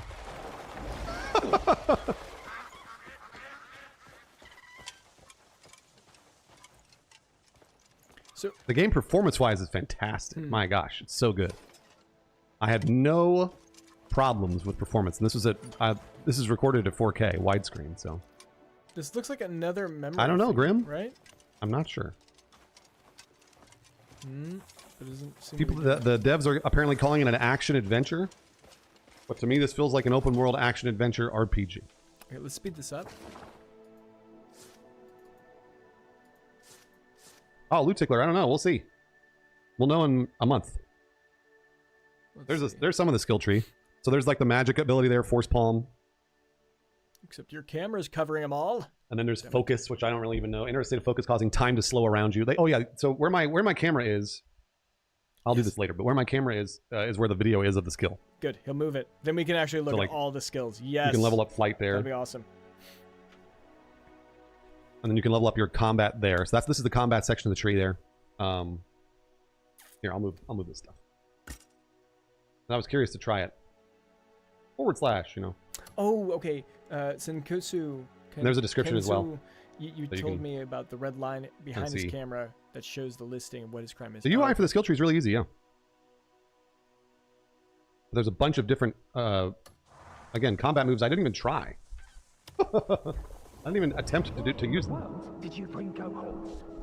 Could be worth some coin. I told you not to get caught. No, we didn't, did we? My magical helmet is playing the memories for me so that I know what happened. I think that's pretty cool. They're max level. I actually think that's pretty cool. There's that ability I never used, but I was testing it earlier. Now I'm just doing these side quests, you know, one by one for fun. There's that. In this charge attack, Cowboy was saying it was super powerful. So maybe that's one that's an easy one to learn and pretty strong. But Rhea Summers, by religion systems, I would assume that they have a system like the gods, systems that works in Gothic, where you have to pray to a specific god and they'll give you bonuses or abilities.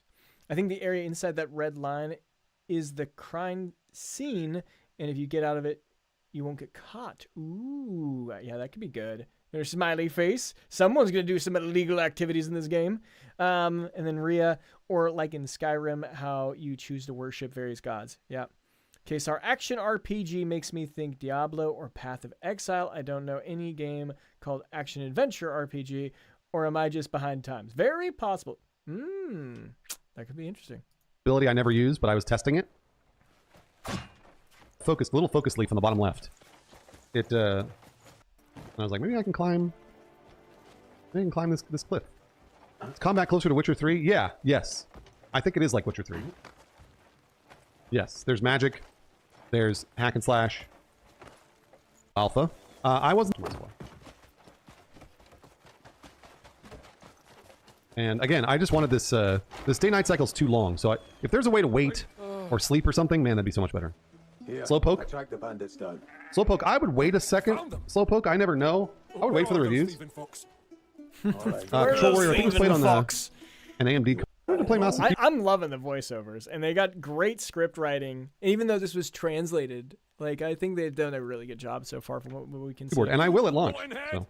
You can't even carry some boxes. You mutton head. We're gonna get some good curse words. I can see a video being just every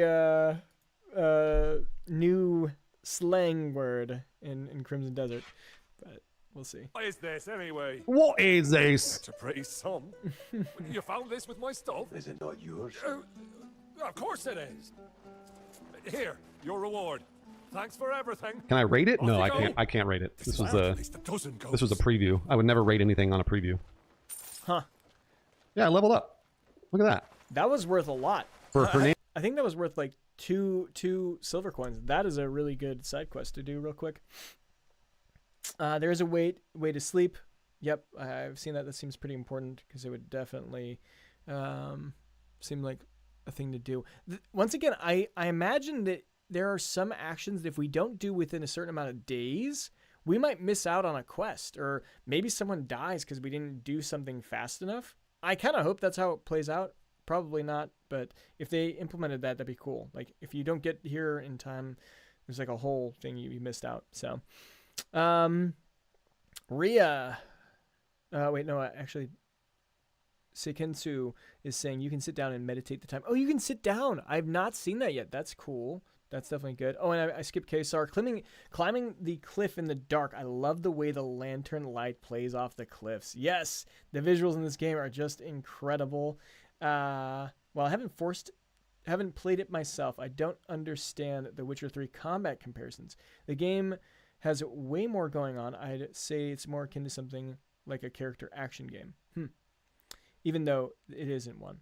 JHP, what do you think of the narrative and acting in this game? Is it good? I'd say it seems pretty good so far. When I played at Gamescom, I thought it was really good. I mean, he was prepping for a battle. I got to talk to one of the commanders, and we're all like, all right, let's charge in. And then you start fighting. You end up meeting up with some of your comrades that are on the battlefield. That felt cool. And the animations seemed to work nicely. And from what we've seen in here, I haven't seen anything that's bad. It seemed like the narrative kind of started with no real proper intro. Like, I guess I love seeing a good cutscene at the beginning of a game, and we didn't get that. That's okay. That's just how this one plays out, but I think it's pretty good. Witcher 3 doesn't have combo. Okay, I'm gonna try and skip along here. Bank system, because they're discussing the different Witcher 3 things. Nice. I'll let you keep going. And I don't know how to say your name. Jesus. I'm going to call you Sai from moving forward. Sorry. Sai. All I know is which demo. I know which demo that was. Nice. Indian contribution. So maybe that's a level up for the faction. Have you been able to play? Who here has played one of the demos? Have any of you guys been to the conferences and also tried it out? Possibly. I don't know what that yellow bar is then. Am I more stoked or less stoked than before? I didn't have really any hype going into this preview. I was excited to play an open world game, but probably more hype. This is where you could move your camera. Move it. Probably more hype. Move it. I guess we could read some of it. Oh, we can inflict bleed. I love bleed. I was just playing Windrose. If you guys haven't tried Windrose and you like survival games, definitely check out Windrose. I think it could be a pretty good one moving forward. Pirate theme too, if you like pirates. But bleed, that is such a fun one, especially for animals that don't have like armor and stuff, and you can just watch them sap away. I'm sure for some of the bosses that could be pretty cool. Kensu. Okay, Kensu, that's great. Thanks. The voice actors reportedly recorded for 5 years. My theory is that this game was initially intended as an MMO, but was later converted to a single-player experience. I don't think that's a theory. I think that's a proven statement. That's been... I mean, I think this was originally marketed as an MMO for a long time, for like a couple of years, but then they changed the scope, or just changed it to a single-player experience.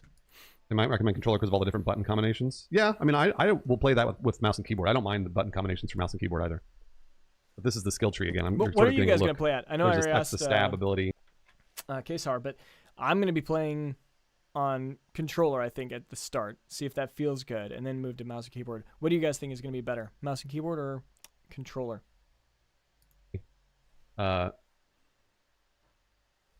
That's armed combat. This is just the normal slash that I was leveling up, and you could put 5 points into that. So, ooh, I did and then not it gives know you that. Extra abilities once you put more points into it. Oh, that's so cool. Okay, so this one has 3 level ups and potentially some other interesting things. 1 point for that one. That is so... Yeah, I've definitely not looked into the skill tree enough. Acid Gamer, I never played BDO, so I don't know. I wish I could see what the upgrades Yeah, there's are. hundreds of hours of content. The bleed, dude. Like I'm going to max out there, bleed. I leveled it up. Ooh. Okay, so you get evasive slash. And then it gives me that skill. I have to like see what it is. Let me see. Let me move these. Yes. Evasive slash. Hold R1. How to use R1 plus circle. Slash while backstepping. That's awesome. R1 plus circle. It's like a dodge and an attack. Okay. Now we're game breaking enough. This is so cool. That means like I was actually thinking the skill tree was kind of small just based on what I was looking at, but now you get those 3 sections, and now each one of those skills can have up to like 5 or more potential Which skills. remain after launch. I mean, Skeletor, I don't know if they would remain after launch. Okay, what do we got for people answering my question?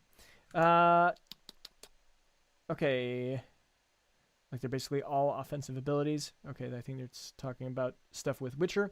I haven't either, though I'd love a chance to play, but I'll be busy with the Toxic Commando and other games until it's out anyways. Nice. Crimson Desert is basically the upgraded BDO. Are you coming from BDO, Kenso? Because I played it just a little bit, and the combat was all right, but I wasn't 100% into it. But that'd be interesting. I've been praying since I was a little kid that someone designed a game like an MMO, but single player. Hey, I think we got it, right? I prefer controller, but right now I don't have one, so I might have to be forced to use mouse and keyboard. Yep. Your prayers might have been answered by KSR, yes. Keyboard mouse is going to be peak. I think since BDO started with keyboard and mouse and plays amazing. Nice. Aside from first-person shooters, I prefer controllers. You play first-person shooters with a controller? That's actually the one that I don't. No, man. Sorry, I misread that. Ipia more. I'm the exact same way. I like playing shooters with a mouse and keyboard because you can snap onto people, but otherwise controller, 100%. So I think the narrative elements might have been strengthened more in the middle or later stages of the game, unlike in the beginning. I think the weak intro is a lingering MMO trait. 100%. When I jumped into BDO, because I did try it, I was like, dude, what is this? Like, this is a terrible start. But I mean, I guess they had a cool cutscene at the beginning too. But anyways, we got Rhea. I always knew and believed that a game like this was possible, and I was just waiting for someone to finally make it. Yes. You know, I don't know. Rhea, you were there when I talked about how I'm developing a game on the back end, and this is exactly kind of what I want. Like, literally. Except I want to be more party-based, and as you find people, you recruit them, you can actually have them as part of your team, and then you can swap out people who you want to work with on your main party.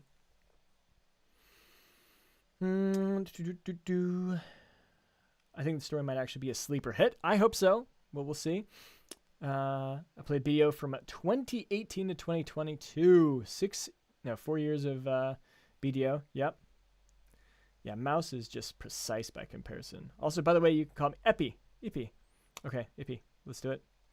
The story and writing in BDO isn't that great, but the writing in Crimson Desert seems a league better. Yes. No clue. So I just had to reload a save and it worked. It was pretty minor. I mean, I have to do that in a lot of open world games, regardless of whether or not they're at a preview or what. You have to do that in Oblivion. You have to do that in Skyrim. You know, you just got to reload saves sometimes. Turn it off and on again. That's pretty standard. Uh-oh. Ditch the horse. You know, ever since we saw that there was like that clip of him jumping off a cliff to then glide, and that horse is dead, right? That horse is definitely dead that he jumped off there. But I wonder if you can literally just call it back once you land on the ground. I wonder if that's how they have the horses working in this game. I did not play the other two characters. No, the preview ability, or the preview only gave me about 4 hours of time with it.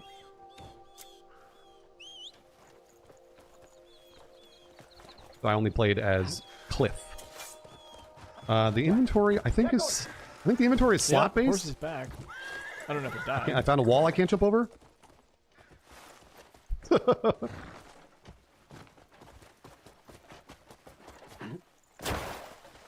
Apparently there are different characters you could play as, yeah. But I didn't run into them. So, people are saying that there are 2 other characters.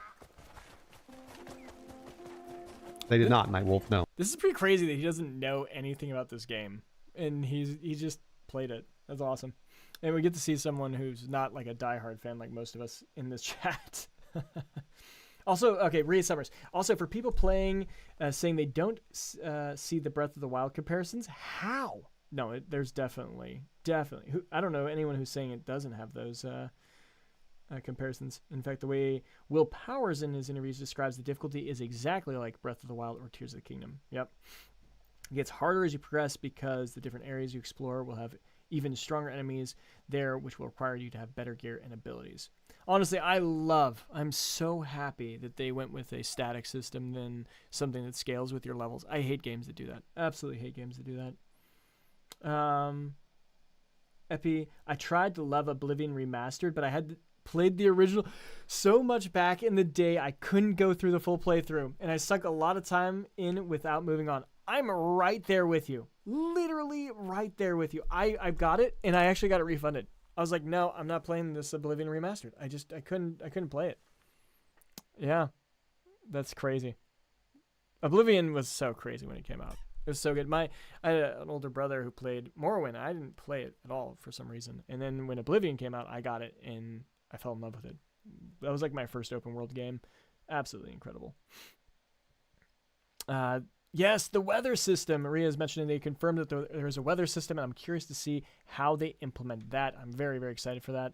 Many elements in Crimson Desert existed in varying capacities in BDO from Kenso. Yeah. We will see how those systems work. They did not tell me how to do it. Do I think this will play well on base PS5? Probably. Digital Foundry is going to have some... Ooh, okay, this is funny. I was wondering... This is the whole side quest I really wanted to get to, and he's finally doing it. We'll have some reports on it, I'm sure. I never fished. Bandit hordes, beware. Oh, this is the guy that said he was a Greymane. You've had enough. I didn't push him that hard. Fuck off! Go away! Where am I? No, the voice acting's terrific. Yeah, I love it. Oh, he even says the voice acting. It was a real bright spot of the game. You can unequip the shield, yeah. You've heard tales of my swordsmanship, then? Well, travels fast. You follow me? I'll show you what a true Greymane is. So this guy's clearly not a Greymane because I'm a Greymane. Shit. I'm curious to see where he takes me, because he keeps talking about how he's a Greymane and he's been, because basically there are no Greymane left. It's like, again, it's like Jedi. You can ride. No, this does not remind me of Dragon's Dogma 2. No. Dragon's Dogma 2, the game systems were I felt very, very different to me. Witcher is the best comparison. The great Greymanes. No, there cannot be only one Greymane. Okay, what else we got? Summers, if the weather system is anything like Breath of the Wild, in Tears of the Kingdom, I am going to freak. To this day, I still think those games have the best weather systems in an open world game. Like, if you're in the middle of a big thunderstorm and you're wearing a lot of metal, or if you have metal on you, you're probably stuck by lightning. Yeah. Definitely some really cool interactions. There can be like a group of them. The Greymanes alike? I imagine you're going to tell me. They're the most valorous warriors in the North. Like this is how you story tell, by the way. This is how you do it. You don't just have like writing and text. Like, I can imagine other games you might just go and find a book about how what were the Greymanes, and you read through like some pages. I hate that. This is actually, going and showing you the Greymane story through someone talking about. Auto follow, yeah, it works pretty well. I'm doing an auto follow right now. Is the combat better than The Witcher though? I don't know about better. I think it's maybe a little different. Combat's fun though. Really fun. I liked it. Like almost unlimited combinations of combat. I just knocked that guy over. I don't know if you saw that. I just knocked that poor guy over. I see him faint. Oh, really, Control? I didn't know. Scallywag in town, this child lost his precious sheep, he did. Oh, enormous thing. Beautiful as a cloud. Oh, he's talking about Wooly, the sheep. Let's toddle the rest of the way. Let's toddle over there the rest of the way. Yeah, Keep it going. Once again, I love how they all interact to the lanterns when they shine the face on them. They're like, "Hey, put the light out of my face." It's so good. I was like, what do you want me to... A small child's companion.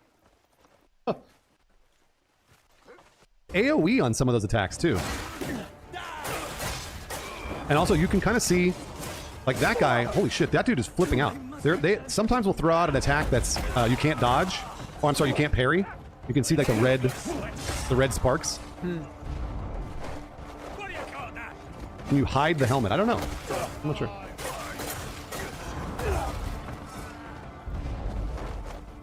Hey, come back here. Run. And like looting these bandits gives me a light copper pouch and a short hair hide and stuff like that. I don't really know what to do with those. I think they're I think it's crafting. I'm pretty sure it's crafting. You can see the knowledge acquired thing. For y'all who have watched all of the impressions, any of them got to the point where you actually have your base, or is that like way further along? Like no one got to that. I really wanted to see how the base building worked and working up your stuff with your Greymanes. Rita Summers, how you need different types of clothing for different environments, warmer clothes for colder weather, vice versa. Yeah, that'd be cool. KSR, yes, I love that that method of storytelling. Ria, a big question no one has asked or answered is, how many interiors are there? Interiors, yeah? That'd be interesting. Devs say you can enter most buildings. Yep. Epi, I've got to go, unfortunately. Dropped a sub. Thank you so much. And have a good one. Later, all. Yeah, we'll see you around. See you around. Make sure to follow my X. I'm going to be giving away 2 copies of Crimson Desert as well. The deluxe edition, too. So you get a little extra. I'll be doing a giveaway starting hopefully next week.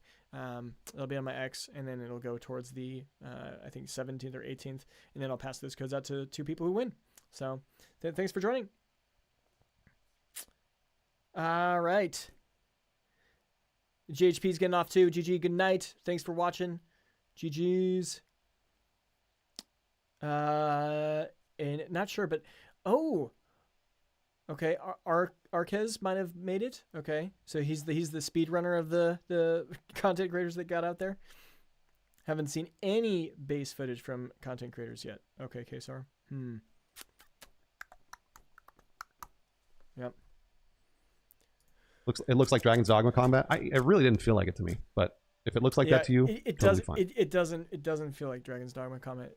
Dragon's Dogma feels a little bit slower, and this is definitely not it. And you don't get to cast epic spells, man. Bringing down the media. So cool. It feels more to me like Witcher than Dragon's Dogma, but hey, that bar is filling up. I wonder what happens when it fully gets full.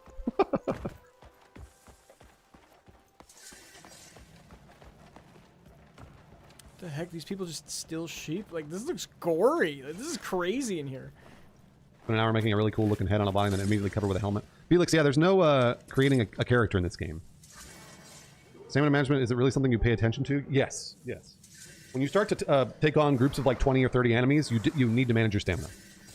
Yeah. My class in Dragon's Dogma was the really weird aggro class. It was like, I forget the name of it, but it was like the class where you had to like dust everything with smoke. That's not aggro, that's the trickster class. The enemies would attack each other. What was the name of that class? Trickster. I really liked that class. I did a guide on the trickster class, if you guys want to watch it. Pretty cool. Literally, you do the trickster, and you do 3 sorcerers, and they all just bring down like crazy, crazy combos. It's awesome. Arquez is a channel. Yeah, no, I have him on as one of the videos. It's one of these. I think it's like somewhere in the middle. I don't know. It's one of these. Yeah, there is. Or Artix. Maybe they're a different one. No, Arquez. Yeah, right there. Boom. We'll watch it later. We'll get to it. He fell back when they played BDO. Oh, okay. So they're actually like they're core people. They've been around for a while, actually following Pearl Abyss for a while. Good to know. Thanks, Kinsu. Rita Summers, the only bit of Dragon's Dogma I can say I see in the game is being able to mount bigger enemies. Yeah, I saw that. Like when you mount the snow horn and you're stabbing it, that felt like I was climbing on the what is it, not the trolls, but the wolverines, the werewolves. I think it was werewolves. Yeah, 100% like that. Pick up enemies that are your size because you can do that in both games. Yep. And how dark it looks at night. Yeah, I know, right? But that's about it. Trickster was difficult to learn, but was really fun. I thought it was a cool class, but yeah, it wasn't that good of a class, like if we're being honest. The other ones were way stronger, and you needed good sorcerers or good other support units. It was so weird. I thought it was fun. Do you have any idea how many mouths I have to bloody feed? Would it help if I cut it down by 1? What was the name of it? It had a really weird name. That's too. one of the bosses. Which boss is that? That's the boss with the elf boss, I think. Trickster, that's what it was, yeah. Trickster. Trickster, it was cool. It was cool. Betray the Gold Leaf's trust, and you're all fucking dead. All right. They're talking about the gold leaves. I'm learning more and more that the gold leaves are behind a lot of the, like, animal stealing. So that's the one that robbed my house. Look, they found all their animals. Everyone, gather your belongings and Oh, all their cows and goats. The Grey Mane has caught the bandits. Nice. 110 factions in this game? That's crazy. Wait, 110 factions? Are there really? That's actually crazy. That's really crazy. Trickster was difficult to learn, but was really fun. Yeah, I did like regular archer, I think is what I did. A ranger, whatever it was. I beat the game on as a warrior. Yeah. Nothing like taking down a dragon with one strike from a greatsword. Yeah, that'd be cool. I'd be jealous. I love that they swear in this game. I was just about to say, he started off like, fuck you. That was awesome. I can't tell you how weird it is to see so many dark fantasy games use no foul language, right? Kesar, looking at the memories is a fun way to tackle storytelling too. 100%. Great shout. Great point out. I'm just not a big fan of being shoved into a cutscene. See, I like cutscenes. I've always loved them. Maybe that's definitely maybe this is a good balance. Maybe they've balanced out so that players from both sides can do it. But you like God of War, didn't you say God of War was like one of your favorite? That one has more cutscenes than a lot of games, right? It's confirmed that we can just press a button and you can lean against any wall or tree and sit on a ledge or sit down, and that's really cool. Yeah. That's great. Oh, let's make this big again. That gold leaf merchant. I expanded my inventory again. That yellow bar didn't fill up. Nightwolf, I don't know what it is. They used to just be coin-grubbing merchants, but now we've got to watch our step around them. True. It's nonsense. This is all because of That's that a lot of branch factions. master. Horn splitter, right? Aye, it all started when he rose to power. Oh yeah, so they're talking about Horn Splitter. So Horn Splitter is Scruples. Now they know better than the ordinary leader of bandits. this gold leaf faction We have to do something. Or that is You know where I can causing find problems. gold They're leaf? stealing. Gold leaf. A Grey Mane. Yeah. I think a Grey Mane would be short on coin. Mind telling us 80 what hours for business normal you have playthrough with and the 200 for gold full leaf? exploration. I believe that. I believe that. 200 hours of content for sure, easily. They do anything for some easy coin. Word is they're after more than coin these days. Such as the boulders from the sky. Hey, Oh, this is on PC. spreading such rumors. Right, you are. Best to be minding my This is on PC and I really liked it. PC was really. They've got a brand. It was some of this main quest and stuff. This is like something. If you didn't ever take it on, that you might never experience it, which is crazy.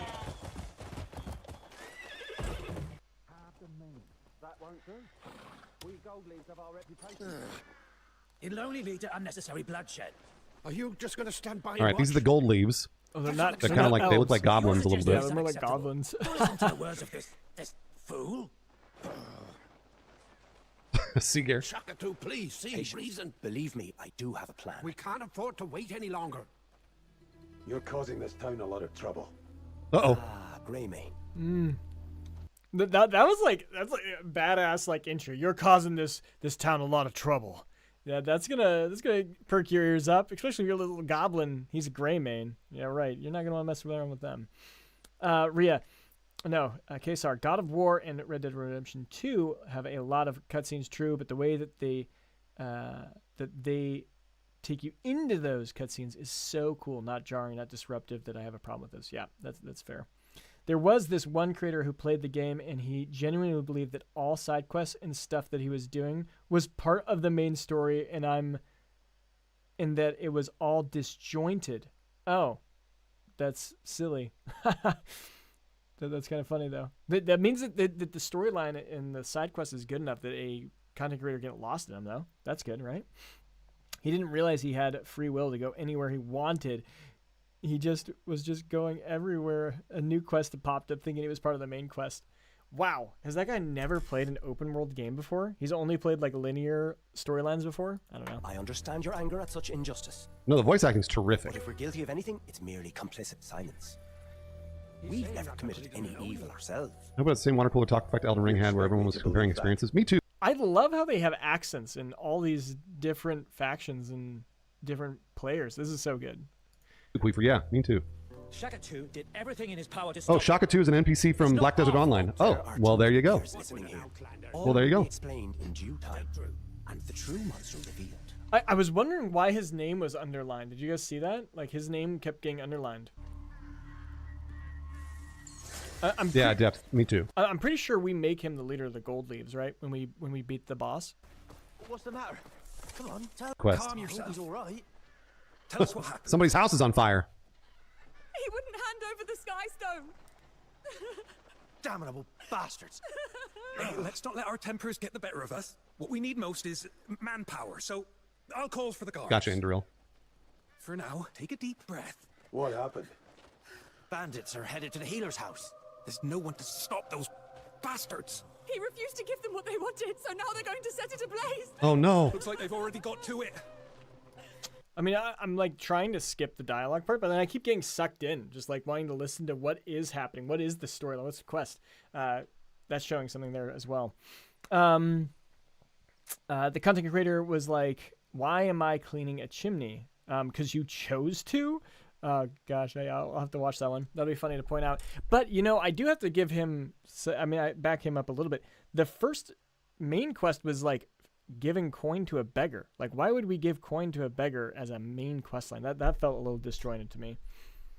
I think I rather like the idea from Kesar that it's not obvious that I'm on a side quest or a main quest. Yes, I do like that. Makes it really likely that I'm going to get lost in the world, which I'm a big fan of. Skyrim, boom, totally agree with that.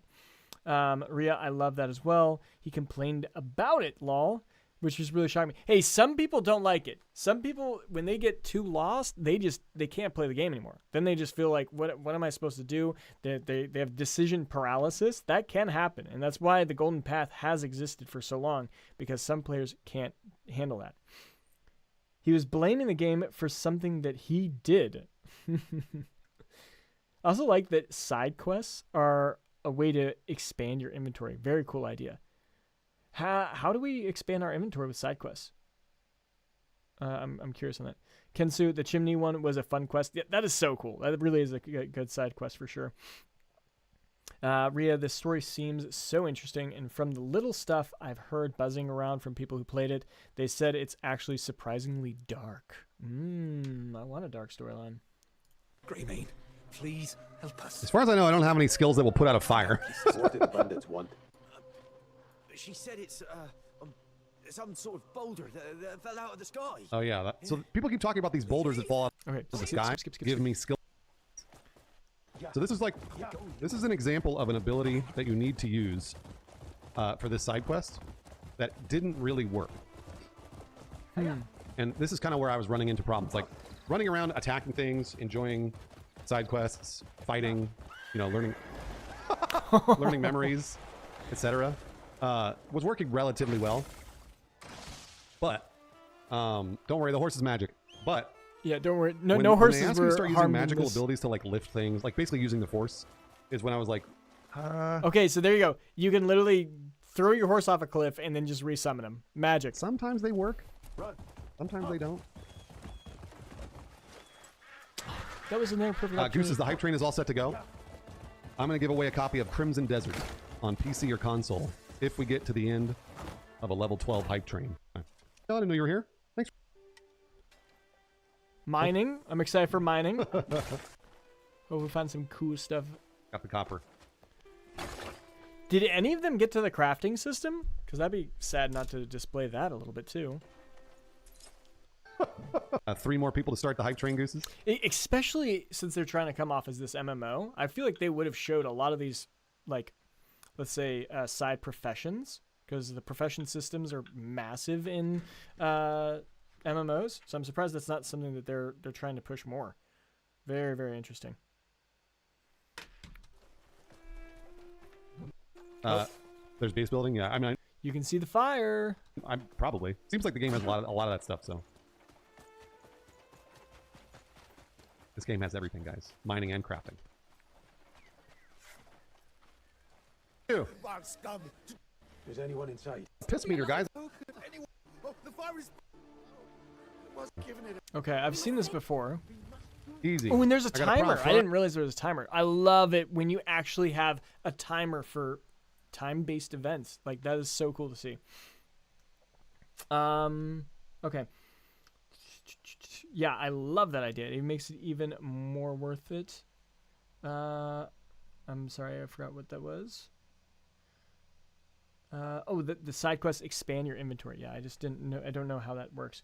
Honestly, I would encourage more developers to put mundane, everyday life stuff in their games because it makes the world feel more alive. Yeah, immersion and believability are important, 100%. The Pearl Abyss is so good at hiding sneaky stuff in the gameplay. They showed us like there are different breeds of horses. Yeah, I know we have not seen any other horses. I was wondering if we'd see people breeding horses or at least trying to capture a new one. We've seen really skinny, fast horses and big muscular horses, yes. And if it's as good as I heard, I think there could be the first game to surpass Zelda's horse system. All right, Breath of the Wild, Tears of the Kingdom time, the most in-depth horse system in any game because you actually legitimately have to train each of your horses and build a bond. Wow. Your horse acts as an entity on its own, not just because something you control, not just a vehicle. In BDO, you can breed your horses and create a Pegasus via the horse breeding. Not sure about Crimson Desert. Yeah. There is definitely horse taming here. Yep. All right, let's put out some logs with my force lift. Perfect. Put this log right over here. Wow, you just planted that standing up. Use nature's grasp. Okay, well, I got stuck there. Right, we're good, no problem. Oh, fell over. I can carry a water jar, so I'm trying to carry that water jar there. There we go. I'm a little glitched. And I glitched out. We have seen This is what I mean by... Because like people are like, it's like Breath of the Wild, you can do anything. No. Breath of the Wild had never had those issues, ever. And when you start using the magical abilities and sort of manipulating the physics of the game, is when things start to get a little wonk. But you can retry, yeah. Things start to get a little wonk, and I was like, well, wait, where does the fire... Does the log go... Like, I can't push the log over, I have to use my ability.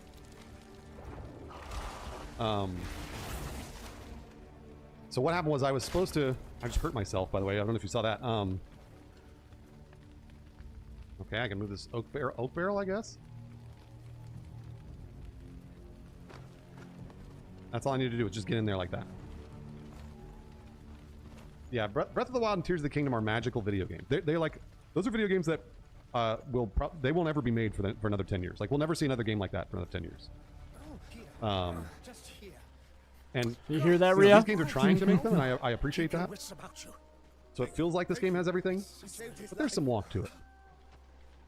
There's some walk to it. Well, that's pretty sad to hear, you know, because he's saying that it's not going to reach the level of the Zelda titles. Very interesting. It wasn't for the Greymane. If it weren't for you, what would have happened to him? You have our sincerest thanks. I'm sure of Pork Cubes, yeah, I'm sure of it. It looks very Witcher to me. It looks Witcher to me, too. Was that rock really worth a man's life? Now we have to find Hubert. Bloodborne feels like a game we'll never see again. I know, right? I'm ashamed to ask, but... Looks like the Skyrim type of... Without him, our town... Skyrim, Jake! I really wonder what the underlined words... Can we click on that during this and it'll pause and tell us who these people are? Have like context? No. This game is harder to navigate than Skyrim. Yes, when he wouldn't hand over the Skystone. No. Skystones again. Please rescue him. I know, I love the sun. The burden of such a thing is too heavy to bear. I love the sun. Please, take it and save our Oh, that's a skill. That's a skill point there. That's one of those stones that came from the Sky City. All right. I'll do it. Okay, we'll skip along. This is me looking at the skill tree again, being like, "Don't forget, Bruce." Like look at it. Look at like there's 3 skills there. There's 5 skills there. I wish I could scroll. I just tried to scroll. Doesn't work. Use these abilities. You keep forgetting. 3 skills on that one. All of these have 5 skills here. 3 skill, 3 skill. A lot of different skill Turning points slash to learn. Stab. Armed. That's just leveling up armed combat again. If I get the Abyss artifact that I just got, the stone, allows me to level it up again. So that, yeah. So there, I level up my sword, and it should give me more more strength, and then I get to see what ability I got, which is charge. Oh, okay, so now you can run around and charge at people with a shield. That's cool. That's really cool. Rhea, I don't know. We'll have to see. Surpassing those games is no easy feat, especially Tears of the Kingdom. I wouldn't call...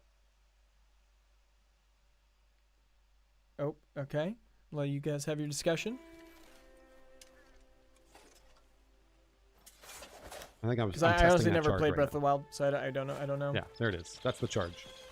And I can knock people over with it. So I think people said there were not difficulty sliders. People were saying that there is not a way to adjust difficulty. I like that, actually. I like it too. Because you know what that means? People who add difficulty sliders means that they haven't curated the game in a way that is supposed to funnel you into learning mechanics and systems and mastering it. It's just, we're going to just throw it in because we couldn't design the game in a specific way. I feel like it's like a lazy way of developing. All right, Chad, I'm just going to go to the restroom really quick, get more water. Enjoy. Enjoy the... I don't know, make sure I skip the... Get off the horse to pick stuff up. Oh, I don't know, Cos. Okay. Just regular combat. No, I love it, Bread Boy. I love the sun. Why does everybody always yell at me to close the blinds? You guys really... you understand the sun is good for you. Let's see. More combat. This is gameplay I recorded earlier. I can walk away and it'll play on its own.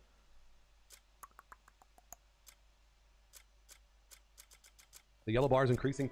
Do want to see what some of this stuff is. Crafting, refinement material. He has a mask, by the way, everyone. So he could steal some stuff.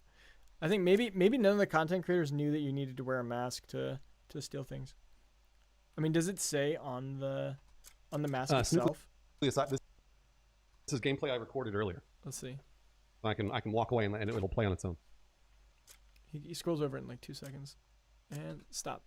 A simple face covering to conceal your identity and inspire terror on onlookers. Okay, so it makes people scared of you.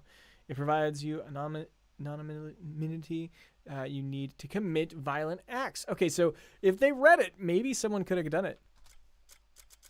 The yellow bar. Oh, some did. Okay, some did try it. Okay, and they did steal. Nice.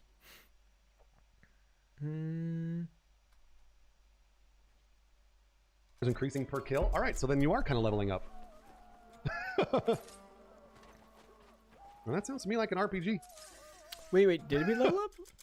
The yellow bar is increasing per kill. All right, so then you are kind of leveling up.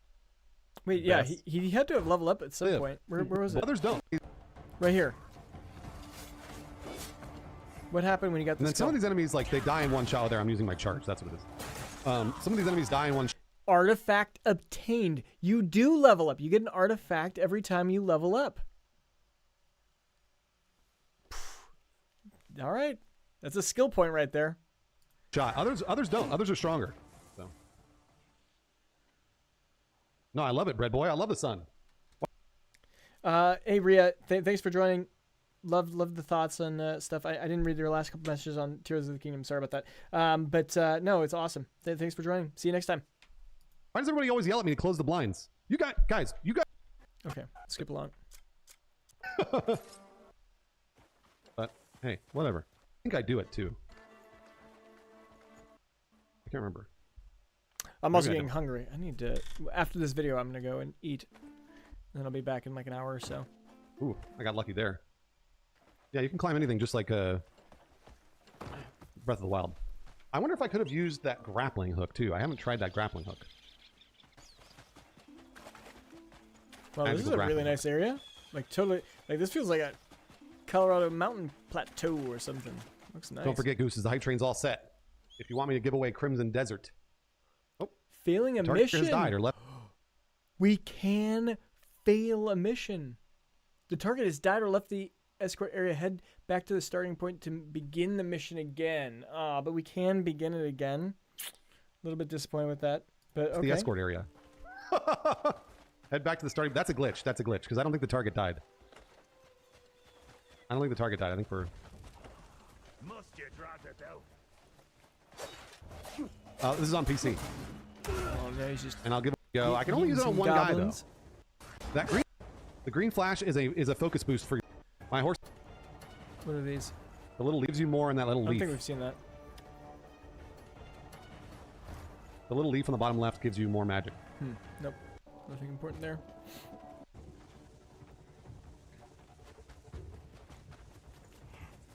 Took their lunch.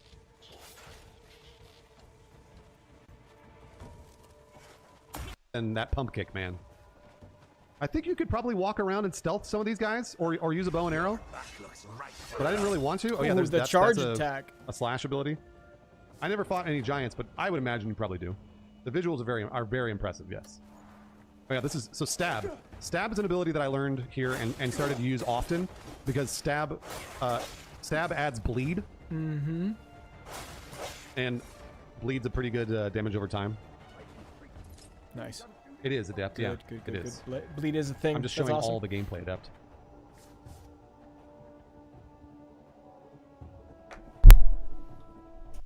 Go back to the compendium screen. Was that? And I'm gonna pick. Was that here? My horse is magic, so it is. Focus boost. That's what it is. The green flash is a focus boost for your magic. That's what it is. So it gives you more in that little leaf. So you're talking about this and just like how many of like, you know, there's key figures and stuff like that. Yeah, I mean the game is crazy. Like this is actually crazy. It is. I'll slow this down so we can actually go through this. So it gives you more in that little leaf. I know I saw like a short of someone breaking this down a lot better than me. But okay, so we were just in like one region. Continent of Pywell, the tribute state of Pelune, Greymanes. You click on this and then there's like, what? There's so much. That's crazy. Okay, so this is all knowledge. So this is the big one. So there's 467 NPCs, 110 factions. Territories are 573. There's 401 different types of creatures, and the boss is 76, that's crazy. Like, especially if they're all unique, that's absolutely just wild. There's 29 different mounts, which is great to hear because I thought, you know, I mean, I'm assuming a good amount of those are going to be horses, but that's going to be super cool. I don't know what adventure means. Gatherables, obviously, collectibles. Ooh, I wonder what all the collectibles are in crafting manuals. Yeah, that's pretty crazy. Magic. Get a good point out though. I missed that. Bow and arrow. I never fought any giants, but I would imagine you probably do. The visuals are very impressive. Yes, because it is. Ooh, he picked up an axe. I mean, Cliff can't use axes, right? No, he could. He could equip that. So right now he has the Sword of the Wolf, which is 12. No critical hit chance. Where this axe has 10, but does have a crit chance. And what do we think the crit multiplier is? I mean, if it's 1.5, it's probably not worth, and then that means the sword's better. But if it's like 2x or more, then crit could be really good. I'm assuming like a 50% crit chance or something. Who knows? This is an annoying MMO? Well, it's not an MMO, so I'm not sure what you mean. Oh, son of a... Please. You'll see, Kumi. I start to fight a lot of... So this gameplay ends with me fighting like a shitload of dudes and then a boss. So stick around. Oh, he gets to the boss. Tiny little red bar? Yes, it is. Let's go. Stick around. You'll see this. This is not an MMO, no. Devious Citizen's really fun. I'm giving away a copy of it too if we beat a hype train as well. Is there durability of any kind? As far I don't think so. I'm bad. We'll skip through that. Ooh, and what's this? Horn Splitter's like causing a lot of problems. Are these more? Flare Gun, are you okay? What's wrong, buddy? You having a Fishing bad... quest? We're looking for a skilled angler. Okay, that's cool. Their Flare Gun? Oh, Flare Gun's having a bad day. He didn't even look at the other. Flare Gun's there's having a little there's bad 3 other day quests there, there. Okay, that's all awesome. right, bud. I'll make it through. The Witcher is what it feels like to me. Yeah. No, Matt, thanks for gifting the ES Bastard. 4 more people to... Shitload of game. It is a shitload of game. Fisher, thanks for the bits. Thank you, Fisher. Makes no difference to me if he's a bloody Greymane. Mavis, yes, I think so. Redux, thanks for the prime as well, Redux. If he crosses the gold leaves, we set him straight. Oh, really? I'm right here, buddy. Come at me. About some poxy outlander. What? Why'd you call me a poxy outlander? Oh, it's him. Greg Brain dropping some pizzle bits. I'm not here to fight. Who the fuck off? Yeah, BG3. Baldur's Gate 3 is also a huge video game. Makes sense. There's a lot of content. One more person to start the hype train. The Trademaster wants to see you. One more person to start it. Oh yeah, I think I've seen this before. So these dudes all have shields, so you have to break their guard. And I'm trying to remember what I used. So stab doesn't work on them. That's your best shit, Dave. I think it was like, yeah, that. Pump kick did it. Pump kick ends up breaking their guard. Their guard's still hard to break though. Yeah, I remember I died once during the demo because breaking shields definitely was tough. 76 bosses. It's crazy. Did I cut the grass? I think I did. Yeah, a little bit. Yeah, free pancakes is fun. That breaks their guard as well. That ability. Nice. There. But you really have to lay it on there. So once you get the guard broken, then you have to continue attacking as fast as possible. My magic ability there, maybe like force. Oh yeah. I probably should have used my magic ability there. Maybe like force palm. Force palm. I can't wait to figure out all the different combos you can do to like mess up guards and stagger enemies. It's gonna be awesome. True.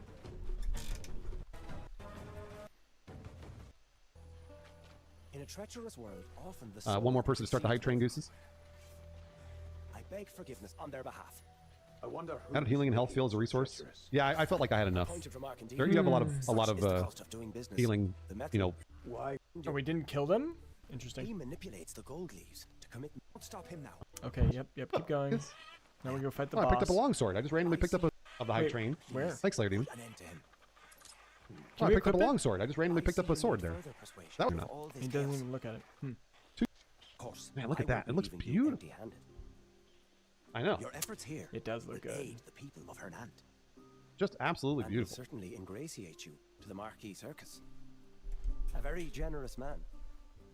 If my agents are to be trusted, he'll offer the Greymane's land. All right, so Shaka 2. Ah, so you have to do this, and then that's how you get the Greyman's land to build on our stuff. That's cool. Who's trying to get me to you would need a great go deal of kill his support. rival, basically. What do you think? He's trying to It get me to seems kill quite a Hornsplitter. mutually beneficial arrangement, wouldn't you say? Wouldn't you say? Game is too dark, but it's pretty. I was having trouble with how dark it was. The day-night cycle is a little long, and it is really, really dark.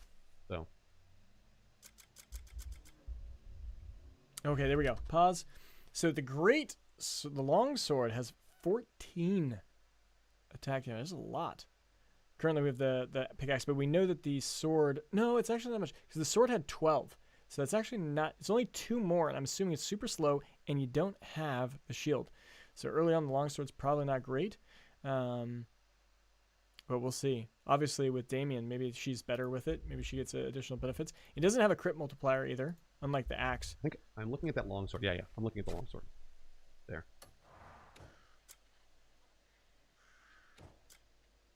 But he wants to play with a longsword. And then I was like, oh, maybe I can use a longsword. And the answer is no. Regular Hobo, I was playing. Oh, you can't. I was playing. And then I recorded it, and now I'm talking you through it. No, there's got to be a way to use the longsword, yeah? I wish, life model. I wish. I'm talking you through the gameplay I recorded, basically. I'm not sure. In the game systems. The open world aspect of this game that have a lot of... Yeah. Oh yeah, so I am leveling up when killing these dudes. For sure. Alright, yes. Yellow bar on the left is the XP bar. And it gives me like abyss artifacts, which are basically skill points. That just turn into... So, not sure what else to say. Oh man, I'm getting wrecked. You see all these dudes? There's a lot of guys I'm fighting. It's gone. There's a lot of guys. Nope. Nope, pork cubes. Nope. Nope, nope, nope. Pork cubes, I promise you. I played this video game, and also you can see the yellow bar go up when I kill things, so. Dustin, thank you, LSD Dustin, or LS Dustin. Okay. So how do you heal? Like, why is he I not don't really have healed? much magic here. I have a couple of magical abilities, but not really. You do heal passively, though, which is interesting. I don't think we see that often in games. That bleed ability is fantastic. It's enemies at once. Okay. Yes, there is a parry. There's like a shield bash. There's a parry. I don't really ever use it because it wasn't ever necessary for me. But yes, there is. I'm gonna skip through because he doesn't have any new skills or abilities that we're looking to. There's only the one difficulty. That's what we heard, Double Delta. But again, who knows? You know, watch. Every NPC is looking at me. Okay, telling this you the looks chat pretty said cool. there's only one difficulty. Well, this is funny because look, watch. Every NPC is looking at me. I love it. Feels like a bad dream. Feels like a really bad dream. Well, the grey mane that's been There he meddling in my is. affairs has saved me the trouble of seeking him out. Okay, All right, we're gonna skip Horn along with Splitter. this because we've seen this already. Is this it? Rebuild that trust and restore our good name. What's doing? Oh, I'm learning his ability too. So again, you learn an ability when you fight these bosses. Oh, Bismarck, no, I didn't. And there you go. I think I stopped playing basically right here. I just started looking at Thank the ancestors. all the skills. Finally. I just started looking at all the skills, but Oh, he's not gonna show us the skills. Ah, he's so smart. He's already like planning his content off of other things, I'm sure. All right. Well, that's all we got for Bruce. Okay. Awesome. So we went through Fighting Cowboy. We went through the IGN one, which was bad. The IGN one was pretty bad, right, guys? I don't know about that one. Fighting Cowboy was cool. Seems like he just got distracted going straight one way. And then we did Bruce Green. Nice. Okay. Well, I'm gonna go eat. I'll be back a little bit later.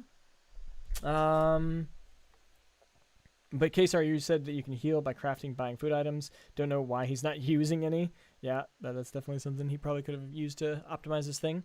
But awesome. Well, I'll be back in a little bit. I'll pop back to me for a sec. Thanks for joining in and being a part of this stream. Yeah, I'm planning on live streaming a lot as we get closer to the launch. Hope you guys are there with me. We'll have that giveaway starting on Monday. I'll kick it off on Monday. But otherwise, that's all I got for now. I'll see you guys later. Feel free to come back in an hour. Talk to you guys later. Caveman, logging off.